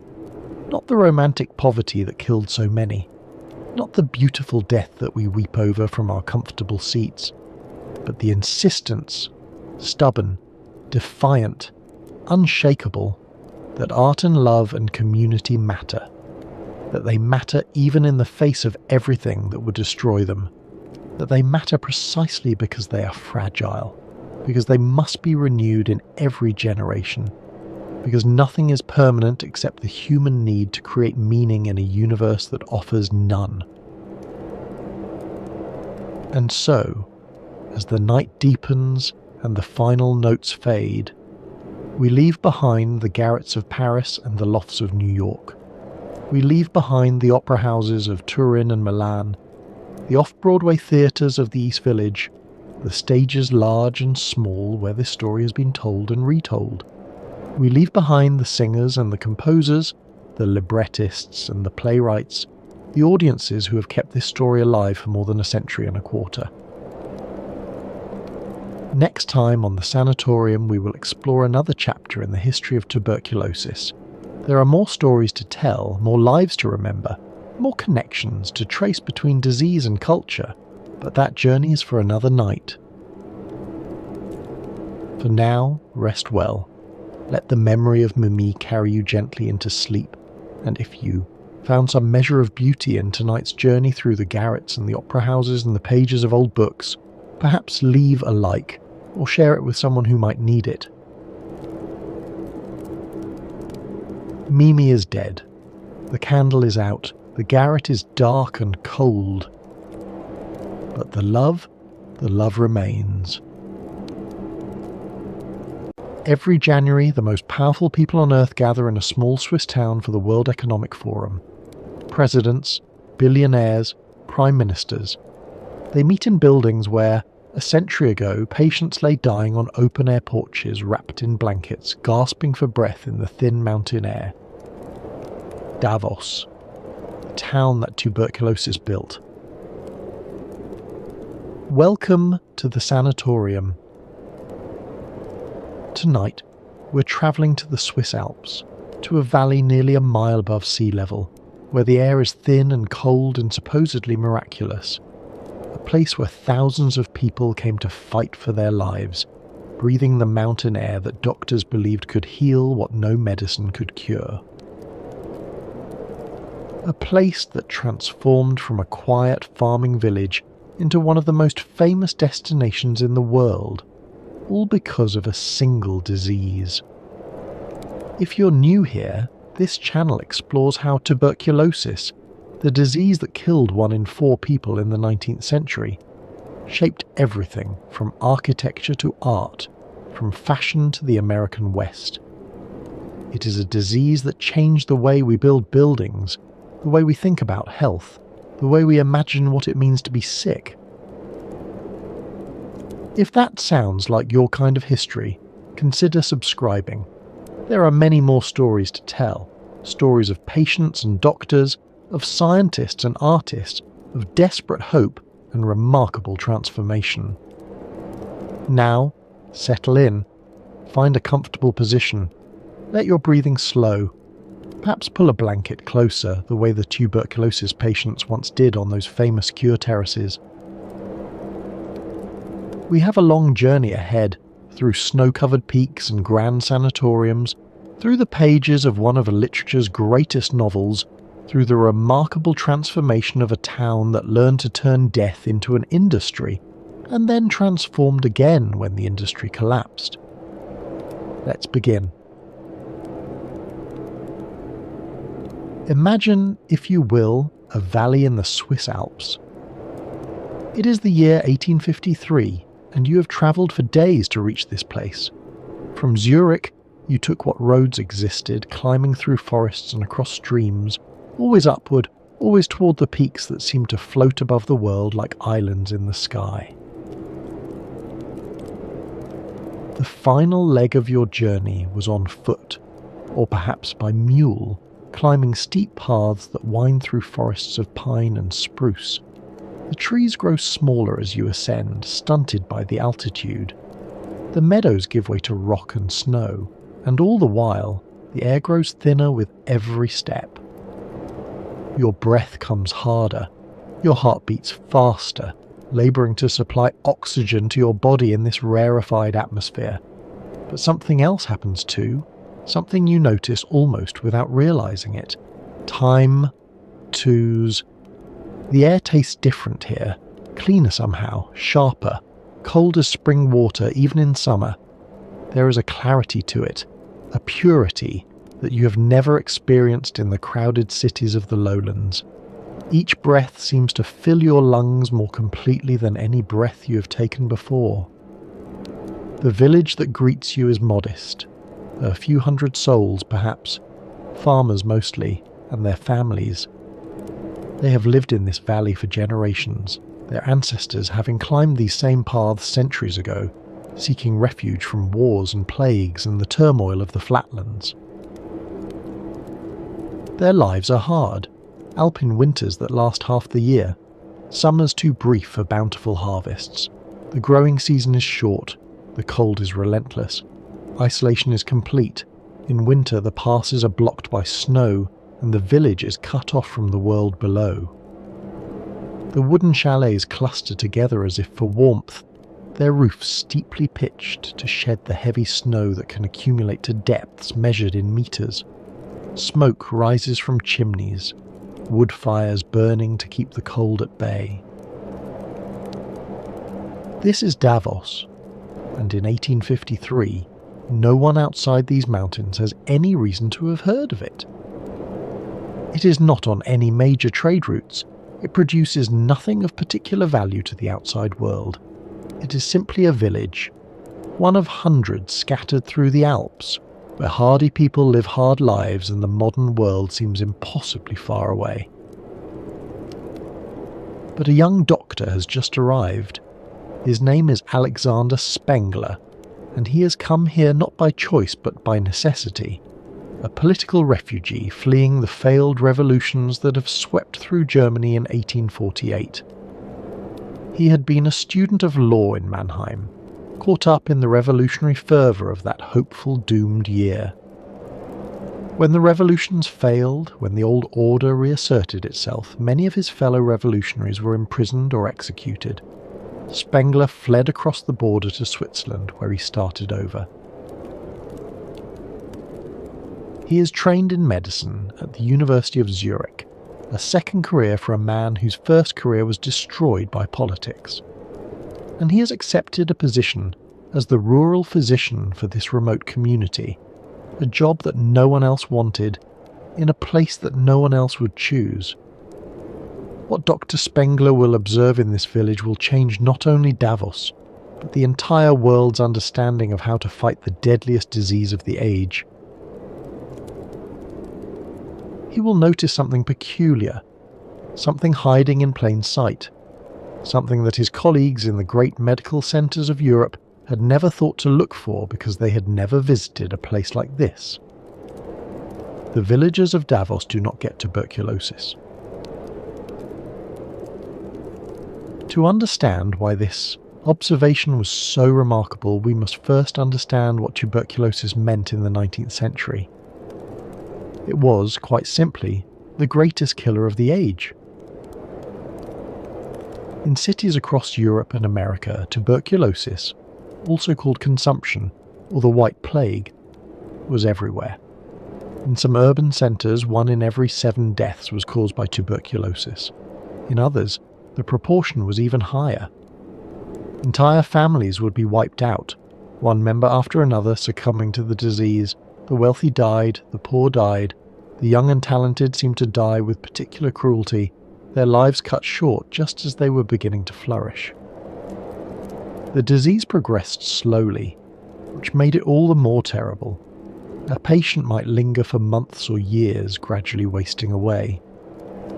The cough would grow worse, the fevers would come and go, weight would fall away, leaving skeletal figures who had once been robust. And then, eventually, the hemorrhage, the blood coughed up from destroyed lungs, would signal the final act. Tuberculosis had many names.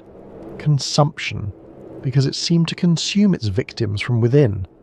The White Plague, because of the pallor it brought to the skin. Phthisis, the old Greek term, the captain of all these men of death, as one writer called it.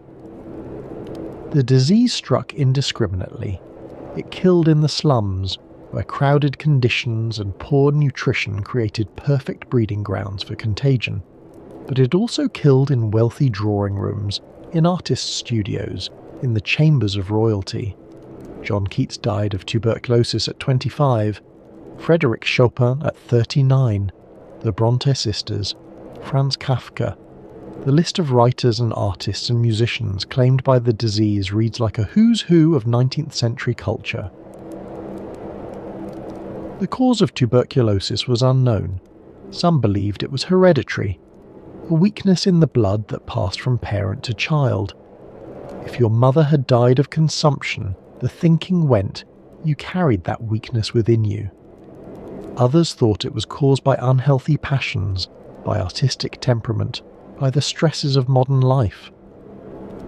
There was even a romantic mythology around the disease.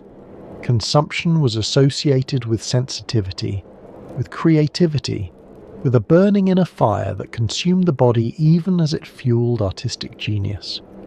Pale skin and flushed cheeks, symptoms of the disease, became fashionable. Young women powdered their faces white and rouged their cheeks in imitation of the consumptive look. The idea that tuberculosis might be contagious, that it might be caused by something as mundane as a germ, would not be proven until 1882, when Robert Koch would announce his discovery of the tuberculosis bacillus. Even then, many doctors resisted the idea. They had built their practices and their theories around heredity and constitution. They did not want to believe that their patients were spreading the disease with every cough. Without knowing the cause, doctors had little to offer their patients. Rest was recommended, good food, fresh air. But in the crowded, polluted cities of the Industrial Revolution, fresh air was in short supply. The factory smoke hung over the tenements. Whole families crowded into single rooms. Windows were kept closed against the cold. The conditions that allowed tuberculosis to spread were everywhere. And so Dr. Alexander Spengler arrived in Davos, a refugee who had traded the revolutionary fervour of Mannheim for the quiet isolation of an alpine village. He had studied medicine at the University of Zurich, but his original training had been in law. It was only after the failed revolution of 1848, when many who had participated were imprisoned or exiled, that he turned to medicine as a new career. Perhaps this background in law helped him. Lawyers are trained to notice patterns, to gather evidence, to build cases from observation. And almost immediately after arriving in Davos, Dr. Spengler noticed something that his colleagues in the lowlands would have found astonishing. The villagers were healthy. Not just healthy, remarkably, robustly healthy. Despite their hard lives, Despite the harsh winters, despite the limited diet and primitive conditions, tuberculosis was virtually unknown among them. Dr. Spengler, who had seen the disease claim so many lives in the lowlands, found himself treating farmers for broken bones and childhood fevers and the ordinary complaints of rural life. He asked the villagers about their family histories. He examined their chests. He listened for the telltale sounds of lungs compromised by disease. He found nothing. But tuberculosis, never. The contrast was stark. In the cities he had left behind, tuberculosis was everywhere. In Zurich, in Mannheim, in every crowded urban centre, the disease claimed its victims by the thousands. But here, in this remote valley, in this village so isolated that news from the lowlands might take weeks to arrive, nothing. This observation would consume Dr. Spengler's thinking for years. Why should this remote alpine valley be spared the scourge that was decimating the cities below? What was different about Davos? He considered various theories. Perhaps it was genetic. Perhaps the people of Davos had some hereditary resistance to the disease. But when he traced family histories, he found no evidence of this. Some villagers had moved to Davos from the lowlands. They seemed equally protected. Perhaps it was diet. The villagers ate well, at least by their own standards. Fresh milk and cheese, meat from there, livestock, vegetables from their gardens in the brief summer months. But this diet was not so different from what people ate in healthy rural areas of the lowlands, where tuberculosis still struck. The answer, he came to believe, was the air itself. At an altitude of more than 1,500 metres, or nearly a mile above sea level, the air in Davos was unlike anything in the lowlands. It was dry. It was cold. It was, Spengler theorised, somehow purifying. The intense alpine sunshine, the lack of humidity, the absence of the miasmas and pollutants that hung over industrial cities, all of these factors combined to create an environment in which the consumption simply could not thrive. The theory made a certain intuitive sense. Everyone knew that tuberculosis flourished in crowded, poorly ventilated spaces. Everyone knew that fresh air seemed to help patients feel better, at least temporarily. What if the air of Davos was simply the freshest, cleanest air available? Fresh air concentrated and purified to an extreme degree. If this was true, Dr. Spengler reasoned, then perhaps the answer to tuberculosis was not to be found in medicine at all. Perhaps the answer was geography. Perhaps the cure was the mountain itself. It was a revolutionary idea. It was also, as we now know, largely wrong. The mountain could not cure tuberculosis, which was caused by bacteria that no amount of fresh air could kill. But it was wrong in a productive way. It was wrong in a way that would save lives and transform a village and shape the course of medical history. It would transform a remote farming village into one of the most famous destinations on Earth. Dr. Spengler's theory remained just that, a theory, until he began to test it. In the early 1860s, he started recommending that tuberculosis patients from the lowlands travel to Davos for treatment. The journey alone was an ordeal. From Zurich, travellers would take a train as far as the rail lines extended, then transfer to a horse-drawn carriage for the steep, winding climb into the mountains. The final approach to Davos could take an entire day. Hours of bumping along rutted mountain roads, the air growing thinner with every switchback, the temperature dropping as the altitude increased. For patients already weakened by tuberculosis, this journey was exhausting. Some arrived barely able to stand. Others had to be carried from the carriage to their rooms. A few died on the way. But those who survived the journey faced something unexpected. They faced hope. The treatment itself was almost absurdly simple. Patients were to rest. They were to spend long hours outdoors, wrapped in blankets, breathing the mountain air, They were to eat well, rich foods, plenty, of milk from the Alpine cows, fresh butter and cheese from the Alpine meadows, and a glass or two of Veltliner wine with their meals. They were to sleep in rooms with windows thrown open to the cold mountain night. The daily routine was precise. Patients would rise early, take a light breakfast, then proceed to the cure terrace for their morning rest period. They would lie perfectly still, breathing deeply, watching the sun climb over the eastern peaks. Conversation was discouraged. The lungs needed rest as much as the body. At midday, there would be a substantial meal, meat, vegetables, rich sauces, all designed to build strength in bodies that had been wasting away.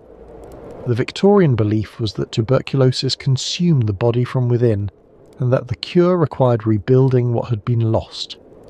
Patients who had arrived skeletal were encouraged to gain weight, to eat until they could eat no more. The afternoon brought another rest period, and then, as evening approached, a light supper. Patients retired early. Sleep was considered essential to recovery. That was it. No medicines, no surgeries, just rest, food, and air.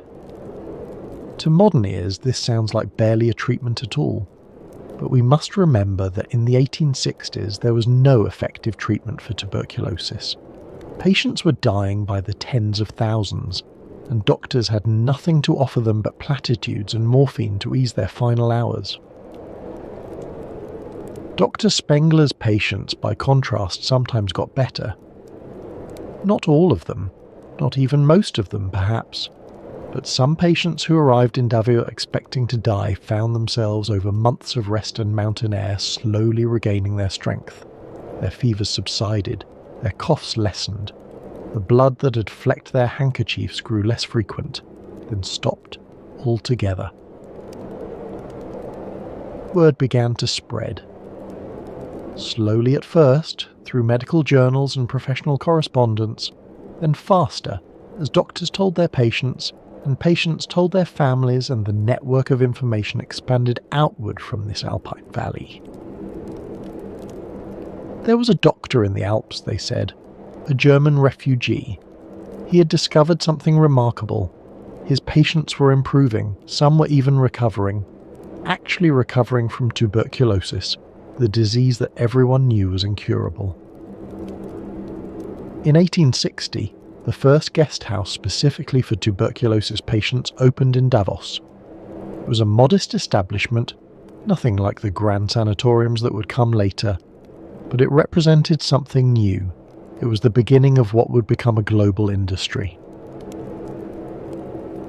Patients began to arrive from the lowlands.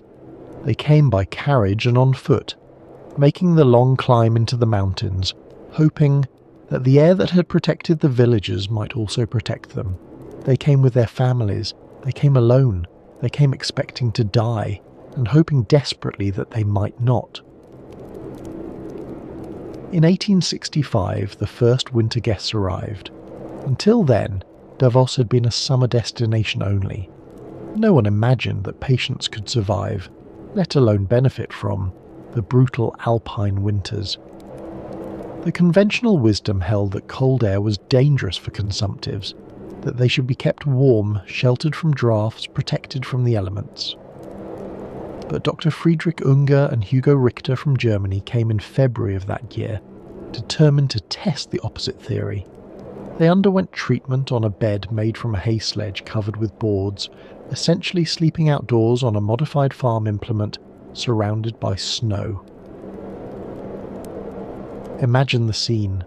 Two men, already weakened by disease, lying motionless on wooden platforms as the temperature dropped below freezing, their breath visible in the air, frost forming on their blankets, the stars wheeling overhead, impossibly bright in the thin atmosphere.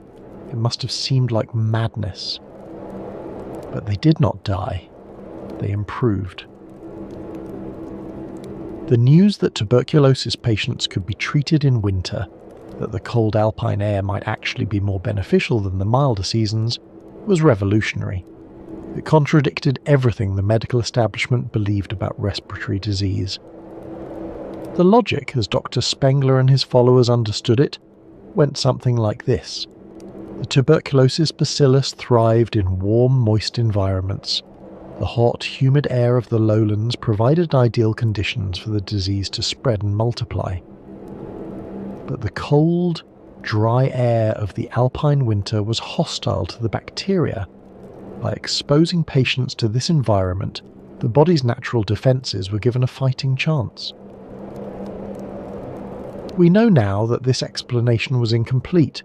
The true advantage of the alpine cure lay partly in the isolation it provided. Tuberculosis patients, gathered in sanatoriums far from crowded cities, were less likely to spread the disease to others and less likely to be reinfected themselves. The rest and good nutrition allowed some patients' immune systems to successfully contain the infection, walling it off in calcified nodules that could remain dormant for decades. But in the 1860s, no one knew about bacteria or immune responses. What they knew was that some patients who came to Davos in winter got better. That was enough. It meant that Davos was not just a summer retreat but a year-round destination, and it meant that the stream of patients seeking the cure would never have to stop. Dr. Spengler was a physician, not a businessman. But he was about to meet someone who was. Willem Jan Holsboer was a Dutchman, born in 1834 in Zutphen in the Netherlands, the son of a cotton manufacturer who also served as mayor. Holsboer had travelled to Davos for the same reason so many others did. His wife was sick. She had tuberculosis, and the mountain cure represented her best hope for survival. Holsboer's wife did not survive. Many patients came to Davos to die. The mountain air offered hope, not certainty. But something unexpected happened to Holsboer himself. Rather than return to the Netherlands after his wife's death, he stayed. He saw something in this small alpine village that others had missed. He saw opportunity. Where others saw only snow and sick people, Holsboer saw the makings of an industry. Tuberculosis was everywhere. The wealthy were desperate for any treatment that offered hope. And Davos had something unique, a reputation, building year by year as a place where the dying sometimes lived. In 1868, Holsboer and Dr. Spengler joined forces. Together they founded the Kranstalt Spengler-Holsboer, the Spengler-Holsboer Sanatorium. It was one of the first purpose-built facilities for tuberculosis treatment in the Alps, and it would become the model for dozens more to come. The sanatorium was not just a medical facility, it was a complete environment for living with illness. There were dining rooms where patients could take their meals together, maintaining the social rituals of civilized life, even as they battled for survival.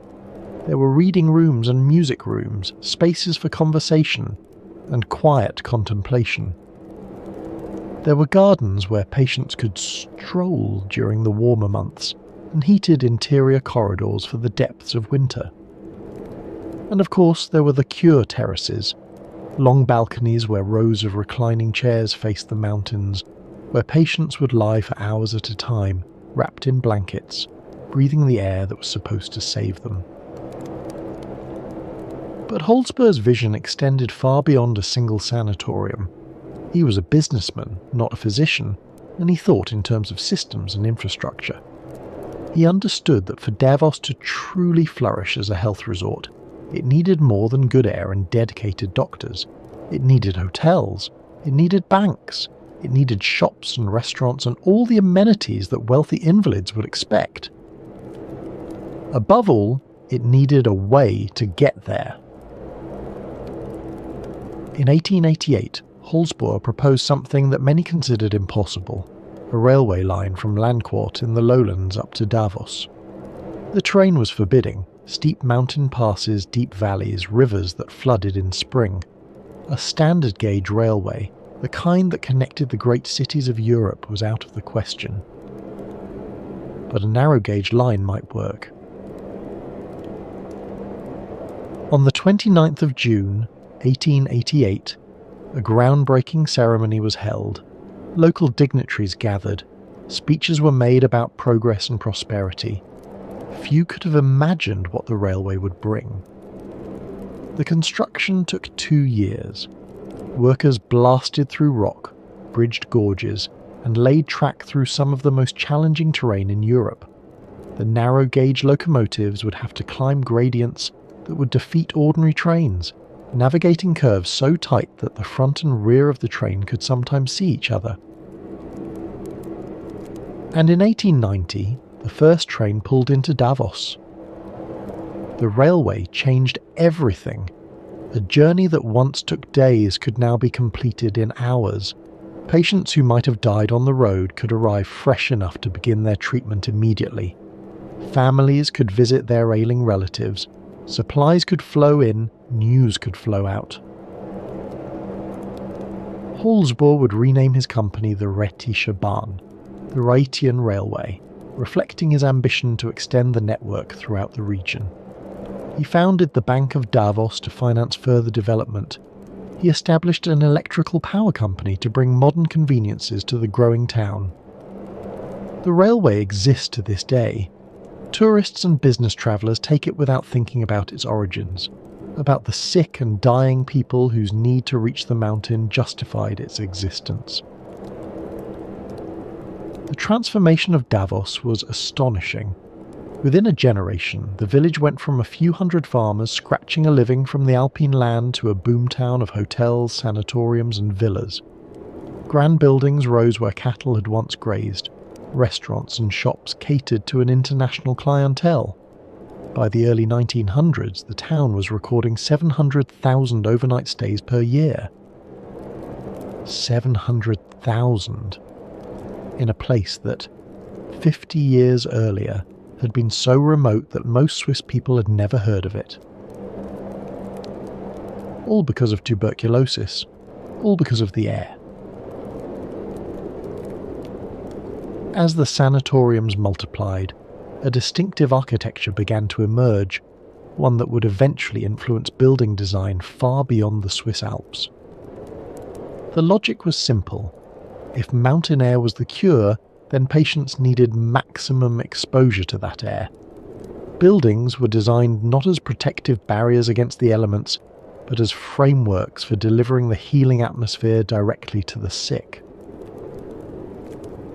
This was a radical departure from traditional architectural thinking. For centuries, buildings had been conceived as shelters, as barriers between the fragile human body and the hostile forces of nature. Walls were thick, windows were small. The interior was a refuge from the outside world. But the sanatorium architects turned this logic on its head. For tuberculosis patients, the outside world was not hostile. It was healing. The enemy was not the cold mountain air, but the stuffy, overheated interiors of conventional buildings. The goal of architecture was not to exclude the environment, but to embrace it. The most distinctive feature was the cure terrace. Broad balconies or porches where patients could recline for hours at a time, wrapped in blankets, breathing the cold mountain air. These terraces faced south, maximising exposure to the alpine sunshine, which was also believed to have healing properties. The patients would lie in neat rows, their reclining chairs positioned to catch the most sunlight. From a distance, it must have looked like a strange kind of worship. Rows of figures facing the sun, motionless, silent, breathing deeply of the thin mountain air. Inside the sanatoriums, large windows flooded the rooms with light. The traditional steeply pitched chalet roof, designed to shed heavy alpine snow, gave way to something new, the Davos flat roof. These flat roofs, slightly angled toward the centre to drain snowmelt through internal gutters, created additional space for rooftop terraces. The flat roof was a technical challenge in the alpine climate. Snow could accumulate to tremendous depths. Traditional roofs solved this problem by shedding snow before it could cause damage. The flat roof required a different solution, The slightly angled surface channeled snowmelt to interior drains, which carried it away through heated pipes that prevented freezing. The architects Otto Fleeghard and Max Heafele, based in Zurich, became the master builders of this new architectural form.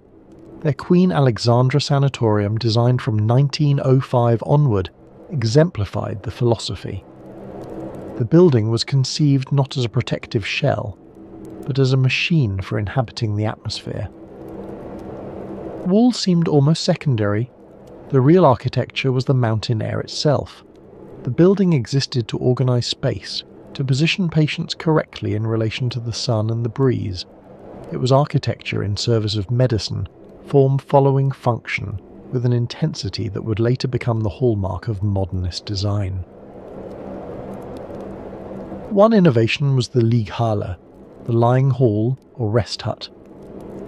These were small revolving shelters, designed by Dr. Karl Turban, just large enough to accommodate 1 or 2 beds.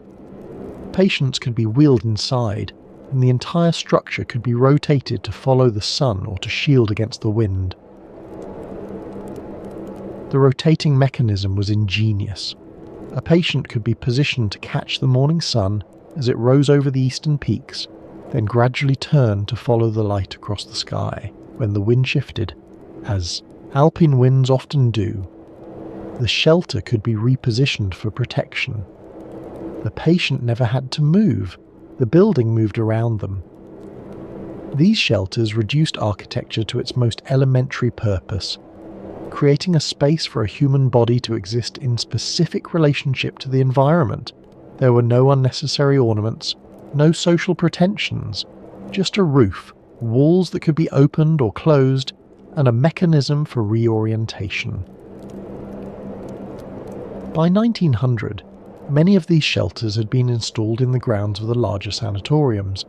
Patients would spend entire days in them, sometimes sleeping outdoors even in winter, wrapped in wool and fur, their breath visible in the freezing air. It is a striking thought that people who were desperately ill, whose lungs were compromised by disease, would voluntarily expose themselves to sub-zero temperatures in the belief that the cold would heal them. The physicians documented everything. Temperature readings were taken multiple times daily, not just of the patient's bodies but of the air itself. Humidity was measured, wind direction was noted, the angle of the sun was calculated, everything was recorded in meticulous case files, as if by accumulating enough data, the secret of the cure might finally be revealed. Patients learned to speak a specialised vocabulary. They discussed their morning temperatures and afternoon readings. They compared coughs and noted hemorrhages. They knew the names of the different winds and could predict weather changes by the way their symptoms responded. But we must remember that there were no alternatives, no antibiotics, no effective medicines of any kind. The mountain air was all they had.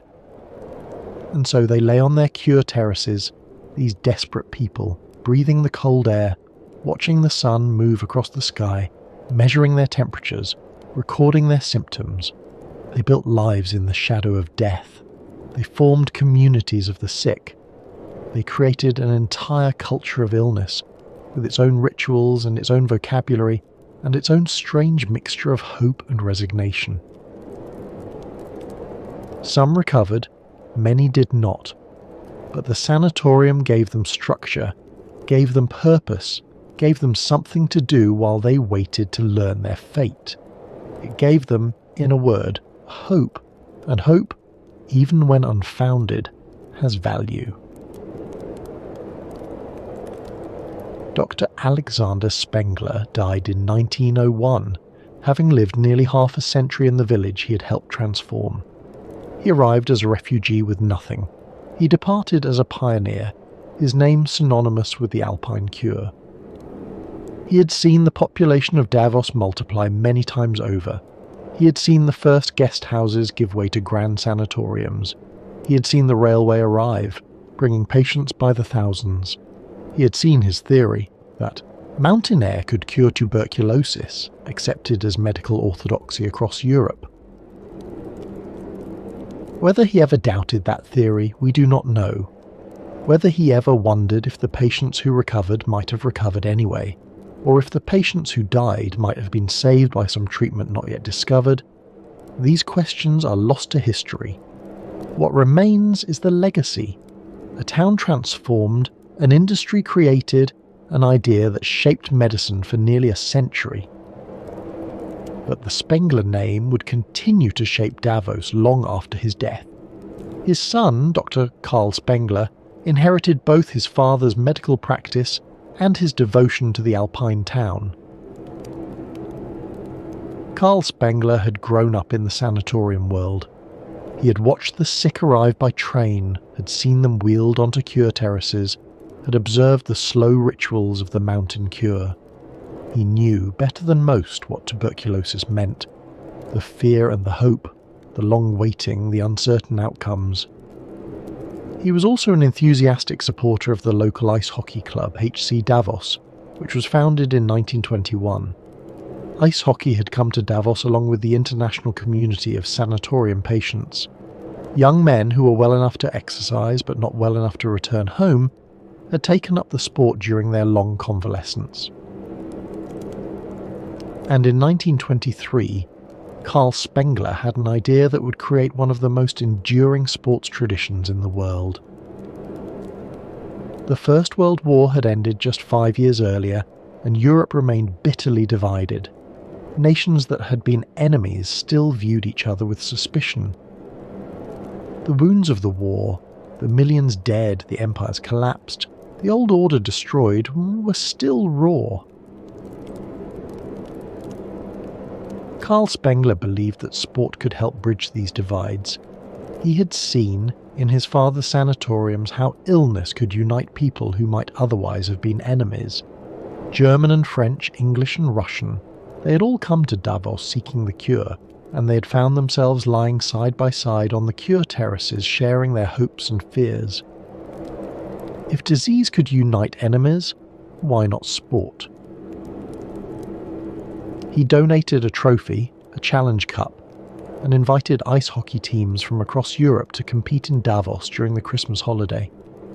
His explicit intention, stated in the original charter, was to give the once hostile nations an opportunity to rediscover mutual understanding and trust through fair and friendly competition, and to extend a hand of camaraderie. It was an idealistic vision, perhaps naive, but it worked. Teams came from countries that had been at war with each other just years before. They competed fiercely on the ice, but they met peacefully off it. The tournament became a symbol of reconciliation. The first Spengler Cup was won by the Oxford University Ice Hockey Club, a team composed largely of Canadians studying at Oxford. In the early years, HC Davos and the Czechoslovak team LTC Prague dominated the competition, each winning 7 titles. The tournament was played outdoors on an alpine rink until 1978. Players competed in the freezing air, their breath visible, the mountains looming above them. It must have been a spectacular sight.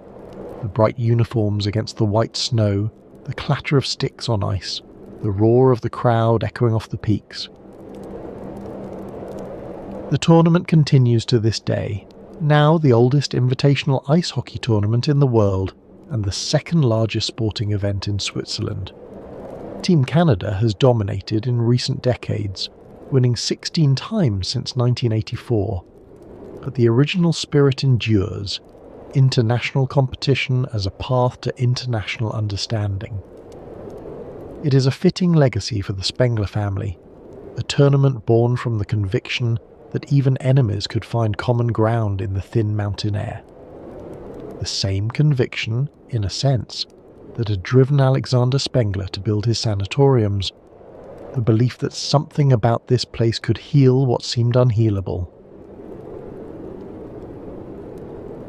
As Davos's reputation spread, it began to attract not just the wealthy sick, but the famous sick. Writers and artists, politicians and nobility all made their pilgrimages to the mountain, seeking the cure that conventional medicine could not provide. One of the earliest and most celebrated visitors was Robert Louis Stevenson. In November of 1880, the Scottish author arrived in Davos with his American wife Fanny and her son Lloyd. Stevenson was 30 years old and had been battling lung disease for most of his adult life. His doctors had recommended the Alpine cure, and so he found himself, as winter descended on the Alps, checking into the Hotel Belvedere. Stevenson would spend 2 winters in Davos, and he hated it. The confinement drove him nearly mad. Here was a man who had roamed the Cevennes with a donkey, who would eventually sail the South Pacific and settle among the people of Samoa. The Hotel Belvedere, however comfortable, was a prison. The cure terraces were cells. The endless routine of rest and measurement and rest again was torture for a restless spirit. In his essays, he described the health resort as a claustrophobic trap. He compared the desolate alpine wilderness to Lapland, Labrador, and Alaska.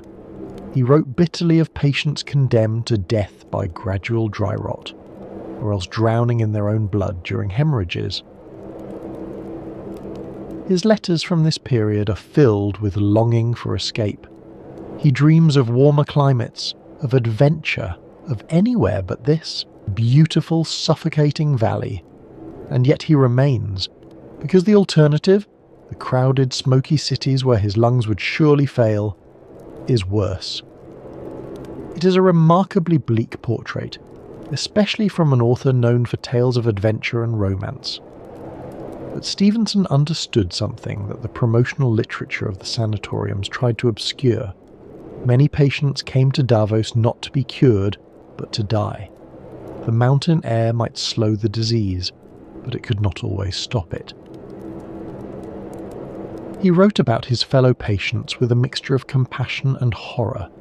Young men and women in the prime of life, reduced to counting their heartbeats and measuring their fevers. Some put on brave faces at dinner, discussing their symptoms with the clinical detachment that sanatorium life encouraged. Others withdrew into private despair. And some inevitably died. Stevenson watched them carried away, their rooms quickly cleaned and prepared for the next occupant. The cycle continued without pause. Despite his misery, Stevenson remained productive. Perhaps he wrote to distract himself from his illness. Perhaps the mountain air, however much he despised it, gave him just enough strength to work. In Davos, he completed what would become one of the most beloved adventure novels ever written. Treasure Island had begun as a story told to his stepson Lloyd, accompanied by a hand-drawn map of an imaginary island.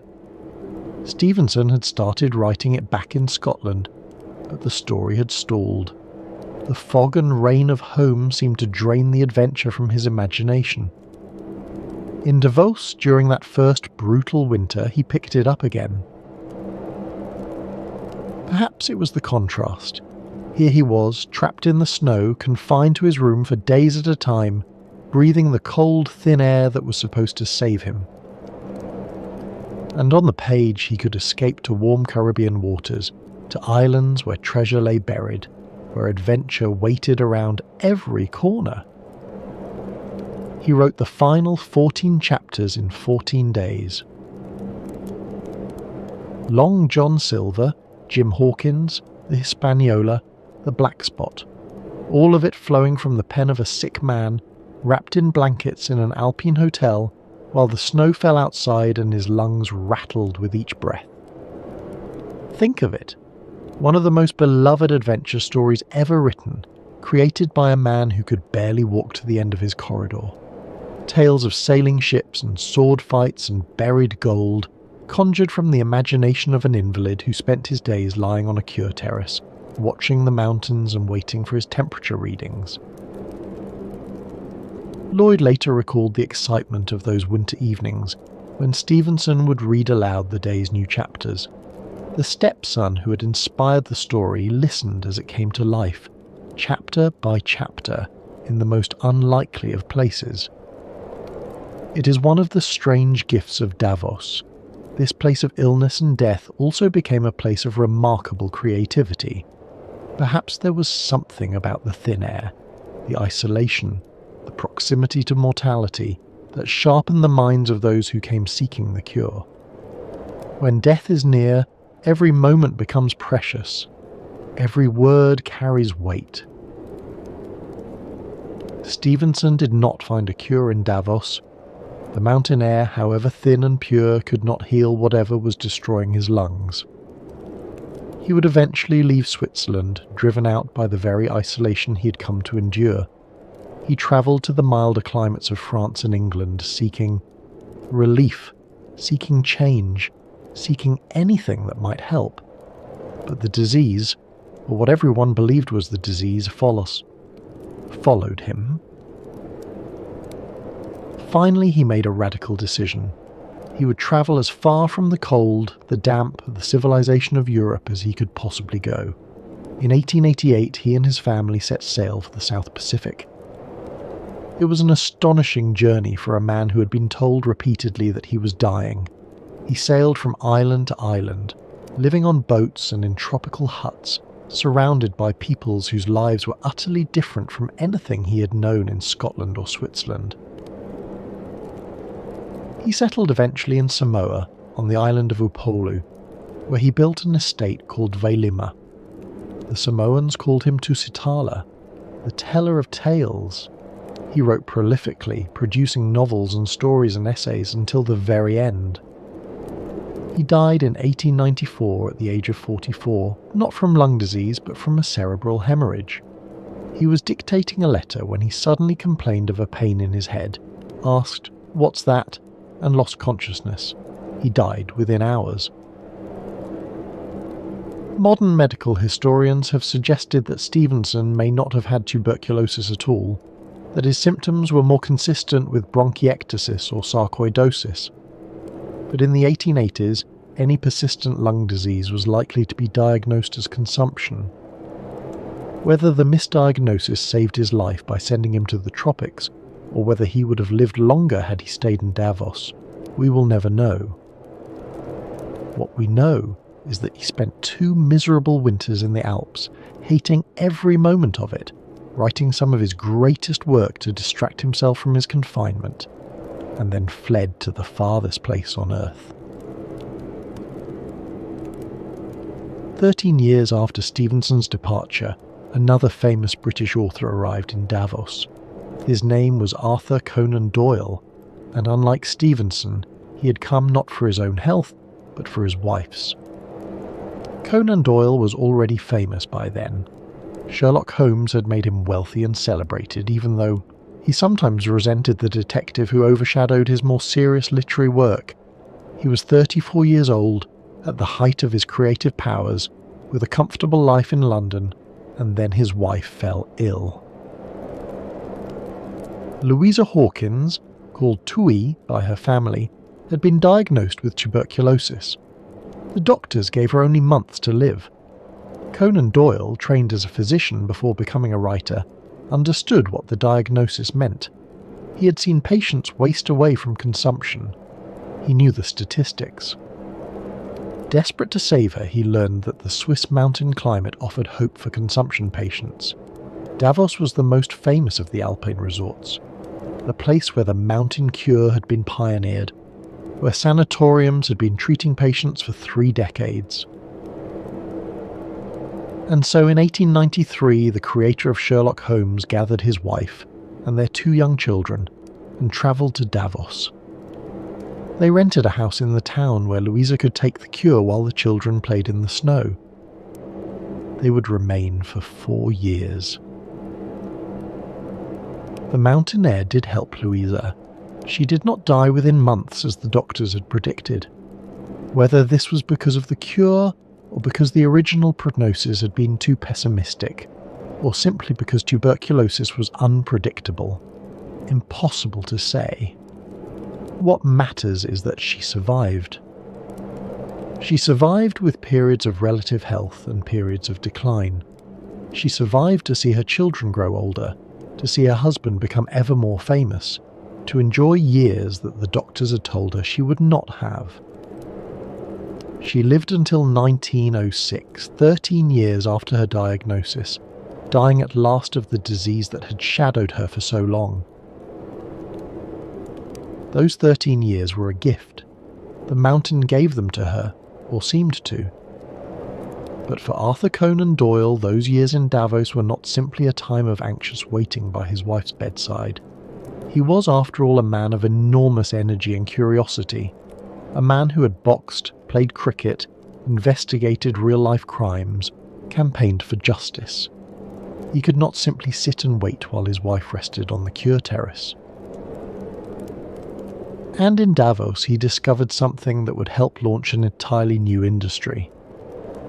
He discovered skiing. And in doing so, he would help transform the future of this town far more profoundly than any medical treatment ever could. Conan Doyle was not a man to sit idle.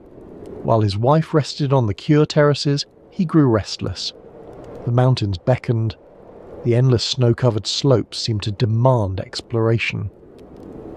He had first encountered skis during a visit to Norway several years earlier. The Norwegians used them for transportation, a practical way to move, through deep snow in the long winter months. He had only observed the sport then, but the image had stayed with him. Now, in Davos, surrounded by snow-covered mountains that rivaled anything in Scandinavia, he realized that the same techniques might work here. He ordered a pair of skis to be sent from Norway, 8-foot Norwegian wooden boards, primitive by modern standards with simple leather bindings that offered little control. These were not the engineered marvels that modern skiers use. They were essentially long planks, shaped at the front to glide over snow. To learn how to use them, he hired local instructors, the Brenge brothers, Tobias and Johannes. The Brenge brothers had been skiing in the mountains around Davos for over a year, but they had taken to practicing at night, to avoid the ridicule of the locals who thought the whole enterprise was absurd. Sliding down mountains on wooden planks, it seemed the height of foolishness. The farmers of Davos had lived with these mountains for generations. They knew how to survive the winter without strapping boards to their feet. Conan Doyle did not share this prejudice. To him, the mountains were not obstacles to be endured, but challenges to be conquered. He learned to ski, falling and rising again, until he could navigate the slopes with reasonable confidence. The falls were frequent and sometimes spectacular. Conan Doyle was a large man, powerfully built, and when he lost control on those primitive wooden skis, he went down hard. He later wrote humorously about his many tumbles, the snow packed into every crevice of his clothing, these slow and laborious climbs back up to try again. And then he convinced the Brenge brothers to attempt something more ambitious. On the 23rd of March, 1894, at 4:30 in the morning, while most of Davos still slept, Conan Doyle and the two Brenge brothers set off from the town. The early start was necessary. They needed to complete the most difficult climbing before the sun softened the snow. They carried their skis on their backs, strapped over their shoulders, as they ascended on snowshoes through the silent pre-dawn darkness. The climb was exhausting. Hours of trudging upward, the altitude making every step harder than the last. Conan Doyle, despite his robust constitution, felt his lungs burning in the thin air. The Brenge brothers, more accustomed to the mountains, set the pace. At last they reached the top of the Mayenfelder Furka, a peak 8,000 feet above sea level. The Alps stretched out around them, an endless sea of white peaks catching the morning light. Below, invisible in the valleys, the world went about its business, unaware of the three men standing at the edge of something new. They switched from snowshoes to skis. The bindings were primitive, simple leather straps that held the boot to the ski. There was no modern release mechanism. If you fell badly, your ankle broke before the binding gave way. And then they descended. Down through the snow and ice and thin mountain air, they glided toward the town of Arosa on the other side. The descent was thrilling and terrifying in equal measure. The long wooden skis gathered speed on the steep slopes. There was no way to brake except by falling deliberately or turning sharply. It was the Mayenfelder Furka crossing, one of the first documented ski descents in Switzerland. Conan Doyle wrote about the experience for the Strand magazine, the same publication that serialised his Sherlock Holmes stories. His article, titled An Alpine Pass on Ski, introduced the English-speaking world to the strange new sport. He described the sensation of gliding over snow, the freedom of movement, the exhilaration of the descent. The time will come, Conan Doyle predicted, when hundreds of Englishmen will come to Switzerland for a skiing season. He vastly underestimated. Today, millions come. The Swiss Alps are one of the great ski destinations of the world, generating billions of dollars annually. The tourism infrastructure that supports this industry, the hotels, the restaurants, the mountain railways, the ski lifts, can trace its origins in part to that dawn crossing in 1894. In Davos, there is a bronze plaque dedicated to Conan Doyle. It honours him as the man who crossed the Mayenfelder Furka from Davos to Arosa on skis, thereby bringing this new sport and the attractions of the Swiss Alps in winter to the world. The plaque does not mention his wife. It does not mention tuberculosis.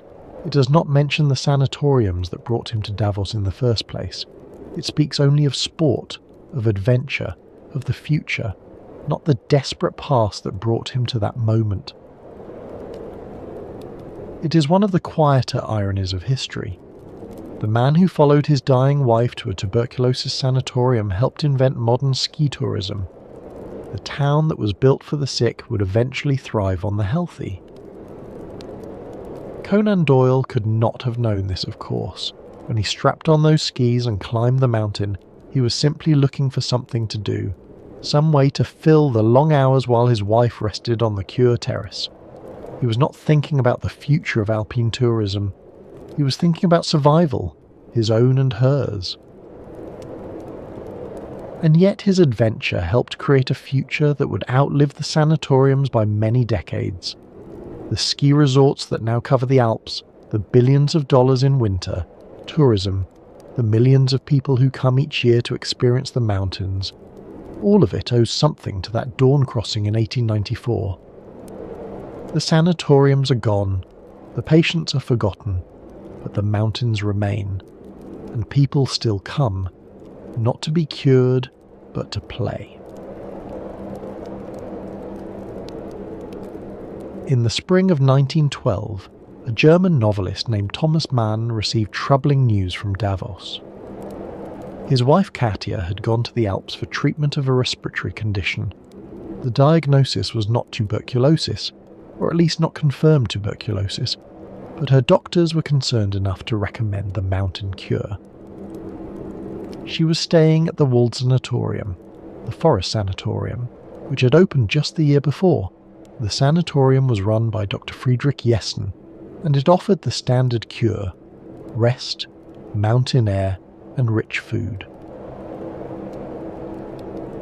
Katia came from an artistic and intellectual family. Her father was a renowned mathematician, her twin brother a physicist.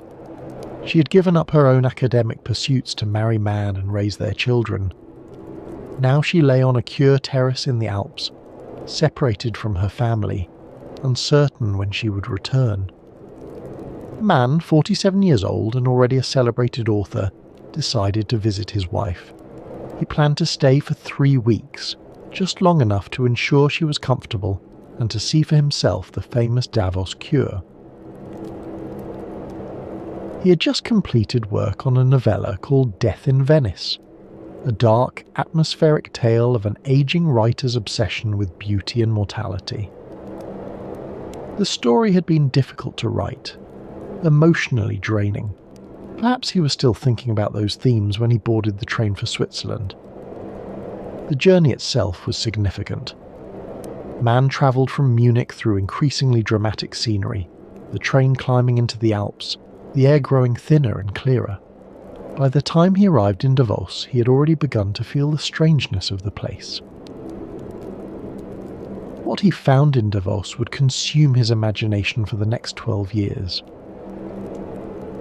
Man spent his 3 weeks sitting on the balcony beside Cartier, breathing the alpine air, watching the strange rituals of sanatorium life. He was a keen observer. His earlier novels had demonstrated his gift for capturing social nuance, and the sanatorium offered a wealth of material. He observed the patients wrapped in blankets on their cure terraces, their faces turned to the sun like flowers following the light. He listened to the polite dinner conversation, discussions of temperature readings and sputum tests conducted with an air of almost absurd normality, as if tracking the progress of a fatal disease were no different from discussing the weather. The dining room fascinated him. Here were people who knew they might be dying, gathered in elegant surroundings, eating rich food, maintaining all the forms of civilized society. They discussed politics and art. They flirted. They formed alliances and rivalries. Death was the elephant in the room that everyone pretended not to see. Or rather, that everyone saw so constantly that they had learned to look through it. Man would later describe this atmosphere as a mixture of death and amusement. It was the perfect phrase. The sanatorium was both a hospital and a hotel, both a place of desperate medical treatment and a social gathering place for the European upper classes. And then something unexpected happened. Man developed a cold. He consulted a local doctor, perhaps out of hypochondria, perhaps out of genuine concern, perhaps simply out of curiosity about the diagnostic rituals he had been observing. The doctor examined him and immediately discovered what he called a moist spot on Man's lung. Would Herr Man care to stay for 3 months, just as a precaution, to take the cure? Man was 47 years old, a successful novelist, with a family and obligations waiting in Munich. The suggestion that he might himself become a sanatorium patient, that he might join the ranks of blanket-wrapped figures on the cure terraces, must have been unsettling. He refused. He returned to Munich, leaving his wife behind in the sanatorium, but he carried with him the germ of something more lasting than any respiratory infection. He carried a novel. Man originally conceived the work as a short, humorous tale, a pendant to Death in Venice, exploring similar themes of time and mortality in a lighter key. Where Death in Venice was dark and tragic, the new story would be ironic and observational. He called the sanatorium in his story the Berghof, drawing on his impressions of the real sanatoriums of Davos, particularly the Waldsanatorium where Katia was being treated, but also the Grand Schatzalp and other establishments he had observed.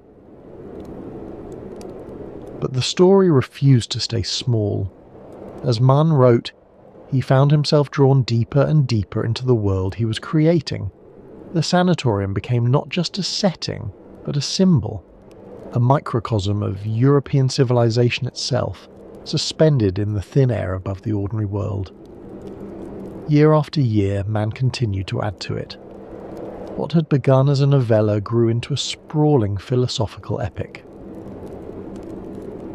The First World War interrupted the writing.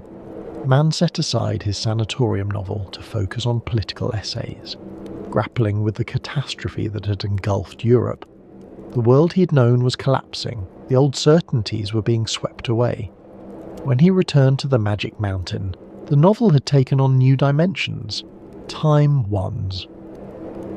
The collapse of the German Empire followed, then the rise of the Weimar Republic, with its fragile democracy and simmering resentments. Through it all, man kept returning to his novel of life in an alpine sanatorium, a world that had itself been transformed while he wrote about it.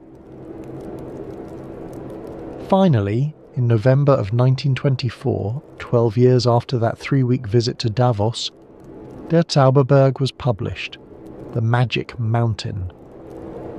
It was nearly 1,000 pages long. The novel tells the story of Hans Castorp, a young engineering student from Hamburg who travels to Davos to visit his cousin Joachim, a patient at the Berghof Sanatorium. Castorp is an ordinary young man, solid, practical, unremarkable, the kind of person who might be expected to become a respectable businessman and live an unremarkable life. He plans to stay for 3 weeks, exactly as long as man himself had stayed. But Castorp does not leave after 3 weeks. He develops a slight fever. The doctors discover a moist spot on his lung. He is persuaded to stay, just for a while longer, just until his health improves.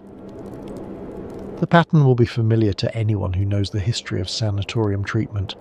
The 3-week visit becomes 3 months. 3 months becomes 6, and slowly, imperceptibly, the patient stops thinking about the flatland below. 7 years pass. 7 years in which Castorp lives in the strange, suspended world of the sanatorium. 7 years of cure terraces and temperature readings, of intellectual debates and romantic entanglements, of watching fellow patients recover or decline or die. 7 years of meals in the elegant dining room, of walks in the mountain air, of endless conversations about ideas that seem to matter enormously in this rarefied atmosphere. Time moves differently in the Berghof. Days blur into weeks, weeks into months, months into years. The outside world, the flat land, as the sanatorium patients call it, becomes increasingly unreal, like a half-remembered dream. The only reality is the mountain, the cure, the endless present of illness. The patients exist in a kind of bubble, separated from the world below by altitude and by their shared condition. News from the flatland arrives, but it seems distant, irrelevant. What matters is the morning temperature reading. What matters is whether the cough has worsened or improved. The Magic Mountain is not merely a story about tuberculosis. It is a vast philosophical novel, an examination of European culture on the eve of its greatest catastrophe. Man uses the sanatorium as a microcosm. The patients and staff of the Berghof represent different strands of European thought, gathered together in this isolated setting where ideas can be debated without the distractions of ordinary life. There is the Italian humanist Settembrini, who champions reason and progress, and the Enlightenment values of the French Revolution. He believes in human perfectibility, in the power of education to overcome barbarism, in the inevitable march of civilization toward a brighter future. And there is the Jesuit Nafta, who defends tradition and authority and ultimately violence in service of higher ideals. He believes that the modern world has lost its way, that the liberal faith in progress is an illusion, that only through spiritual renewal, forced if necessary, can humanity be saved. These two men argue endlessly, brilliantly across the pages of the novel. Their debates range over politics and religion, art and science, the nature of time and the meaning of death. Neither can convince the other. Neither can be silenced. Castorp listens to their arguments, never quite committing to either side. He is the new European man, educated, prosperous, uncertain. He finds himself drawn first to one position, then to the other. He cannot choose between the competing visions because he cannot see a way to reconcile them. This is, of course, the condition of Europe itself in the early 20th century. The old certainties were crumbling. New ideologies were rising. The question of what the modern world should believe, what it should value, what it should fight for, had no clear answer. The novel was published in 1924. 10 years later, the Nazis would come to power. A man who was of Jewish descent through his wife Katia would flee Germany and eventually settle in the United States. Looking back, the Magic Mountain seems almost prophetic. The debates that consume the sanatorium patients, nationalism versus internationalism, faith versus reason, civilization versus barbarism, would soon consume all of Europe. The suspended artificial world of the Berghof, where time seems to have stopped, was about to end. History was about to resume with terrible force. The argument between Settembrini and NAFTA ends not with agreement but with violence. Unable to resolve their differences through words, they resort to a duel. It is a small-scale preview of what is to come. The novel ends with Castorp finally leaving the mountain, not because he has been cured, but because the First World War has begun. He descends to the flatland to join the fighting. The last we see of him, he's charging into battle singing a German folk song. The song he sings is significant. It is a German folk song about a linden tree, about home and peace and the comfort of rest. He sings it as he runs toward almost certain death, as the shells explode around him, as the world he has known collapses into chaos. Mann does not tell us whether Castorp survives. The question seems almost beside the point. The young man who arrived at the Berghof as a simple engineering student, planning a 3-week visit, has been transformed. 7 years on the mountain have educated him, in ideas, in love, in the proximity of death. Whether he lives or dies in the war, he's no longer the person he was. The world of the sanatorium, thus that strange, timeless, death-haunted world, is over. Whatever comes next, there will be no going back. The suspended reality of the Berghof, where time seemed to have stopped, has been shattered by history. The debates between Settembrini and NAFTA have been rendered irrelevant by the guns of August. Or have they? In many ways, the First World War was the bloody resolution of exactly those debates. The clash between nationalism and internationalism, between tradition and progress, between competing visions of what Europe should become. The arguments that seemed so abstract on the cure terraces of the Berghof were being decided finally and terribly on the battlefields of France and Belgium. The Magic Mountain is both a great novel and a document of historical transition. It captures a world that was about to end. The world of the sanatoriums, yes, but also the world of pre-war Europe, the world of confident assumptions and leisurely intellectual debate. Everything that seemed stable and permanent was about to be swept away. 5 years after The Magic Mountain was published, Thomas Mann received the Nobel Prize in Literature. The novel he had conceived as a short, humorous tale had become one of the landmarks of 20th century fiction. Nearly 1,000 pages long, packed with philosophical debates and medical details and psychological insight, it was everything a popular novel was not supposed to be. And yet it found readers. It found passionate readers, readers who returned to it again and again, who saw in its pages something that spoke to their own experience. And Davos, the real town that had inspired the fictional Berghof, was now famous not only as a health resort but as a literary destination. Visitors came to see the sanatoriums that Mann had described. They walked the paths he had walked. They breathed the same thin mountain air. They looked up at the Schatzalp gleaming on its mountainside and imagined the Berghof. They dined in restaurants that might have served Hans Castorp. They rode the same funicular railway. Literary tourism became part of the Davos economy. The sanatoriums had been closing, but the literary pilgrims kept coming. They wanted to experience what Mann had experienced. They wanted to feel, if only for a moment, what it was like to live in that suspended world, above the ordinary. But the novel's lasting power comes from its treatment of the sanatorium as metaphor. The Berghof is not just a place where sick people go to be cured. It is a world apart, a place where the normal rules of time and society are suspended, where the proximity to death changes everything. Consider how time works in the novel. The first 3 weeks of Castorp's stay are described in immense detail. Every conversation, every meal, every medical examination. Then months pass in a few pages. Years vanish in a sentence. Mann deliberately plays with the reader's sense of duration, making us feel the strange time dilation that sanatorium patients experienced.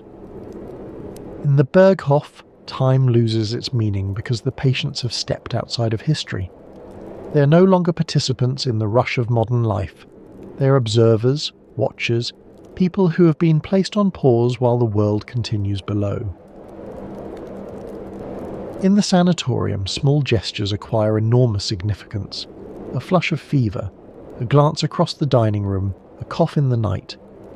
Life becomes simultaneously more intense and more absurd. The patients know they may be dying, and yet they continue with their petty rivalries and their elaborate social rituals. Castorp falls in love, obsessively, inappropriately, with a Russian woman named Klavdia Shosha. He barely speaks to her for months.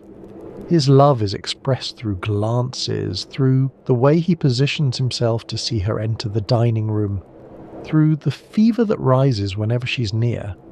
In the ordinary world, this infatuation would seem absurd. In the sanatorium, where every emotion is heightened by mortality, it becomes the central drama of his existence. This is what Mann captured so brilliantly. The strange mixture of death and amusement that he had observed during those 3 weeks in Davos. The way that even in extremity, even in the shadow of mortality, human beings continue to be human. Foolish, vain, hopeful, alive. We do not stop being ourselves when we are faced with death. If anything, we become more intensely ourselves. Our desires sharpen, our fears crystallize, our need for connection, for meaning, for love. All of it becomes more urgent, not less. Davos gave Mann his setting, but his genius was to see in that setting a reflection of something much larger, the condition of modern Europe, suspended between an old world that was dying and a new world struggling to be born. The sanatorium was Europe itself, sick, confused, debating endlessly, unable to choose a path forward. We should not forget, amid the literary and philosophical grandeur of the Magic Mountain, that real people were dying in the sanatoriums of Davos. Not all of them. The mountain cure did help many, patients, extending their lives by years or even decades. But tuberculosis remained a deadly disease, and for many who came to the Alps the journey was a final one. The death rate varied from sanatorium to sanatorium from year to year. The statistics were carefully kept, though not always honestly reported. A sanatorium with too high a mortality rate would lose its reputation. Patients would choose to go elsewhere. Some establishments developed a macabre practice. When a patient was clearly dying, they would be encouraged to leave, to go home, or to a less prestigious facility. This kept the death statistics low. It also meant that families sometimes received their dying relatives back, transported down from the mountain to expire in the lowlands, their final hours spent not in the alpine air, but in the crowded cities they had travelled so far to escape. The sanatoriums tried to maintain an atmosphere of normality. Patients dined together in elegant restaurants, they attended concerts and lectures, they formed friendships and sometimes romances. But the cure terraces told another story. Row upon row of reclining chairs, each holding a figure wrapped in blankets staring out at the mountains. Some would rise from those chairs and return to the flatland, others would not. There was a particular kind of friendship that formed in the sanatoriums, intense and immediate, born of shared proximity to death. Patients who might never have spoken to each other in ordinary life became intimates. They shared their fears and their hopes, They watched each other's symptoms with the same attention they gave their own. And when one of their number died, they mourned, briefly because there was always another death coming, and because the living had to focus on their own survival. The wealthier sanatoriums offered private rooms and personal nurses, fine wine and rich food. The less exclusive establishments were more Spartan, but still clean and orderly. There was a rough democracy of illness. Tuberculosis killed rich and poor alike, but the accommodations varied enormously. What all shared was the strange rhythm of sanatorium life, the daily temperature readings, the regulated rest periods, the careful monitoring of symptoms. Patients learned to read their own bodies with obsessive precision, tracking the progress of their disease with the same attention a stockbroker might give to market fluctuations. They developed their own vocabulary. A good day meant the fever was down and the cough was manageable. A bad day meant the opposite. The word hemorrhage was spoken in hushed tones. A major hemorrhage often meant the end was near. And always, the mountain was there. The thin air, the intense sunlight, the cold that was supposed to heal. By the early 20th century, Davos had one of the greatest concentrations of sanatoriums in Europe. Hotels, clinics, and private villas dotted the valley, all catering to the same clientele: the sick, the dying, and those who hoped they might be saved. For nearly a century, Davos thrived on tuberculosis. The disease that was killing millions in the lowlands was sustaining an entire economy in the Alps. Doctors, nurses, hoteliers, railway workers, shopkeepers all depended on the steady stream of patients seeking the cure. It was a strange symbiosis. The bacterium that destroyed lungs also built hotels. The disease that shattered families also created jobs. The death that haunted the cure terraces also filled the cash registers. And then, in the 1940s and 50s, that economy collapsed. The cause was not a change in climate or a shift in fashion. The cause was a group of antibiotics that could actually cure tuberculosis. In 1944 and 45, the antibiotic streptomycin was discovered. It emerged from soil bacteria samples collected in a New Jersey laboratory, an unlikely origin for a medicine that would transform global health. It was the first medicine that could genuinely combat the tuberculosis bacillus, not merely slow the disease, but kill the bacteria that caused it. The initial results were almost miraculous. Patients who'd been given weeks to live recovered. Fevers that had burned for months suddenly broke. Coughs that had rattled through sanatorium halls fell silent. Then came para-aminosalicylic acid, also discovered in 1945. When combined with streptomycin, it greatly reduced the development of drug resistance, a problem that had emerged almost immediately when streptomycin was used alone. And in 1952, isoniazid arrived, inexpensive, well-tolerated, and devastatingly effective. A patient could swallow a pill at home and achieve what months of mountain air had never managed: a genuine cure. The modern era of tuberculosis treatment had begun. For the sanatoriums of Davos, these discoveries were a death sentence. Not for the patients. For the first time, patients could actually be cured, but for the institutions themselves. The logic of the mountain cure had rested on the absence of alternatives. Patients came to Davos because there was nothing else. Rest and fresh air could not cure tuberculosis, but they could sometimes slow its progress, buying time that patients desperately needed. Now there was something better. Pills that could be taken at home. Treatment that did not require years of exile in an alpine valley. In 1956, a study called the Madras experiment confirmed what many already suspected. Researchers in India compared tuberculosis patients treated at home with those treated in sanatoriums. The patients received the same antibiotic medications. The only difference was where they took them. The results were devastating to the sanatorium industry. There was no advantage to institutional care.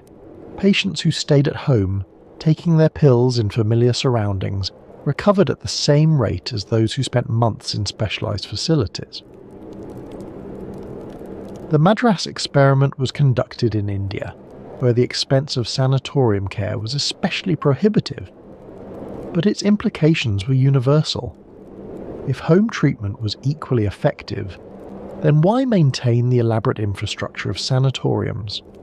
Why send patients away from their families, away from their communities, to lie on cure terraces breathing mountain air that, it now seemed clear, contributed nothing to their recovery? The mountain air had never been the cure. It had only seemed that way because the sanatoriums provided rest and good nutrition and freedom from the crowded, infected environments of the cities. The air was incidental. The isolation was what mattered, and isolation could be achieved anywhere. The sanatoriums had become obsolete. Through the late 1950s and into the 60s, the sanatoriums of Davos began to close. The decline was gradual at first. Fewer new patients arrived. The cure terraces grew less crowded. Some sanatoriums tried to adapt, offering wellness treatments, repositioning themselves as resorts for the stressed rather than hospitals for the sick. But the fundamental logic had changed. Why would anyone travel to the Alps and spend months lying on a cure terrace when they could take a pill at home? The Berghotel Schatzalp, that Art Nouveau masterpiece built by Willem Jan Holzboer, one of the inspirations for Thomas Mann's Berghof, ceased operating as a sanatorium in 1953. It became a resort hotel, catering to healthy tourists instead of dying patients. Other sanatoriums followed. Some were converted to hotels. Some became general hospitals treating conditions that had nothing to do with tuberculosis. Some were simply abandoned, their grand cure terraces empty and silent, their elegant dining rooms echoing with nothing but the mountain wind. The staff dispersed. Doctors who had specialised in tuberculosis had to retrain or retire. Nurses who had spent their careers caring for consumptive patients found themselves without employment. The support industries, the dairies that provided fresh milk, the farms that supplied rich food, the shops that sold warm blankets and books for invalids, lost their customers. By the late 1960s, the sanatorium era was essentially over. By 1972, most specialised tuberculosis treatment facilities across Europe and America had closed. For Davos, the collapse of the sanatorium industry might have been catastrophic. The entire economy had been built around tuberculosis. Hotels, railways, shops, services, all had catered to the needs of the sick and their families. What would happen when the sick no longer came? But Davos had something else. It had the mountains themselves, and it had the infrastructure of us, the railways, the hotels, the international reputation that the sanatorium era had built. The transition from health resort to ski resort was almost seamless. The same trains that had brought tuberculosis patients from the lowlands now brought skiers. The same hotels that had housed the dying now hosted the vigorously healthy. The same mountains that had promised miraculous cures now promised exhilarating recreation. The cure terraces were enclosed and converted to restaurants, serving fondue and glühwein to guests who had no idea that people had once lain dying in those very spaces. The Leerhallen were dismantled. The temperature charts and sputum samples were replaced by ski passes and trail maps. In a single generation, Davos reinvented itself. The town that tuberculosis had built would survive tuberculosis's defeat. But the transformation was not complete. One more reinvention lay ahead. In 1971, a German economist named Klaus Schwab organised a conference. Schwab was born in 1938 in Ravensburg, Germany, too young to have fought in the war, but old enough to have grown up in its shadow.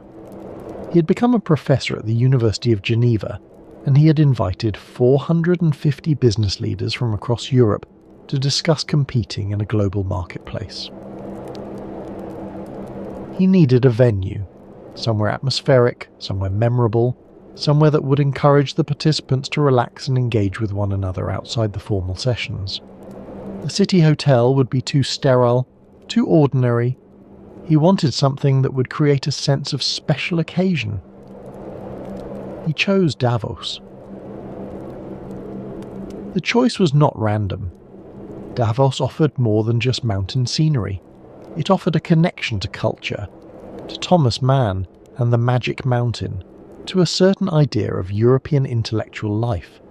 The sanatoriums might have closed, but the literary and historical associations remained. It offered, in Schwab's words, an opportunity to create a magic meeting place. There was a deliberate echo in that phrase. Mann's novel was about a place set apart from the ordinary world, where the normal rules of time and society were suspended, where people could engage with ideas that seemed impossible to address in the rushed and crowded flatland below. Schwab envisioned something similar, a space where business and political leaders could step back from their daily concerns and think about the larger questions. The conference was a success. Schwab renamed his organisation the European Management Forum. The annual January meeting in Davos became a fixture of the international business calendar. In 1987, the organisation was renamed again, the World Economic Forum. By then, it had evolved from a business conference into something larger, a gathering of political leaders, business executives, academics, and activists, all convening in the small Swiss town to discuss the great issues of the day. The timing was significant. The Cold War was ending. The Berlin Wall would fall in 1989. A new era of global economic integration was beginning. Davos positioned itself as the place where this new world would be discussed, debated, and shaped. In 1981, Time magazine dubbed Davos the magic meeting place, a direct reference to Mann's novel. The phrase stuck. It captured something essential about what Schwab was trying to create. Today, every January, the most powerful people on Earth make their pilgrimage to Davos. Presidents and prime ministers, billionaires and bankers, CEOs and celebrities. They come by helicopter and private jet, their security details swarming the town. They meet in buildings that still bear the architectural signatures of the Sanatorium era, the flat roofs, the large windows, the terraces that once held rows of dying patients. The transformation is complete.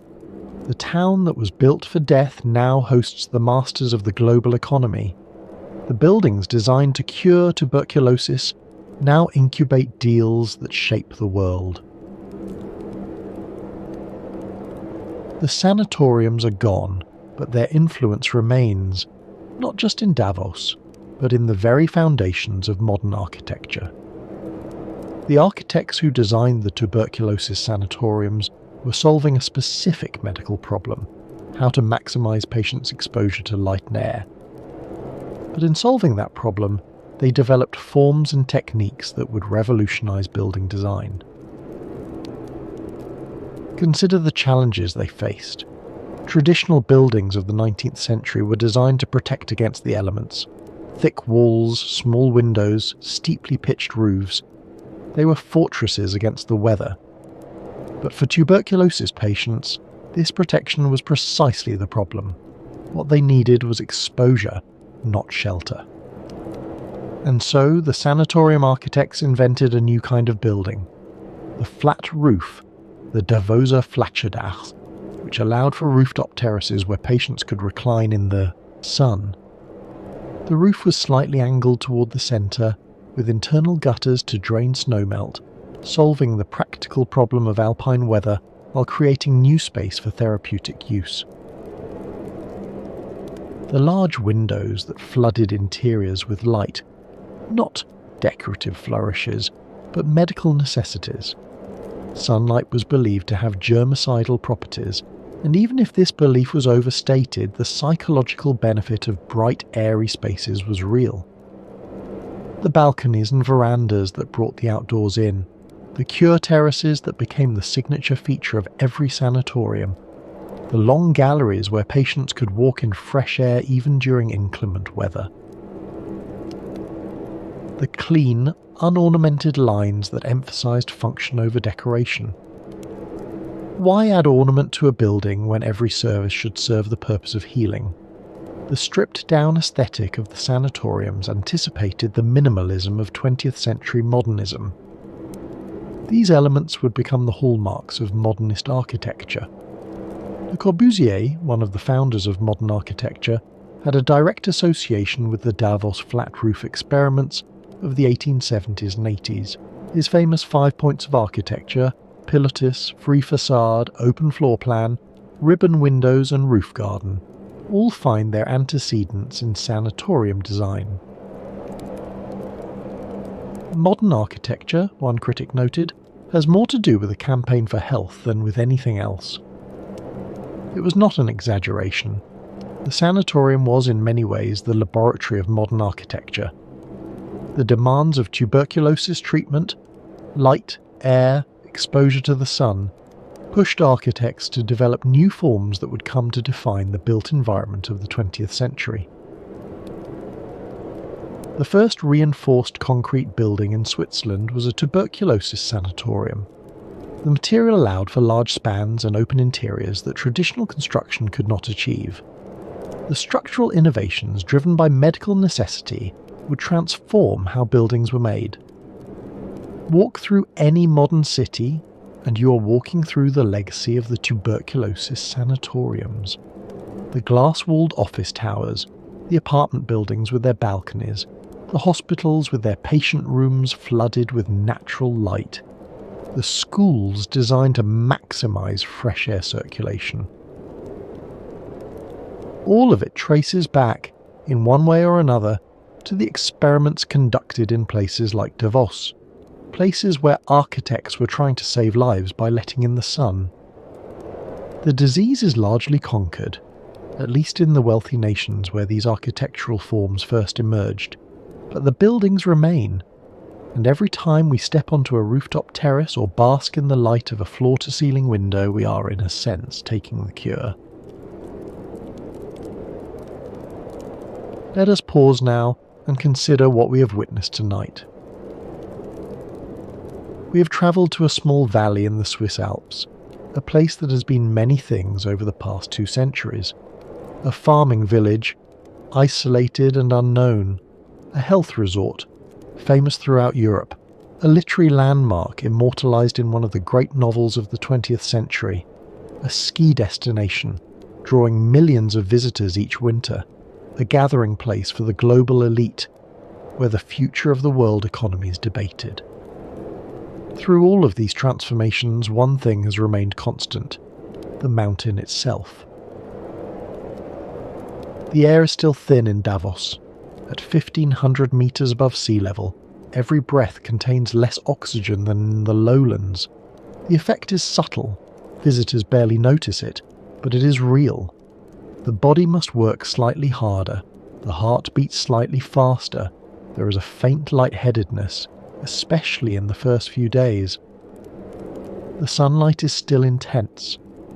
At this altitude, with the clear mountain air filtering less of the ultraviolet radiation, the sun feels stronger than it should for such northern latitudes.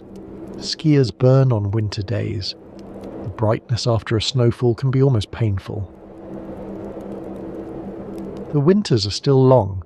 The snow still falls on rooftops that were designed to melt it through internal gutters, that ingenious Davos flat roof that helped birth modern architecture. The cold still bites. The nights still come early. The geography that Dr. Alexander Spengler noticed in 1853 That strange, healthy geography where tuberculosis seemed unable to take hold has not changed. What has changed is human understanding. In Spengler's time, no one knew what caused tuberculosis. The germ theory of disease was still decades away. Doctors could only observe patterns and hope to find correlations. Spengler observed that the villagers of Davos did not get tuberculosis, and he concluded that something about the mountain, the altitude, the air, the sunshine, must be responsible. He was not entirely wrong. The dry alpine air may indeed have slowed the spread of the disease.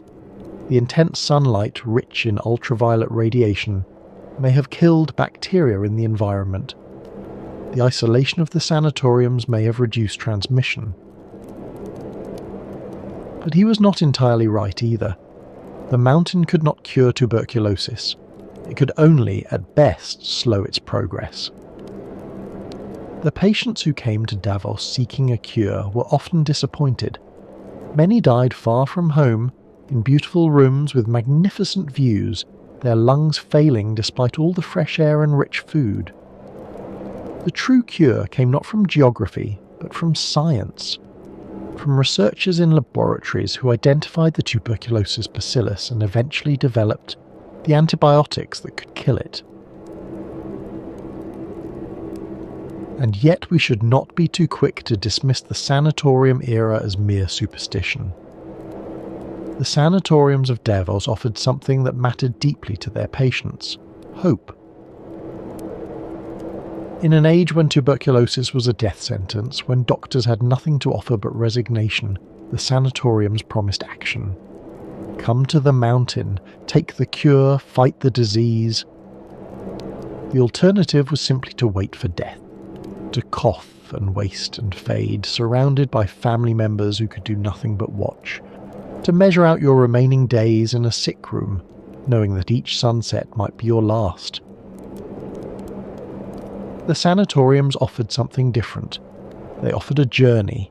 The trip to the Alps was itself a kind of pilgrimage, a transition from the ordinary world into a special place where different rules applied. They offered a regimen. The cure terraces, the temperature readings, the prescribed rest periods gave patients something to do, a routine to follow, a sense that they were taking action against their disease. And they offered community. In the sanatoriums, patients were surrounded by others who understood their situation. They did not have to explain their symptoms or justify their fears. Everyone knew. Everyone was fighting the same battle. This hope was not always realistic. Many patients died. The mountain could not cure tuberculosis, only, at best, slow its progress. But some survived, and their survival was attributed to the mountain cure. Word spread. More patients came. The industry grew. We might call this exploitation, profiting from the desperation of the dying, and there was undoubtedly an element of that in the sanatorium business.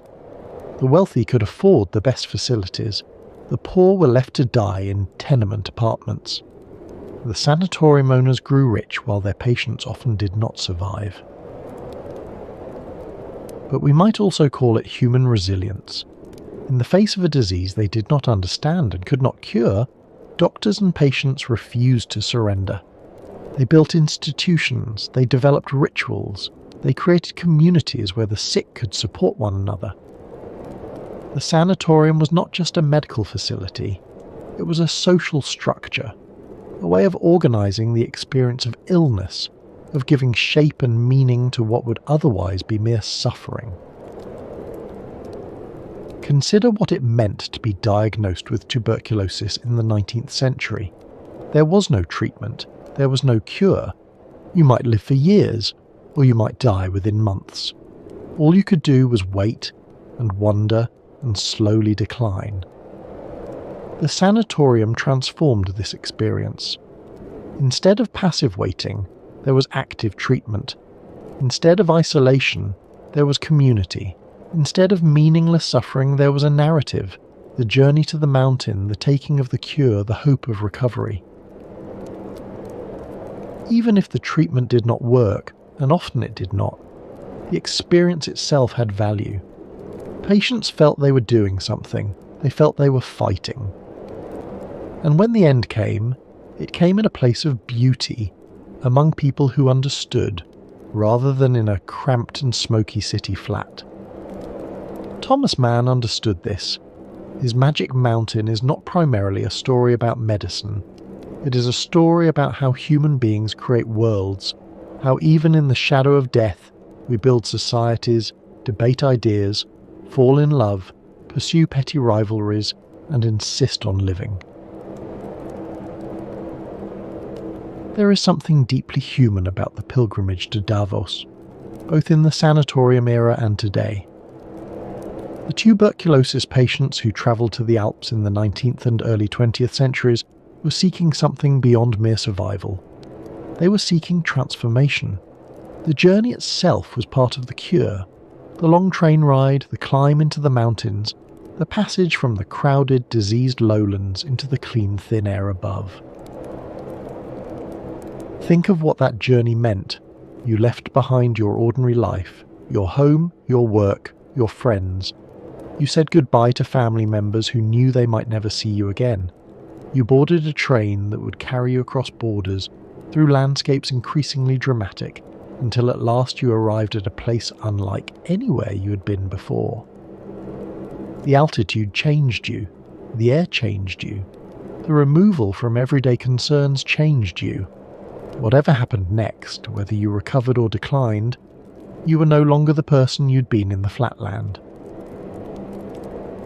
Today's pilgrims to Davos are not sick in body, but they come seeking something similar, a chance to step outside their normal lives, to ascend to a special place where different rules apply, to engage with others in an atmosphere of heightened significance. The World Economic Forum is, in its way, a kind of secular sanatorium. The participants retreat from the flatland, from the ordinary world of business and politics, to spend a few days in an elevated environment where they can focus on the big questions. Like the tuberculosis patients of the past, they wrap themselves in rituals. They attend sessions, they network, they are seen at the right parties, they line up for photographs and exchange business cards and participate in panel discussions. The content of the discussions matters, but so does the fact of being there, of having made the pilgrimage to the mountain. To attend Davos is to signal membership in a certain club, to demonstrate that you matter enough to be invited, to participate in a ritual that validates your importance. This is not meant as criticism. Human beings have always made pilgrimages. We have always been drawn to places that seem to offer something beyond the ordinary. Healing, insight, transformation. The medieval pilgrims who walked to Santiago de Compostela, the Hindu devotees who bathe in the Ganges, the millions who visit Mecca each year, all are responding to the same deep human need. The form changes, the impulse remains. We climb mountains, literal and metaphorical, because we believe that something awaits us at the top. If we listen carefully, we can still hear the ghosts of Davos. They are everywhere, these ghosts. In the architecture itself, the cure terraces converted to restaurants, the flat roofs now holding solar panels instead of reclining invalids. In the streets that were laid out to accommodate horse-drawn carriages carrying the sick. In the railway that still climbs the same route it travelled in 1890, when the first train brought new hope to a valley of the dying. The coughing patients on the cure terraces, wrapped in blankets, watching the sun set over the mountains. They came from across Europe, from Germany and England, from Russia and France, from Austria and the Netherlands. They spoke different languages, held different beliefs, came from different social classes. But they were united by their illness, by their hope, by their presence on that mountain. The nurses in their starched white uniforms making their rounds, taking temperatures, recording symptoms, offering what comfort they could to those who were slowly slipping away. rejoicing quietly when a patient showed improvement, preparing grimly when the end was near. The doctors with their stethoscopes and their hopeful theories about altitude and air. They were trying their best, these men. They did not know about bacteria or antibiotics or immune systems. They only knew that some patients who came to the mountain improved, and that was more than could be said for any other treatment available. Robert Louis Stevenson, miserable in the Hotel Belvedere, writing Treasure Island to distract himself from his fears, creating adventure because he could not have it, conjuring warm seas and buried gold while the snow fell outside his window and his lungs ached with every breath. Arthur Conan Doyle, strapping on his 8-foot Norwegian skis, determined to find some adventure in this place of illness and death. His wife lay dying, slowly, on a cure terrace, and he could not simply wait. He had to do something. He had to move. He had to climb the mountain and race down the other side, if only to prove that he was still alive. Thomas Mann, sitting on a balcony beside his wife, observing the mixture of death and amusement that would inspire his greatest novel. Taking notes perhaps, watching, storing up impressions that would take 12 years to fully process. The patients of the Berghof, or rather, the real patients of the real sanatoriums, debating philosophy and falling in love and measuring their fevers, all while the disease slowly consumed them. They did not know they were characters in a novel not yet written. They only knew that they were alive for now, and that the mountain was beautiful, and that tomorrow they might learn their fever had broken, or that it had not. Dr. Alexander Spengler, arriving as a refugee with nothing but his medical training, noticing the one fact that would transform this valley forever. The villagers do not get tuberculosis. A simple observation, a question that demanded an answer, a theory that would build an empire. Willem Jan Holspoor, grieving his dead wife, deciding to stay anyway, seeing opportunity where others saw only mountains. He could have returned to the Netherlands. He could have resumed his ordinary life. Instead, he stayed in the valley where his wife had died, and he built something that would outlast them both. Carl Spengler, donating his trophy, hoping that sport could reunite nations that war had divided. He had seen what hatred could do. He believed that competition, fair and friendly, might heal some of the wounds. 100 years later, the tournament he founded still runs. All of them are gone now. The patients, the doctors, the nurses, the visionaries, the writers, they lie in graveyards across Europe, or their ashes have scattered on the wind. But the town they built remains. The railway still runs, the hotels still stand, the flat roofs still catch the alpine sun. What does Davos teach us about the history of tuberculosis? Perhaps this, that human beings, faced with forces beyond their control, will find ways to respond. We build institutions, we develop theories, we create hope, even when hope is irrational. The sanatorium movement was, in many ways, a vast exercise in collective wishful thinking. The mountain could not cure tuberculosis, but the belief that it could, the organisation of resources and rituals around that belief, gave structure to the experience of illness and sometimes extended lives. We might smile condescendingly at the naive faith of 19th century doctors in mountain air. They believed so earnestly in their cure. They built entire industries around it. They wrote papers and gave lectures and trained generations of physicians in the practice of altitude therapy. But we should also recognise that they were doing their best with the knowledge they had. They did not have microscopes powerful enough to see the tuberculosis bacillus until Robert Koch's discovery in 1882. They did not have any effective medication. They only had observation and inference and hope. And we should ask ourselves, what are we believing today that will seem equally naive to future generations? Every era has its blind spots. Every generation is certain of things that later generations will discover to be wrong. The physicians of Davos were wrong about the curative power of mountain air, or at least they were wrong about how and why it worked, but they were trying. They were responding to a crisis with the tools they had.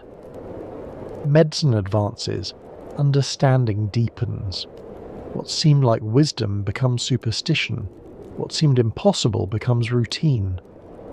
The antibiotics that destroyed the sanatorium industry would have seemed like magic to Dr. Spengler. He would not have believed that a simple pill could accomplish what his elaborate alpine cure could not. And yet some things do not change. The human desire for healing, the search for special places that promise transformation, the impulse to ascend, literally and metaphorically, above the ordinary. We still believe in the healing power of nature. We still retreat to mountains and beaches when we are stressed or ill. We still feel that something about elevated places, the thin air, the spectacular views, the removal from everyday concerns, can heal us in ways that city life cannot. Perhaps this belief is not entirely wrong. Perhaps the sanatorium doctors, for all their mistakes about bacteria and lungs, understood something true about human beings, that we are creatures of environment, that place matters, that the context of our lives shapes our health in ways that pure medicine cannot address. Davos endures because it answers that impulse. The specific content changes: tuberculosis cure, ski resort, global economic summit, but the underlying pattern remains. Humans climb the mountain, they seek what lies above. And sometimes they find it. The mountain waits. It has been waiting for millions of years. It will wait for millions more. The humans who climb its slopes, seeking cures, seeking adventure, seeking power, are brief visitors, passing through on their way to somewhere else. The mountain does not judge them. The mountain does not heal them. The mountain simply endures. But for those brief visitors, the experience of the mountain can be transformative. Whether they come as tuberculosis patients or as skiers or as participants in the World Economic Forum, they all share something. The sense of having stepped outside ordinary life, of having ascended to a place where different rules apply. That is the gift of Davos. That is what Dr. Spengler discovered. Even if he understood it imperfectly, the mountain offers a kind of perspective that the flatland cannot provide.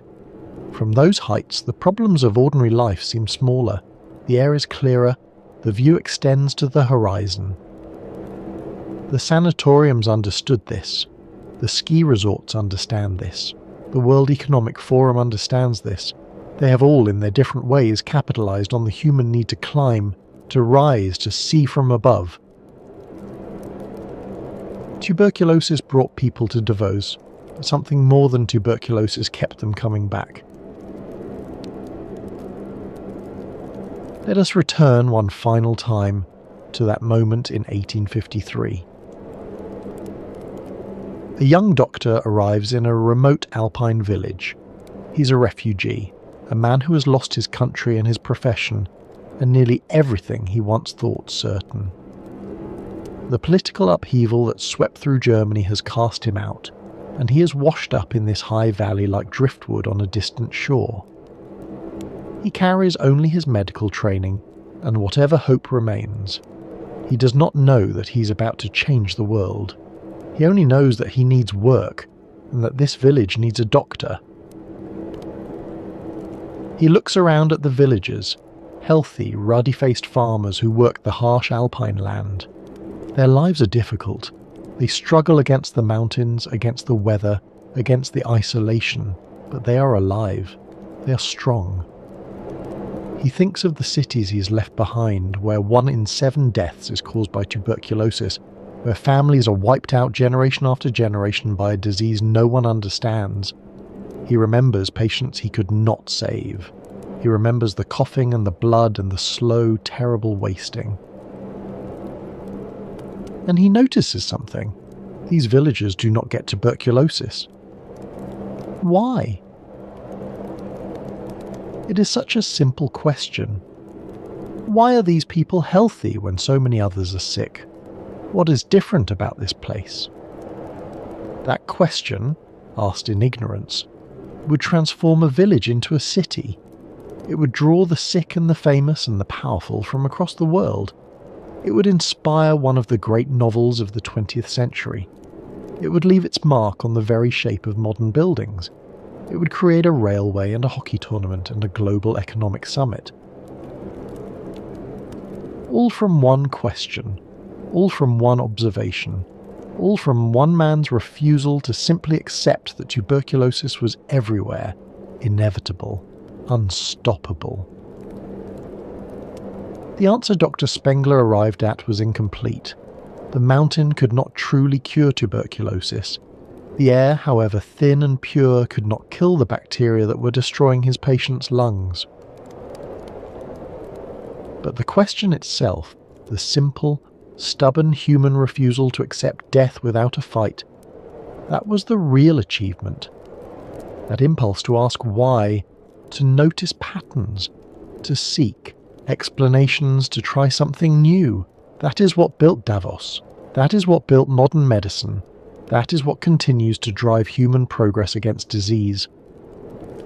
And so, as the night deepens and the alpine wind fades into memory, we leave Davos behind for now. But its legacy remains. In the architecture of our hospitals, with their large windows and their balconies, and their flood of natural light. In the shape of our cities, with their flat-roofed buildings and their modernist aesthetic. In the very idea that geography might heal, that where we are matters as much as what we take. The sanatoriums are closed, the patients are long dead, but something of what they built endures. The Rhaetian Railway still climbs into the mountains, following the same route that Willem Jan Holsboer laid out more than a century ago. Tourists take it without thinking about its origins, about the sick and dying people whose need to reach the mountain cure justified the enormous expense of construction. The Schatzalp still stands, now a hotel instead of a sanatorium, but the building is the same. The Art Nouveau details, the grand public spaces, the views that once consoled the dying, all remain. Guests sleep in rooms where patients once measured their fevers and waited to learn whether they would live or die. The flat roofs still catch the alpine sun.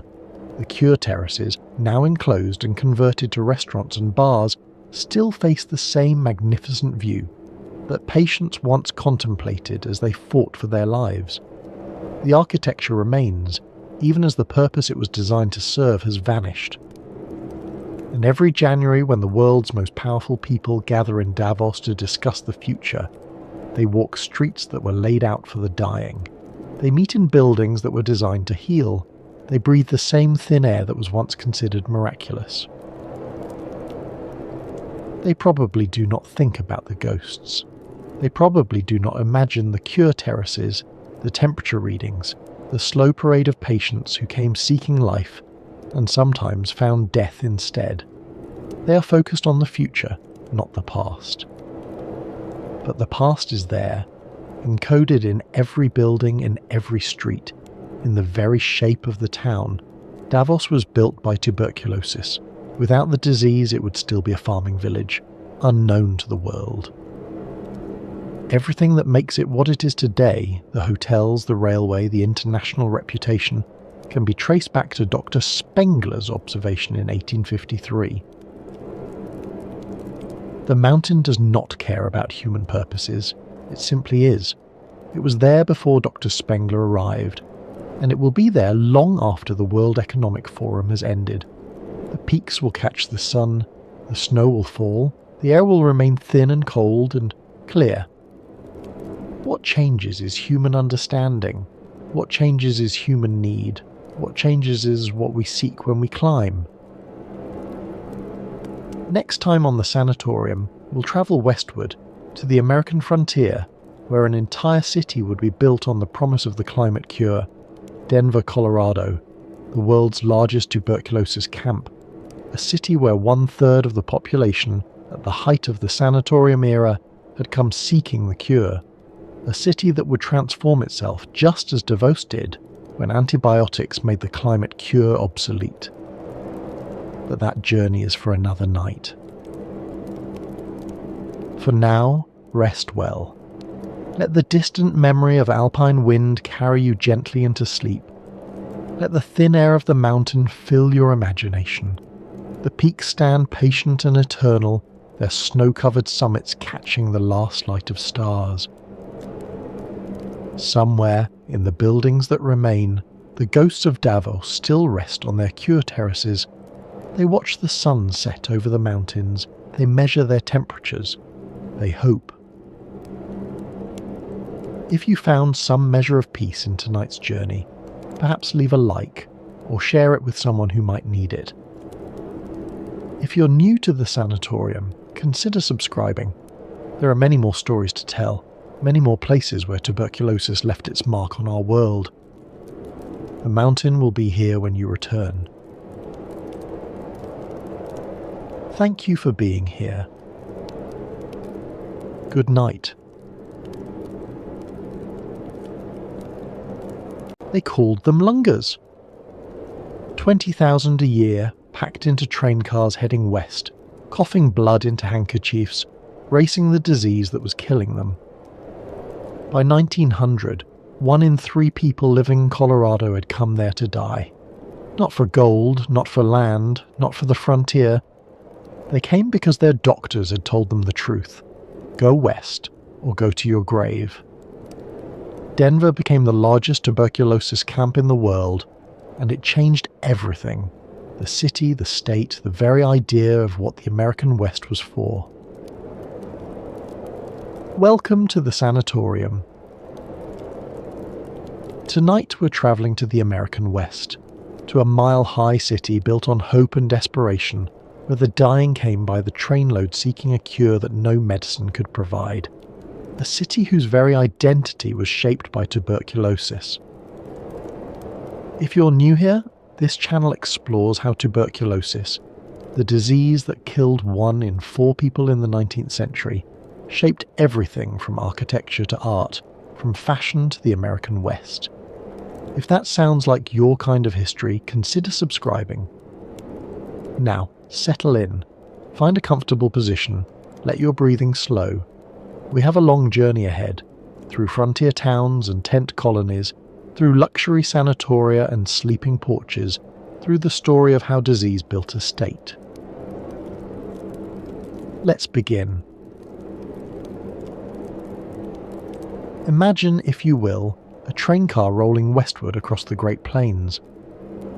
It is the summer of 1892, and this particular car is different from the others. The windows are thrown open despite the dust. The passengers sit apart from one another when they can, and every few minutes someone coughs, a deep, rattling cough that seems to come from somewhere far beneath the lungs. Many of these passengers carry one-way tickets. They have sold their homes back east, said goodbye to families they may never see again, and put everything they own into the hope that the air of Colorado will save their lives. Some have money, enough for the luxury sanatoria that advertise in the eastern newspapers, promising sun-drenched terraces and fresh mountain air. Others have almost nothing, just enough for the train ticket and perhaps a week's lodging, after which they will figure something out somehow, or die trying. The mountains appear on the horizon, rising blue and distant above the brown plain. Snow gleams on the highest peaks even in summer. And somewhere ahead, still hours away, lies Denver, the mile-high city, the world's sanatorium, the last best hope for thousands of the dying. They have heard the promises. The air is pure, the sunshine is constant, the altitude itself has healing properties. Eastern doctors have told them to go west or die. And so they come, 20,000 a year by some estimates, filling entire train cars with their coughs and their hopes. This is their story. To understand why so many desperate people converged on Colorado, we must first understand what tuberculosis meant in 19th century America. In the crowded cities of the eastern seaboard, tuberculosis was everywhere. It was the leading cause of death in the United States, killing more people than any other disease. Entire tenement buildings were infected.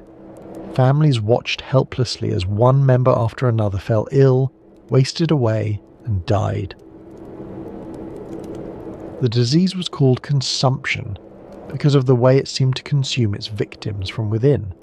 The cough, the fever, the blood in the handkerchief, the slow wasting away of flesh until the patient was little more than bones and skin.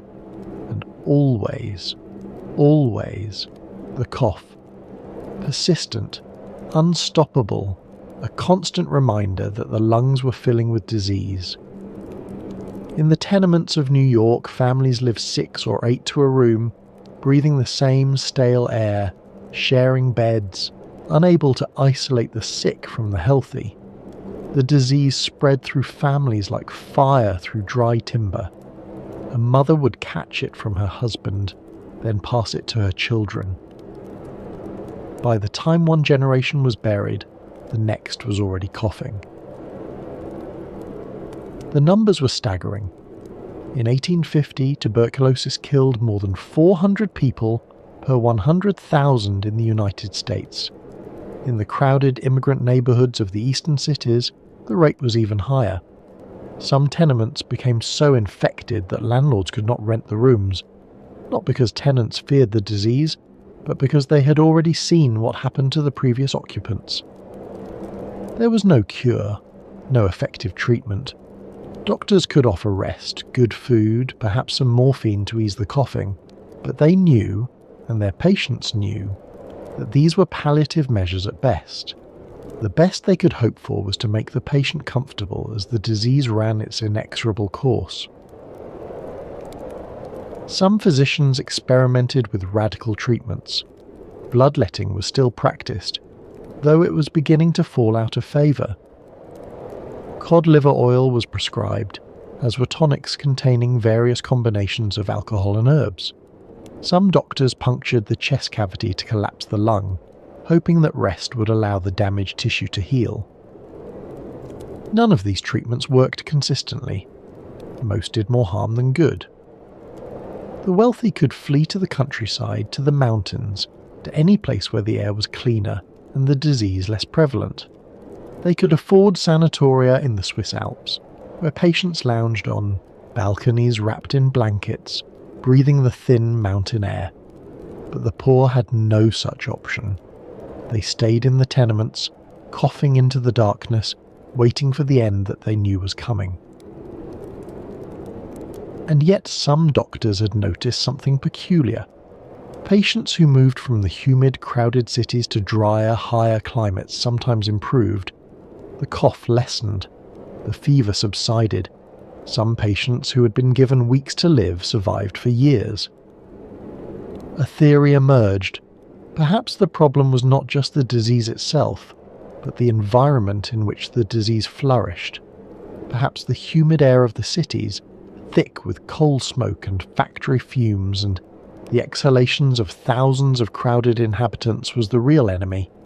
Perhaps what the consumptive needed was fresh air, dry air, pure air. And where in America was the air purest? Where was it driest? Where did the sun shine more than 300 days a year? Where could patients escape the coal smoke and the humidity and the crowded conditions that seemed to make the disease spread so quickly? Colorado. The answer seemed obvious. Colorado's altitude, a mile above sea level in Denver, even higher in the mountain towns, meant thin, dry air.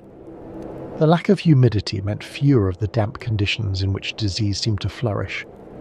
The endless sunshine meant patients could spend hours outdoors, breathing the clean mountain air, soaking up the healing rays of the sun. The Colorado Chamber of Commerce was not slow to recognize the opportunity. Advertisements appeared in eastern newspapers proclaiming the state's miraculous climate. The air was 100% aseptic, the boosters claimed. The altitude, more than a mile above sea level, was itself therapeutic.